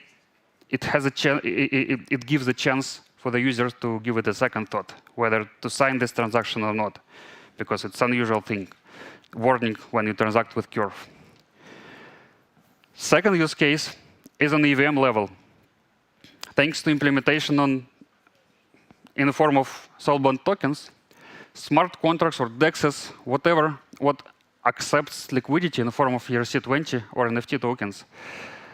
These smart contracts can check whether this incoming liquidity token or its smart contract has Sharia or community approval, and decide whether accept this liquidity or not, or just provide different logic depending on the level of approval or its existence. And the third scenario, I came to this one just a few days ago when spoke to amazing people here in Paris, in particular with the SKIP protocol. We are now exploring to expand Sharia Oracle influence to consensus and block building algorithm. Transactions which interact only with the Sharia compliant certificates will get a discount on gas price and also reward Sharia compliant smart contracts deployers. Same for community approved smart contracts with a different coefficient. But most importantly, smart contracts which do not have any kind of approval. They can take only up to 5 or 10% of block space. This would make it much harder for bad or malicious actors to exploit network, its liquidity, and most importantly, users. They are still free to do it on BNB chain and whatever. In Hack Network, they are not welcome. And now it's not just a statement, it will be implemented technically. I am wrapping up. We have a grant program for ethical products, more than 40 billions. Feel free to apply if you are building something. We also have a hackpad, which will help you to let our community know that you are gonna build a project and also raise some funds. Feel free to apply to this as well. And here are a few more QR codes. We have a blog post about Sharia Oracle, which explains what I just said in more details, and 2 websites for the Hack Network. When I'm talking about evolution, I can also talk about advantages. So it was a huge advantage to arrive at this now. I have arrived it now because like the Uber was canceling, it was really hard, but I could go. So I'm so happy to be here with you now. I can start. And let's discover one. Here. OK. So this is me. I am Solange Gueiros. I am a developer advocate at Chainlink Labs. So I used to travel around the world to teach how to use the Chainlink products. And yes, I'm from Brazil. Here are my contacts. All my networks are Solange Gueiros. The people used to call me Sol. So if you are walking later, you can call me Sol. And talking about Chainlink, how Chainlink started, I will pass a bit about the products related to Chainlink. So the first white paper from Chainlink, it was in 2017. And the network was live a bit later, but this is the first idea to have a decentralized Oracle network and to bring connections between what you have outside the blockchain and to bring this information to use inside the blockchains, to use this in your smart contract. And then, 2 years ago, we have the second version of the Chainlink white paper, where we talk more about some parts was improvement, and let's go to this. Especially what's related to the decentralized Oracle networks, the DONs. And it's interesting to know that it's not only one network. We have different services, and which service has your own network. And we can have some validators that are validating for one service and not for another. And the idea is exactly this, to have a suite of decentralized services for smart contracts in any blockchain. And the idea is, like I told before, to have this in a way that can have more decentralization and more scalability. When we're talking about decentralization and scalability, another interesting and important point as well, including to some networks survive, is take care of the crypto economic security and staking. Chainlink launched the staking in the beginning of this year, the first part of this. They have more evolution on this as well, because one point that I really enjoy on Chainlink, it's how they do how they develop all the protocols, all the services in a way that we start first with a control environment. We start with less people. We started with less, like in the staking. The stake finish in less than 1 hour, because the amount that you could stake in that time, it was not so much. But this is the way that you can control and understand what happened and be better and go to the next step in a safe way. And the first Chainlink services, it was the data feed, exactly what was published in the first white paper in 2017. And the concept of data feeds, this depends a bit more to have the operators of the Chainlink executing the nodes. And we have different operators that get information from outside the world, especially quotes. For example, let's see the quote of Ethereum in USD.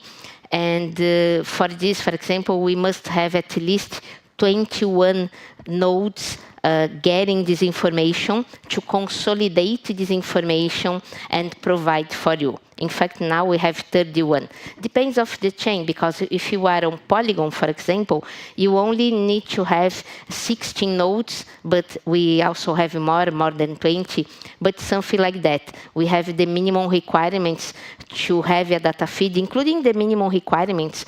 I can tell you from the other side, I worked in another company before that they tried to list one quote on Chainlink.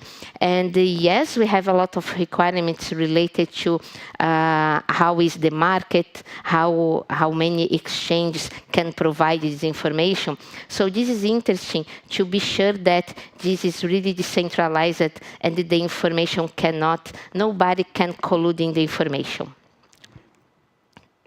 And another interesting service from Chainlink is the proof of reserve. And now it's a good point to tell you that, remember, Chainlink is not a blockchain.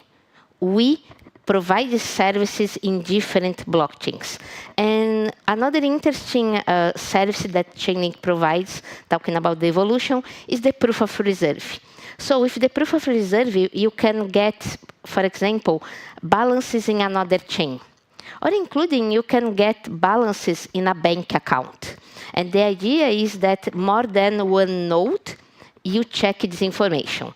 We know that if you talk about a bank account, you still must trust in the bank. But the idea is that we can have more people querying this information and have a consolidation of this. And think that if FTX has this, maybe it was not in that way. And let's go forward. Chainlink VRF. Chainlink VRF is to generate random numbers. I can't say that this service is really decentralized, but this service is the idea of to have a random number generator outside of blockchain. And why we need this? Because blockchain is deterministic. It means that everyone that tries to execute a transaction must execute in the same way. And if you add the rule to generate your random number inside the blockchain, in a rule inside your smart contract, it can be manipulated by some validator. And if you have this outside, you can verify how it was done, and it's more secure. Another service is automation. I really enjoy automation because do you know that the smart contracts can't execute itself? The smart contract, okay, if you program and you have the rules, it will work in the way that you define it. But someone must call the smart contract, must call some function in the smart contract. And this is automation, because I can call by myself, I can have another smart contract calling, but in the same way, we need to have like someone calling the other contract, or you can you can use like a centralized bot in some cloud, is possible. But if you'd like to do this in a decentralized way, automation, it's the solution to do this, because it's a decentralized network of nodes that is checking the conditions and make it happen for you. And we have two different automations. It can be only based on time, like we used to say that this is a cron job. That, for example, imagine that I have a payment to receive every first day of the month. The smart contract doesn't know where is the first day of the month. So I need to call him and ask, hey, is this the first day of the month? Can I receive my money? And they probably no, today no, until be the right way. So I can use an automation cron job to do this for me. And this can be used with any smart contract. If you'd like to have some custom rules that is not only related to time, like I'd like to mint an NFT if my balance of that kind of token is 1,000. This is a strictly rule. You define the rule. So you can use automation, creating a smart contract that is compatible with automation and define exactly this. Wherever you'd like to do, you can define what is the condition, whatever would you like to do. And another cool service that we have, I really enjoy this. We have the Chainlink functions in February. We launched this. And this is real. You can execute any code you'd like to run and get a decentralized and verifiable consensus on the result. The code that you'd like to execute now, it's in JavaScript. So imagine that you can call a JavaScript code to call any external API. Can be wherever, can be related to the weather, can be related to sports, can be related, including that, okay, this is a solution now for the assets that are not ready to be on data feed. Imagine that we have some asset that they have 4 or 5 sources, and okay, we cannot have a data feed for this on Chainlink, but you can create your own data feed, getting the information in these 4 or 5 sources, and consolidating this information by yourself and using your smart contract. And this will be saved for you on chain. And this is the way that we do this, like your smart contract send you code to the DOM. Each DOM, you execute your code in a decentralized and a separated environment. The DOM, you aggregate the result for you, and then send the result to your smart contract. And this is still in beta, like I told before. We have some services that we really take care to do this in a security way. And if you use this code, you get the beta access for this. You must whitelist your address. The next service, we launched here in Paris. I'm so happy because we launched Monday, and I'm doing the workshop is related to use the cross-chain CCAP. Wednesday, I did a workshop on HCC. And I was really happy. Imagine that you can mint an NFT in one chain, and it will appear in another chain. I did this. I did this Wednesday. I am so happy. You can see on YouTube in HCC. And also today, I know that I was a bit late also because I was doing another workshop in the hackathon. And in the hackathon, I did 2 workshops. One to send a message like hello Paris from one chain to another. And also I transferred tokens that we minted the token in one chain, then burned and minted in another chain. This is possible as well. And how this work, we have all of this stack related to the CCAP. So the CCAP is like that part that we are here, but this is based in the DONS, in the decentralized Oracle network, and we're using the OCR 2.0 for consensus. This is the way that we save the information of each node in the DON to be sure that this information is right and we have the consensus. And also we launched this important part that this is the active risk management, the ARM network. This is a network that's taking care to have this in a secured way. Okay? And you can, using all of this, like DeFi, NFTs, gaming, and the program token transfer is so amazing, and cross-chain applications and bridges. And the main capabilities now, we have the token transfer, like I said before, I did one like 1 hour ago. The arbitrary messaging, I send a hello Paris from one chain to another, and you can program, do the program tokens transfer. Then you define how is the structure to do this. And this is the main architecture of CCAP.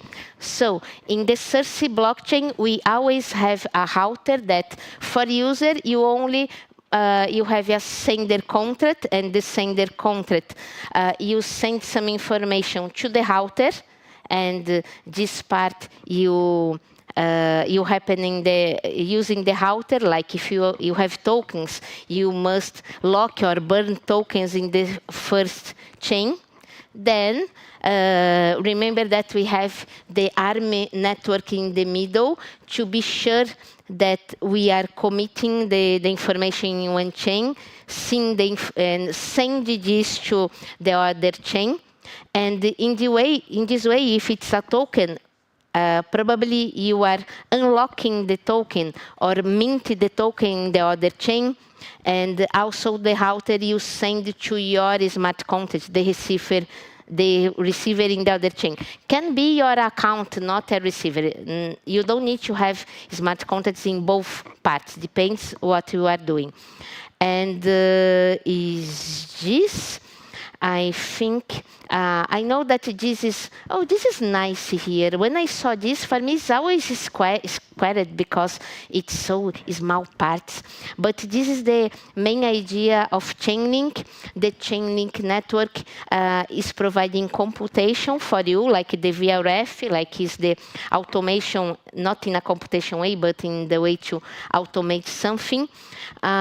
We are deployed in many networks, and now the part that we launched this week is that part, the cross-chain to bridge and messaging. And I know that some person tried to get the other QR code that you couldn't, so this is the best QR code for you now, because everything is here.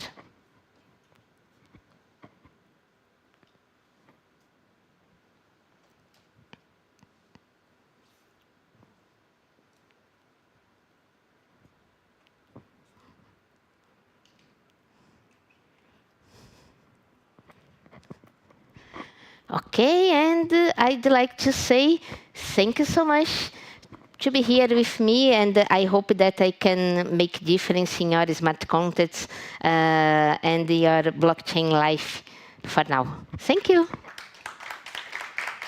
Thank you. And next up, it's time for our panel about the future. What does the multi-chain future hold for oracles and bridges? Please welcome Zoe McBuck, who is at Fala Network, who will be moderating the session.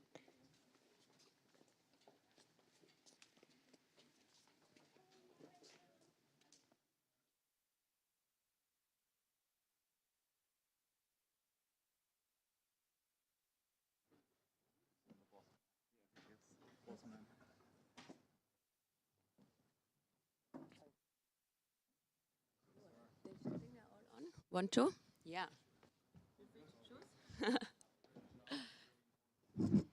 Great. Hello, everyone. Good afternoon, almost good evening. Thank you for staying here with us for so long. I promise you we will make this a very exciting and engaging panel discussion as the last session here today, and then we can enjoy the Friday evening. Yeah, I got introduced. I'm Zoe. I'm VP and partner at Fala Network, a decentralized computation infrastructure. And I'm very excited to be joined here on stage with 4, 5 other panelists to talk about what does a multi-chain future hold for oracles and bridges. We have here on stage Matteo, who is CEO of Pragma. We have Hilma, who is founder at Gelato Network, Raul, who is founder and CTO of Connext Network, and Susanna, who is IBC product lead at Interchain, and Arno, senior solutions architect at BNB Chain. So big applause for our panelists, please. Woo! Yeah, let's make some noise. Okay, so the topic is pretty clear, but we talk about the multi-chain future. We can also call it omni-chain future, right? Cross-chain, multi-chain, whatever it is. Of course, we evolve with our wording also in Web3. But in the end, it's all interoperability, right? We talk about interoperability between chains and ecosystems. And I would like to open up the panel with a very high-level question to all of you guys. What your technology, let's say technology because you're from a protocol level or tooling perspective, however you want to answer this, what your tech actually can do for interoperability and what interoperability can do for your tech. And Raul, if you would like to start with this. Yeah, sure. Can everyone hear me? Yeah, okay. So Connext is a modular interoperability protocol. So we've kind of decided to break up the stack of interoperability into a couple different pieces. And the key thing here is we basically delegate the security of bridging instead of running our own security through like some Oracle system or some kind of validator set. We delegate that down to, right now, canonical bridges, but what we see in the future is something that looks like ZK bridges, state proofs, things like that. So we assume a system in the future which we will have trustless block headers that we can operate on. So what we can do for interoperability is we basically want to enable developers to be able to build expressive cross-chain applications. So we want to build the tooling that makes this possible without having developers and users sacrifice any sort of trust mechanisms. Great, thank you for breaking this down. Susanna, from your perspective. Yeah, so I'm working on IBC, which is the inter-blockchain communication protocol. It's probably one of the first interoperability protocols established in the blockchain space. Cosmos was really pioneering this concept of having app chains connected with a standardized interoperability protocol. And they kind of had a lot of foresight in actually creating a standard. And with our protocol, it's basically specified. It's also modular, although I think this is just like a popular word to use right now to describe anything. But we have clear abstractions separating out the transport layer and the application layer. So if you want to build on the protocol, it's like you need to be concerned with the top layer of the transport layer, and then you'll create your own application modules. But we have really clear, well-defined abstractions for the transport layer. And we work specifically on an implementation that's using Cosmos, but it's can be really implemented by anyone else, and it's really general purpose. We also are based on light clients. So yeah, it's trying to minimize trust assumptions as much as possible.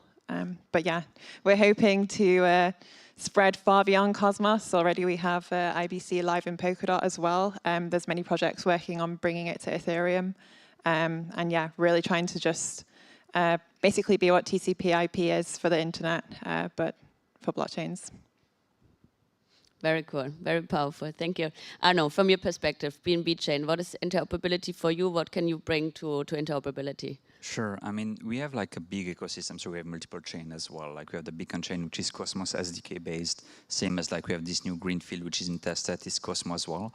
And then we have our main layer, like the L1. So what we are trying to, we are not yet IBC enabled. So our team is looking into it as well, because we find it quite interesting, like this way to easily like integrate with other chains as well, especially on the Cosmos SDK side. Regarding the, let's say the main layer, which is our like smart chain, it's more about like how we can increase, for example, our finality. Because within, like, when we talk about cross-chain like communication as well, like we need to make sure that each layer is quite, the finality is quite fast as well, to make sure that from a user perspective, like the experience is not, let's say, too slow or like too bad, for example. So this is what we are trying to work heavily, like more on the fast finality of our layers, to make sure that the finality is quite fast without like waiting 1, 2, or 3 minutes to ensure that the transaction is really finalized. So this is what we are trying to bring, like to make sure that our layers are quite like finalized quickly. So like protocol which are building on top of it can utilize as well like this technology. That's what we are trying to bring currently. We are not focusing too much on like cross-chain right now as well, but we see like some projects which are trying to implement IBC as well, like into the BSCL one. Cool, thanks for sharing. Smart contract automation tooling or protocol, how you want to describe it. Yeah, from your perspective, Hilmar. Yeah, so Gelato offers a suite of sort of backend services for Web3 developers, including what we see as kind of like maybe as part of the interoperability problem, a very reliable transport layer to a lot of EVM chains, where we help protocols that want to relay their transactions, be it like the block headers of certain blockchains or Oracle providers, their signed off-chain data, very reliable to a bunch of protocols. And furthermore, yeah, we have, I don't know, 400 projects in this space using us in conjunction with a lot of cross-chain messaging protocols like Connexia, for example. And so, yeah, we get a lot of requests of how to reliably automate processes across multiple instances of protocols on like 5 different chains. So, yeah, so we are really focused on like the transportation of data from off-chain to on-chain. I'll help show. We use Gelato for everything. Our bridge. If you use Connex, use Gelato. Very good. Thanks, sir. But you just mentioned like you work with other interoperability tooling. What kind of interoperability do you bring to the space then? So we transport the data on chain for interoperability protocols. We are not like posting or creating any data ourselves that should be pushed on chain. So we are just like basically a tool that makes up a couple of them. Perfect. So tooling from tooling perspective, protocol perspective. So thank you for sharing. Matteo, please go ahead.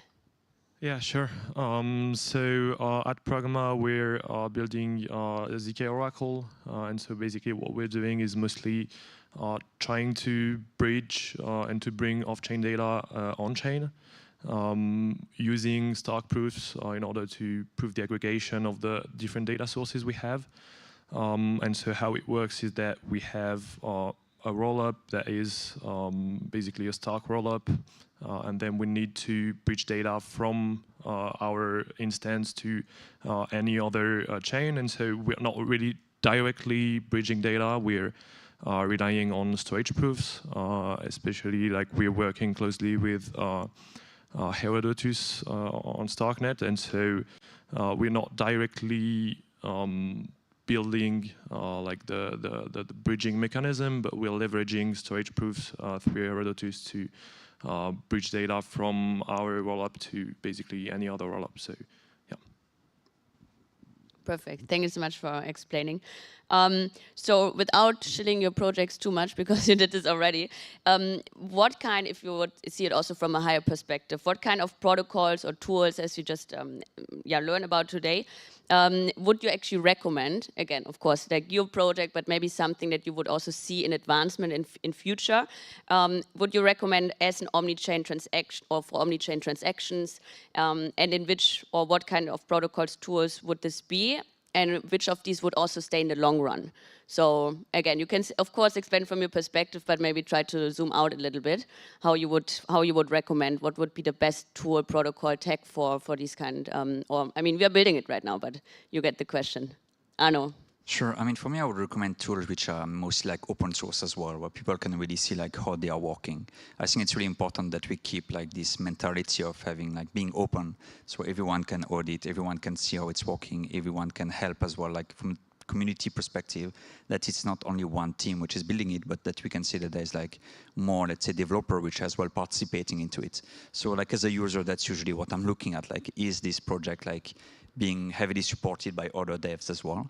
And do they have like, for example, people which are pushing bugs or release which are not necessarily from their own team, but which are outside as well? So that's usually what I'm trying to use, for example. So I don't really have one dedicated project that I would like to recommend, but mostly like trying to be like projects which are open source, which are open, which are really heavily communicating on what they have, what kind of issue they have, how they resolved it. And I think this is where we can really bring more trust as well in those like cross-chain discussions.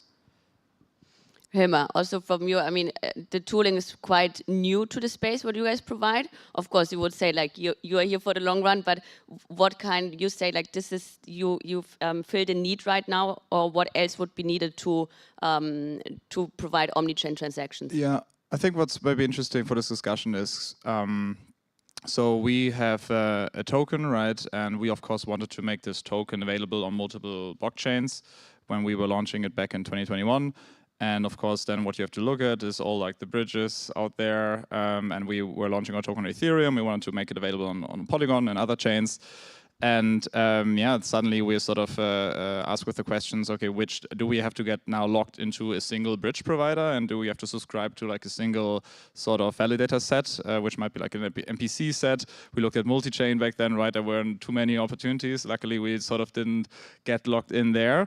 But so what we had to do, and basically then is said, okay, we don't want to get locked into any single provider. We want to have a more customizable option where we control our sort of omni-chain derivative of our token on these chains, and we could aggregate certain bridges and make it so that we could potentially like add new ones, whitelist or blacklist them to avoid getting locked in. And for example, I know like the Connex guys, they just recently released a standard that makes this actually publicly available and easily replicatable. Back then, unfortunately, it wasn't out there. So I think, yeah, the only option we really had was to write this aggregation wrapper around it, which of course is also not like for us back then, building it, having to build this ourselves wasn't the best solution. But yeah, we want trustless like block headers on all these chains that weren't available, so we had to sort of get creative here. And this is the best thing what you can probably currently do in your protocol: aggregate different sort of validator sets. In like Ethereum, maybe in other ecosystems, you have other options. But yeah, that's what we had to do back then. Cool. Yeah, Matteo, from your perspective, for the long run, what would you recommend for omni-chains? Yeah, sure. So obviously, I really believe in what storage proofs can bring to the ecosystem in terms of bridging. Right now, so I'd say that so storage proofs are pretty mature right now. So if you wanted to use them in production today, it's pretty complex. And so you still have to have much more trust assumptions today. But I think that we will tend to something that uses storage proofs, but we still need to figure out the part where how can we bridge the block headers between the different chains. I think you can do that in a pretty secure way between like L1, L2s, even L3s at some point.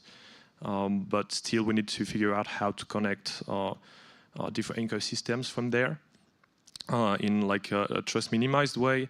But I think that storage proof brings like a lot more security than what you can have with other solutions. Connecting ecosystems, you just said it.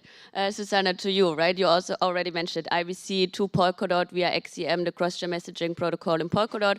You have IBC. What, I mean, this is a great success, and it's already cool to see that teams in Polkadot and Cosmos communicating, I mean, on-chain, off-chain, but now also on-chain, and like creating new use cases. That's very cool. And but what could we do actually better, or to accelerate this kind of cross-chain ecosystem communication with more of these kind of protocols like IBC and XCM, or do we need to extend them? What is your feeling at the moment? What do you see when we create these use cases?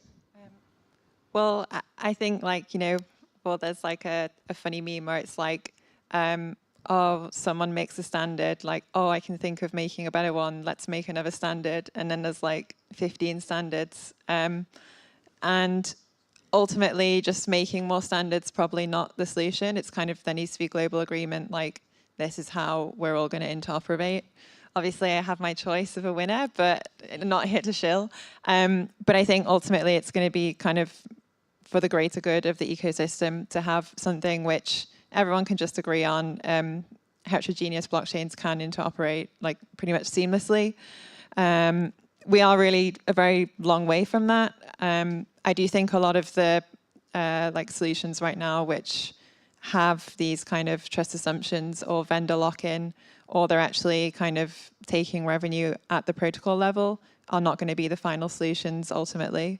I think I guess there's always a question of how does something make money. I think it's going to be more at the application level. It shouldn't be at the interoperability layer.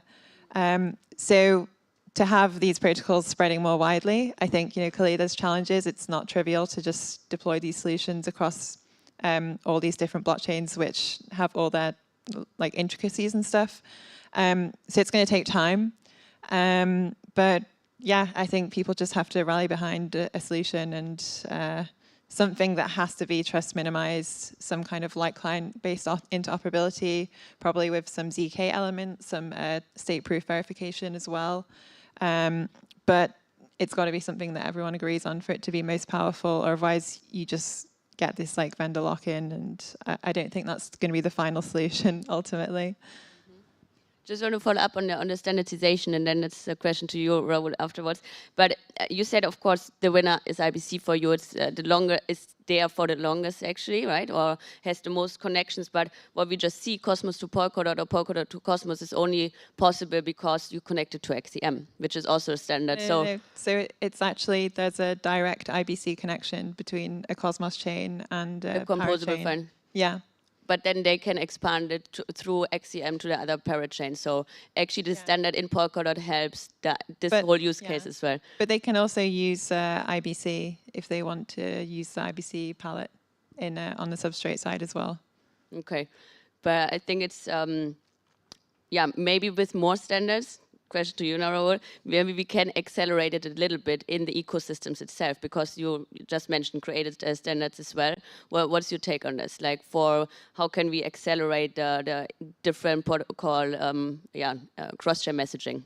Yeah, totally. So I think what you're seeing now is you're seeing, especially in the context of the Ethereum world, you're seeing these like roll-up ecosystems happening where you have like layer 3s and you have Arbitrum, you have the super chain thing, you have like ZK Sync, Polygon. They're all kind of building their own clusters. And I said this in another panel I was on, but like they seem to be competing with each other and building different things from each other just for the sake of like competing with each other. So it'd be really nice, like our team has a lot of respect for IBC, and we really built this modular layer, and we modularized the transport part of it, because the intention is eventually we will just plug in IBC as the transport layer, because it makes so much sense and it's so well specified. Like, I read the docs recently for the first time and I was like blown away. It's like insane, like specified down to each packet and how the packets are formed. And I've never seen something so well thought out at the infrastructure layer. So like really kudos to you guys on that. And it would be great if like Arbitrum, Optimism, these guys can just like agree on this and be like, this is the standard we're going to use for our cross-chain messaging. And then everyone can kind of plug into that. Then now they're going to like end up redesigning, competing with each other. We're going to waste a bunch of time because eventually they will have to be forced to converge on a standard, but we're going to waste time getting there.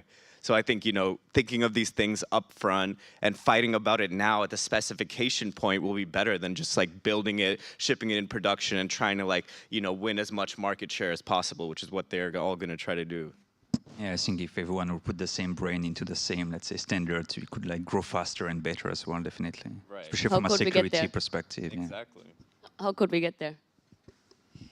I think it's about time as well. I think people are going to fail by trying to do their own stuff, and then they will see that at the end the community is still like cycling around the same point. And it's true that IBC, they have a really big like developer community, and I think once projects are seeing that they cannot compete against it, they are just going to give up and join the development as well, I think. Yeah, and the last talk I was on, like one of the guys were saying like, oh, they should be competing right now because it's too early. We don't know what works best. Like we're not ready. And it's crazy because, you know, blockchains have been around for 10 years. So there's some things that we do know. Like Cosmos guys have been thinking about this for at least, you know, close to 10 years probably now about like how inter-blockchain communication should work. So I think we're at least at a point where we can agree on like a V0 for how this stuff should work.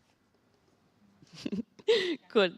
You want to add? Well, I think it's just like I think that's like some really good foresight from like Connex's design, right? Because ultimately, with all of the different solutions that exist out there, if they're really locked in to one specific way of being, and then the industry does converge to a standard, and they can't upgrade, you know, they're just pretty much instantly obsolete. So I think that's something really important for it's like if you are really trying to like future-proof what you're building, having this foresight to think, okay, there is going to be transport layer standardization and like it's going to happen. If you then can't adapt to that, then, you know. And this is what we're seeing right now. If you look at Aave or other bigger protocols, what they basically do is they just like aggregate a bunch of bridges together and say, okay, we are not trusting any one of them. We are just like wrapping all of them, and then we have a governance mechanism. This governance mechanism can just sort of whitelist, blacklist them if we need to. And this is also what we did with our token, right? It's kind of like the only way you can deal with this mess of all like 4 different protocols right now. Leads me to the next question, actually, because you mentioned this. If we go into bridges specific, or more specifically now, there are so many different types, right? But if you would need to recommend specific or 1 or 2 specific bridge types, which one would you recommend for user or developer, and why, or which one would you not recommend? And Hilma, if you want to follow up on this. Yeah, probably not a big fan of like NPC ones. We've seen lately some of them not working out well. You don't really know what's behind them. I'm a big fan of the approach what the Connex team is doing, and I'm very much sort of biased on like the EVM space where we are mostly deployed. So basically with their sort of multi-chain token standard that you can basically create like a aggregation of the bridges, and you can swap them out. You can whitelist how much tokens they, for example, can mint on new chains. You can limit them to limit your downside in terms of when one of them gets exploited. So this is right now, in the current state of affairs, I think the best way to deal with this. Obviously, it would be great if we just have one standard that works, but it's just not the case right now. And with bridges, you need liquidity potentially, so you have to sort of aggregate them. And this is for me right now, which we chose probably the best way. And I see a lot of protocols going the same route. Matteo, what's your take on this? Yeah. To be honest, I don't use a lot of bridges. I mainly like we're mainly using like native bridging since it's like if you trust the trust model of an L2 or blockchain, an L2, so you trust basically that the bridge is going to work. So it's like the most trust minimized way to bridge your assets through like from Ethereum to L2s. But other than that, yeah, we've seen that MPCs are not only insecure in terms of like you don't really know, like it's just basically a multi-sig, and you don't really know who's behind like those different signers, and so it's pretty complex to go with this. So I mainly use native bridging for like L2s, as I think it's like the most trust minimized way to bridge. But other than that, it's like pretty complex. I'm not really like a liquidity provider to any of other bridges because I think it's like a lot of risk to take for this. So yeah, that's. I just had a question. Do you trust more native bridge? Because in case something is happening, do you trust more that the team which is behind it is going to, let's say, save the protocol, if I can say so, versus, let's say, a third party which might just go down, basically? Is it one of the reasons as well? Yeah, I'd say it's more that if you use like an L2, it means that you have faith and you trust like the L2 itself. And so you basically already trust the fact that you trust the bridge itself. And so I'd say if you're willing to use Arbitrum, it means that you trust the bridge, and so you can use this. It's not like it's not about the team. It's about your like which risks you want to take, and so if you're using this L2, it means that you already trust the bridge. So yeah. Arno, what do you think? What's your opinion about it? No, I mean, I'm asking the question. So, I mean, as you know, like we had like an incident as well on BNB chain like last October with like our native bridge between Beacon chain and BSC. So where like something happened and like someone was able to extra mint. So, and of course, because it was like our native, let's say, bridge, like the validator like discussed together as well to like act upon it basically. So of course, like it helped our, let's say, user as well to feel more secure. But in a way, like because it's a native bridge, maybe we were more, let's say, incentivized to act upon it versus that if it would have been a third-party bridge. Like I don't know exactly how the validator would have like coordinated upon it. So I'm as well a bit like more using native bridge like he's doing, because I feel like if you already trust the ecosystem you are on, then you should have a higher trust within the native bridge as well.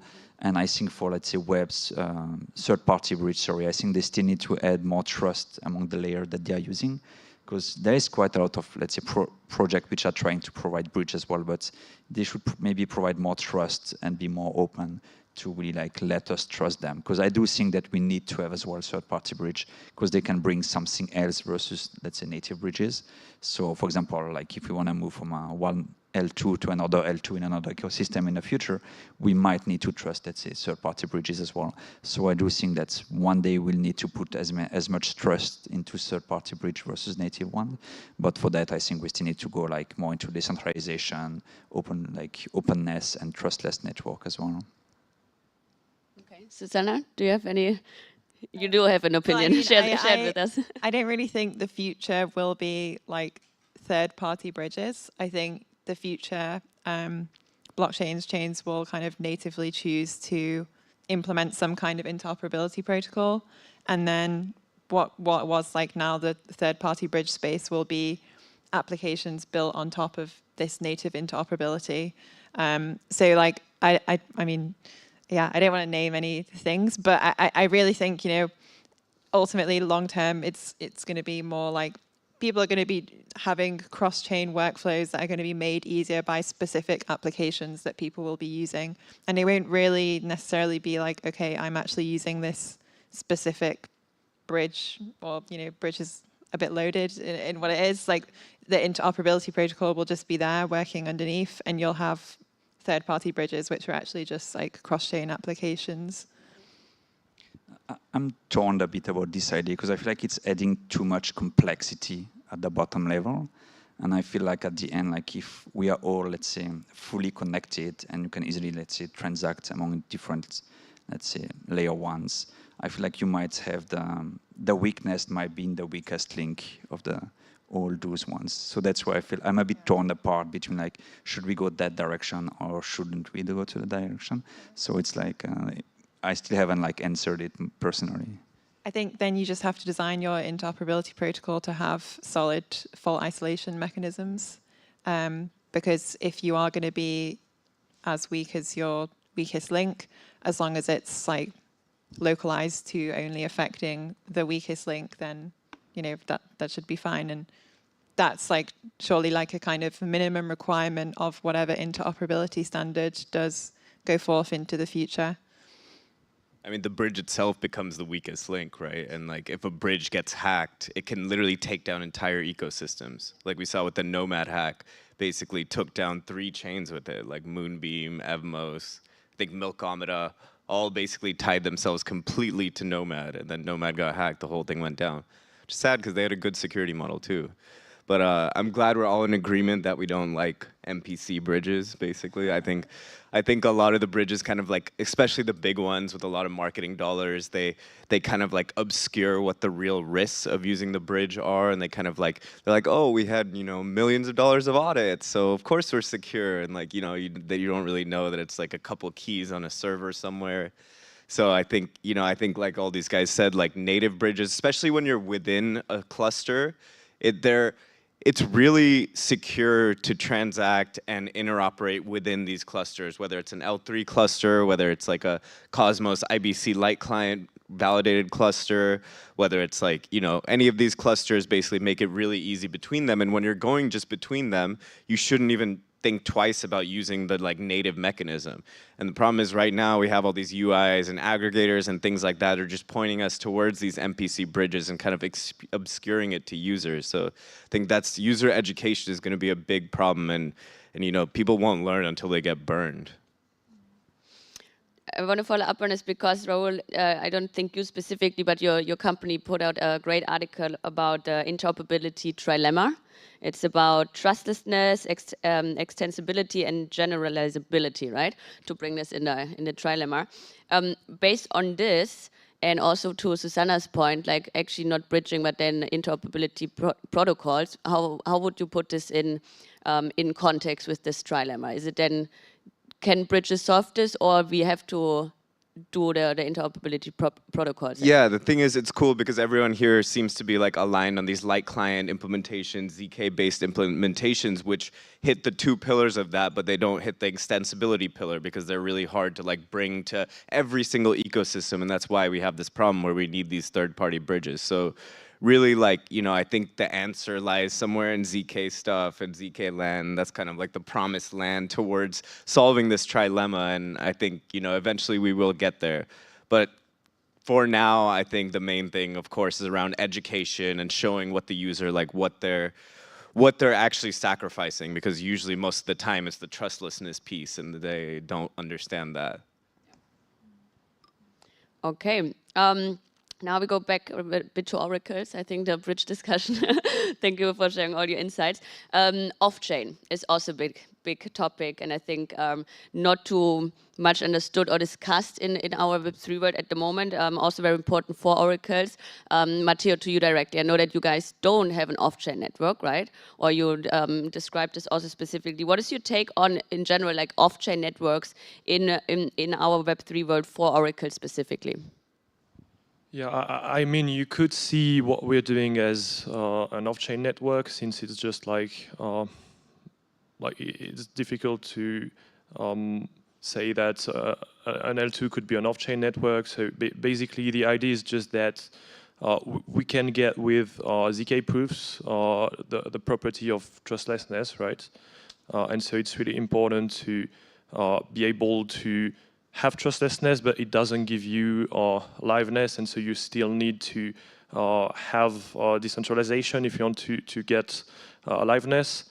I mean, the main problem we see in oracles today is mainly that you run computation on like thousands of computers when you're using like Ethereum, Cosmos, anything, and so you have like a trust model that is well defined and really decentralized, so thousands of computers, and then you have all your logic running on this, and you get data from an off-chain network that is like dozens of computers, and it just doesn't make sense to have like this difference, this order of magnitude of difference between those two security models. And so we think that validity proofs that bring trustlessness can just enable more security in Oracle models and just bridge the gap between those Oracle networks that just are not as secure and decentralized as blockchain itself. I see your face expression, Hilma. How can we make off-chain networks more secure? What is your take on this? I mean, it's one of the big components in Gelato. Yeah, so we are talking to a lot of projects in DeFi that require off-chain data. Usually this is not independent data, this is just, I don't know, CoinGecko prices, Binance prices, right? Data which is not very easy to come to a consensus on. And another issue on top of that, they want this data in a very low latency fashion, right? They want this every basically sub-second updated, right? And yeah, well, that sounds a bit tricky to provide like ZK proofs and stuff in the next couple of years, I think, right? So I think we need to sort of see, okay, what are actually like the practical applications today that actually need that? And what are the solutions out there? And I think we have a fairly sort of diverse Oracle ecosystem today. I'm not sure how many Oracle protocols there are. We have an Oracle Summit, so I guess there are many. The question is just like, okay, similar to like designing like tokens for bridging to different networks. Right now, it's very sort of tricky to just get locked into single providers and trust your entire project on like one particular network that, I don't know, can be shut down for any sort of reason, right? If it's sort of Byzantine or not, or they just like are on some servers that go down, right? Everything can happen. So right now, what I see projects doing is well, they either sort of have to take a leap of faith and they go with like a single provider that provides them with like, that has the brand and has enough capital. If they screw up, they sort of compensate them, right? This is sort of option A. Option B is, okay, you need to, again, similar to these bridges and tokens, you need to sort of create these wrappers that your governance can control, where you potentially have fallback oracles, where you can potentially can rotate oracles, where you have like a sort of curated list of data providers. In my opinion, data providers should be commoditized at some point. It's data, right? It should be as cheap as possible. And so it will potentially, I think, in the next couple of years, probably look like a multi-sig. So you have like a bunch of good oracle providers. Protocols will choose to have like 3, 4, 5 of them push the or get the data on chain. They will just be all pull-based. You pull the data in. Someone has to push it on chain, and then you can access it. And yeah, I think potentially a standard would be cool here. We don't have a standard like this right now, but I think some people are thinking about that. So yeah, let's see how that turns out. Cool. Do you want to share your opinion on this, Arno, from your perspective? From my perspective, what I'm really looking at is more because I'm more like at the protocol level. So it's like you discussed, like we need to put on-chain transaction as well. But once we are in a world where we have like so many transactions, how to ensure that those oracles have place in the block as well to push their transaction and push their feed, like the data inside the contract. So I think this is what we might need to discuss in the future. Like we have a lot of discussion about MEVs, but how we can ensure that potentially like oracles, like no matter who they are, but they have, let's say, place in the block as well to like push the on-chain transaction. Because there's a lot of projects which are in need of, let's say, off-chain data, but pushing them on-chain. So how we can ensure that at a timely manner, we have those data on-chain as well, without like spiking the gas price, for example. So this is something we're trying to understand, like how it might impact the future as well. Let's say today, maybe we only have, let's say, 5 oracles. So of course, it doesn't take a lot of space in the block. But if tomorrow we have 100 or 200 different oracles, if they all want to push on-chain data, like how is it going to impact basically the block space within each block? So that's something that we might need to tackle as well in the future, I believe. Yeah, I'd say on this point that the answer is mainly to have like pool-based oracles. And so all the computation happens somewhere. And when someone has the incentive to, and so you talked about MEV, when someone has the incentive to get the transaction through, and so to get rewards from this transaction, he can just pull the data and include it in the transaction so that he gets the reward and he updates the price because like he needs it for his transaction. So I think we'll see more and more approaches of like pool-based oracle, and I think that's already what oracles are mainly going to. Yeah, the problem here is though is then this also is not like solving all the problems. You still have MEV. Like if you enable anyone to push prices on chain, they can decide when to do it. They can decide to wait for the price to be like latent for like, I don't know, half a second, and then be able to do an arbitrage. So the best oracle provider is the block builder, right?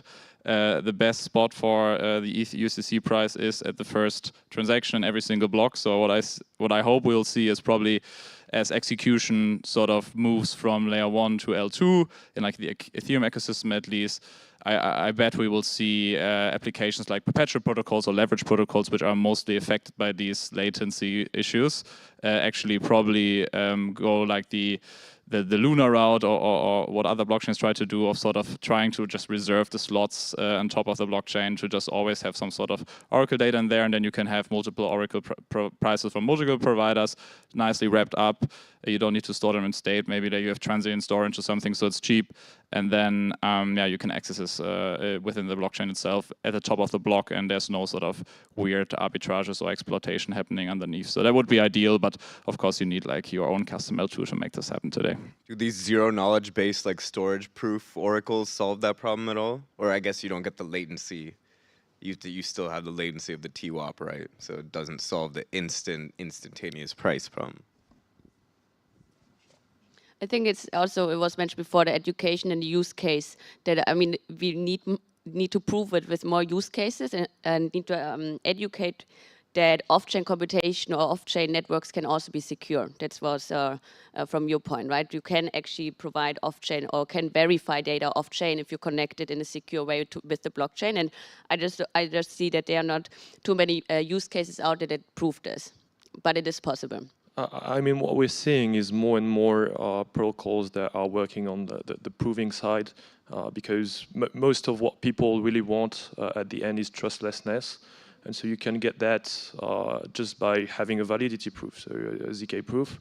And so you don't really need to have like on-chain networks sometimes for certain applications. You can just compute proofs on the client side and just verify it after when you need it. And so I think that we'll see more and more applications going that way. With like improvements on like the proving time, especially being able to run provers locally and that kind of stuff. Okay, second chapter, I think also discussed enough. We move into our last type of topic now, state proofs, a specific or important component also for security in depth specifically. What would be best use cases from your side for state proofs? Because they can do a lot of magic, right? Maybe even replace specific tool or make applications more secure. Where do you think they make sense the most? Raul. Yeah, sure. So I think one use case that I just talked about was this TWAP Oracle. So basically you can get historical prices from storage. I just talked to these guys, Lagrange. I don't know if you guys are familiar with them, but they're talking about this ZK big data where they can do really complex like data aggregation based on reading state from these state proofs like over a very long period of time in like a very succinct ZK proof. It's like, yeah, sorry, that's a big mouthful, but it sounded really cool, and the applications are pretty cool. Like you can have like volatility oracles, like liquidity oracles, like, you know, any type of TWAP that you can ever need. So that kind of stuff is really cool. Yeah, no, not bridging related, but cool anyway. Yeah, I think also maybe something worth mentioning beyond DeFi is like privacy. If you use ZK proofs, I think it's something that's, yeah, I don't think the future is going to be every blockchain is a public blockchain. There has to be privacy if it's going to go really mainstream for like financial use cases. Other use case ideas or?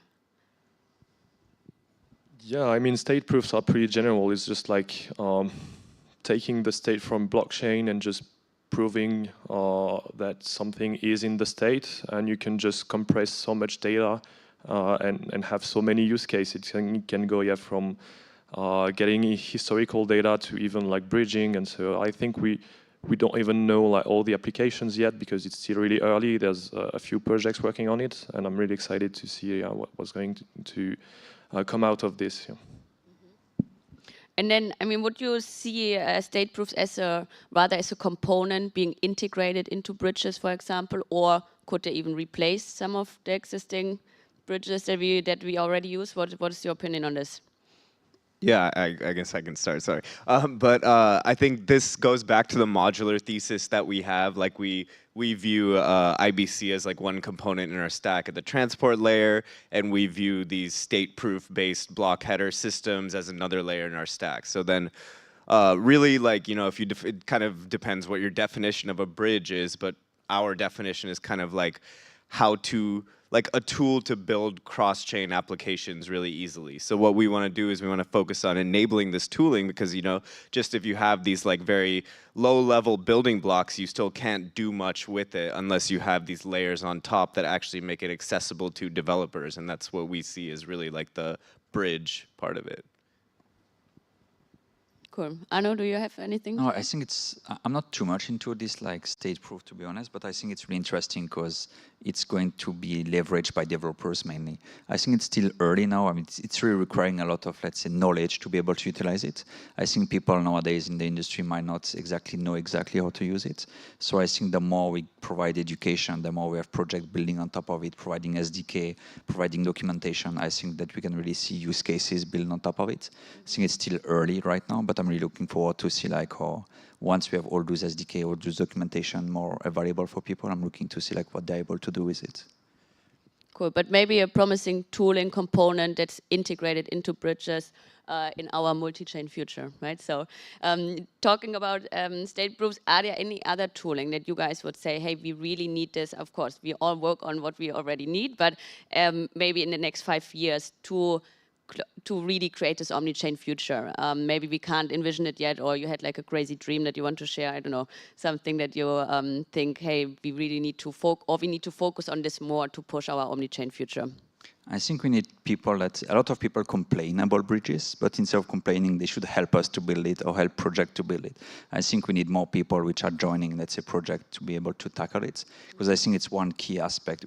Like interoperability is something I've been hearing since 2017, 2018, and still today we are talking about it because we are not able to really tackle it. Yeah. So I think people should really like focus on this topic, because we can see that we have a lot of different ecosystems and we need to connect them all together if we want to merge value and to create even more value. We are still like a minority of users which are like focusing on it, and I think people should like more focus on it because it's a big, let's say, from a financial point of view, it can really like be leveraged by those users. So I think they should really focus on it.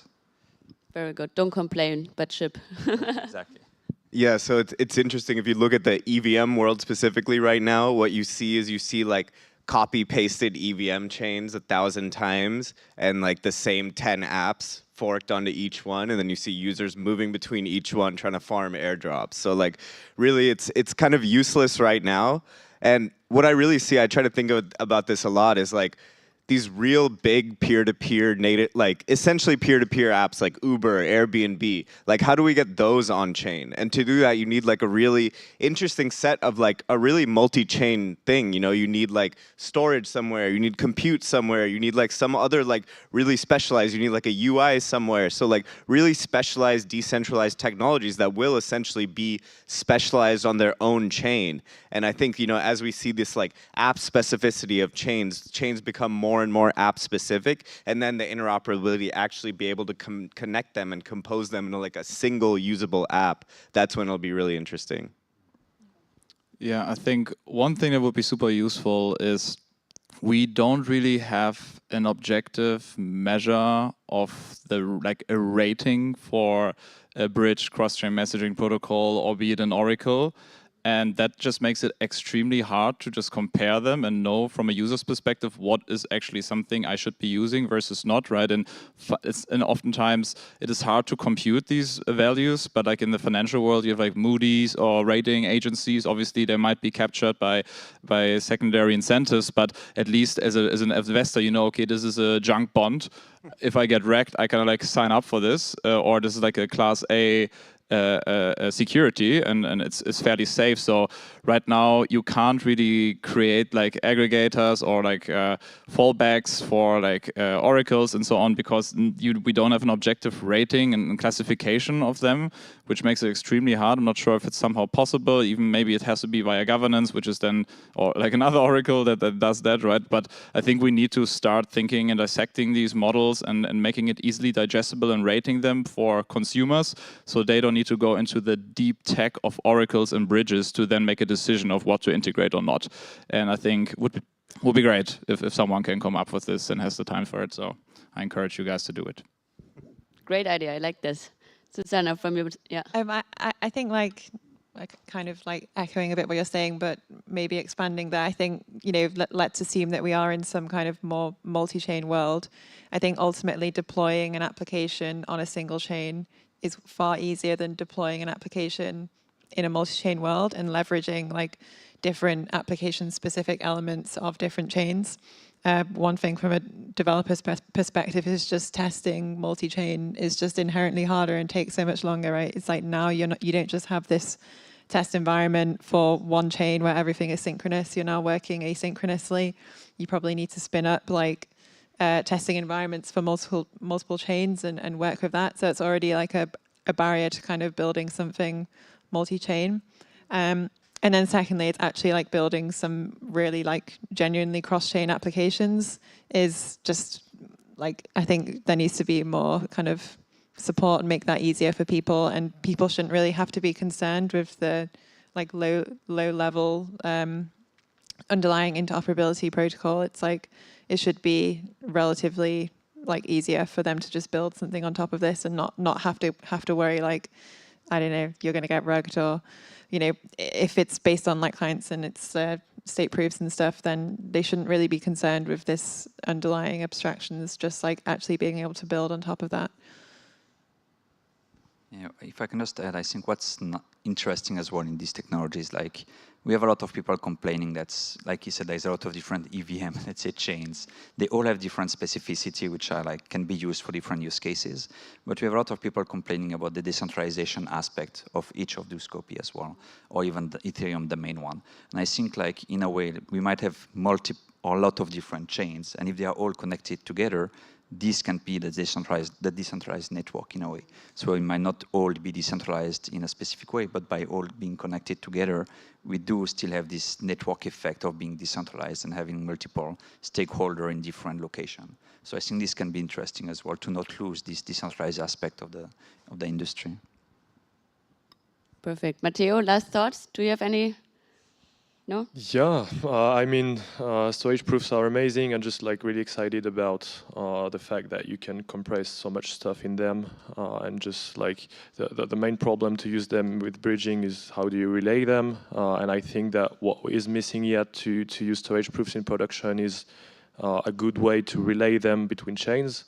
And so that's still like an open question for most of the project there, but I think that they will be more and more used given the fact, given like their succinctness, and so like there's really amazing application that will come out from here, and I think that we will be able to have better designs like in L2s, because it's much more customizable in order to have like synchronization between all the different chains using like storage proofs.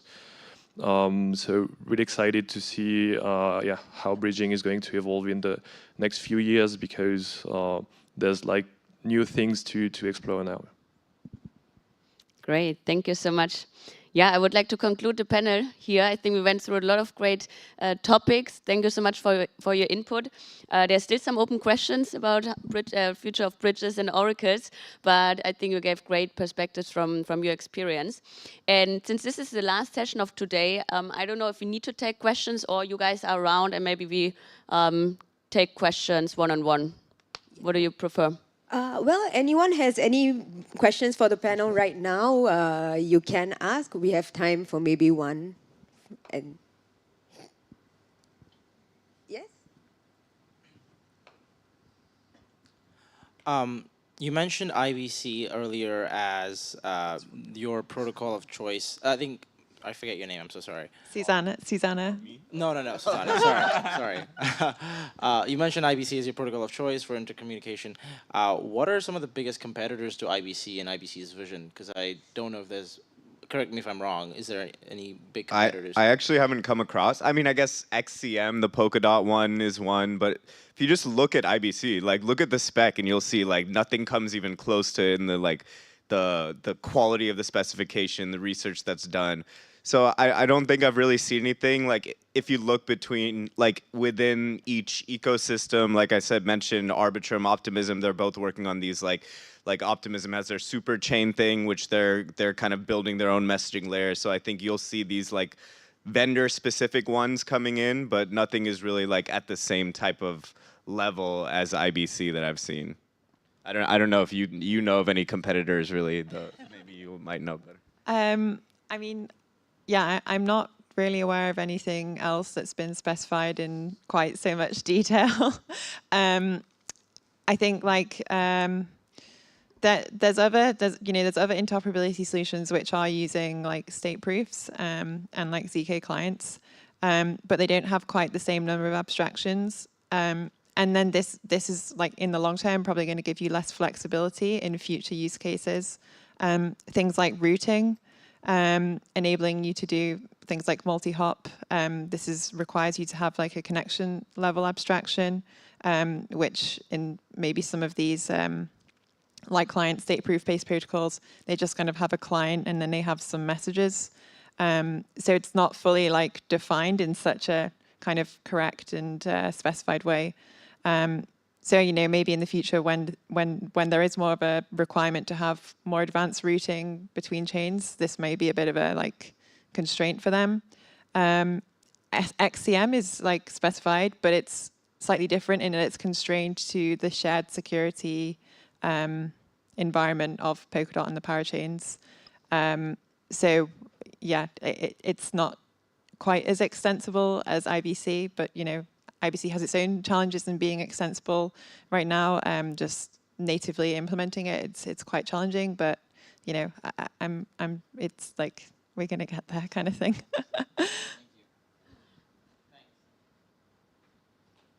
Okay, one more question. It is for all this, the speakers. Do you think that the Ethereum Foundation or the Ethereum ecosystem has any incentive to dedicate resources to build interoperability protocols for non-EVM networks or non-EVM ecosystems? If I will start, I think the EVM world already have so much stuff to tackle that I don't think that's a priority. I mean, there's already like so many different topics that we need to tackle, like talking about like storage, for example. Like we know that the ledger is going to grow and grow and grow over time. Like MEV is a big discussion as well. So scalability as well, transaction costs. So I think there is already so many topics to discuss, which are a priority versus interoperability, that I don't think they would have like any incentive to push it at that level. That's my thought. Yeah, I would say that is your question about like only EVM, or because there's some L2s that are going to be non-EVMs? Is it the question like, does the Ethereum Foundation have incentives to bridge between the Ethereum ecosystem and other networks, or just between EVMs? If they have incentive to incentivize anything that is not Ethereum ecosystem.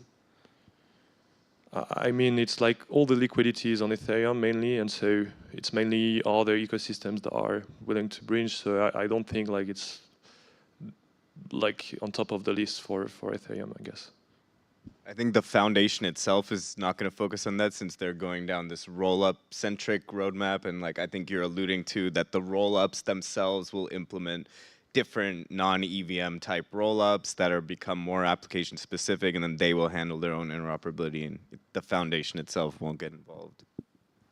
I think it would be a bit too like political for the foundation to get involved at this point, right? Because part of the like reason for opting for rollups is so that you can have a bit more of a diverse set of people building on Ethereum, and immediately easier to still use Ethereum but have some level of customization. Not quite the same as like, you know, building your own app chain, but it's kind of like this halfway. But then, yeah, if they pick one solution, it's kind of going against that kind of neutrality of the whole model, I think. Perfect. Thank you so much for the questions. Again, I think the speakers will hang out for some minutes, or maybe for the networking. If you have more questions, talk to them off stage. Thank you so much again for the great panel. Thanks. Thank you. Thank you. So thank you so much for that super insightful discussion. Now it is time for networking beers and wine upstairs for those who want to join. See you all back here tomorrow at 9:30 a.m. for another day of deep dives. We'll be focusing more on bridging real-world data on chain. We'll be discussing ZK oracles and state changes that was mentioned during the panel. And yeah, other cool developments in the space. So see you tomorrow.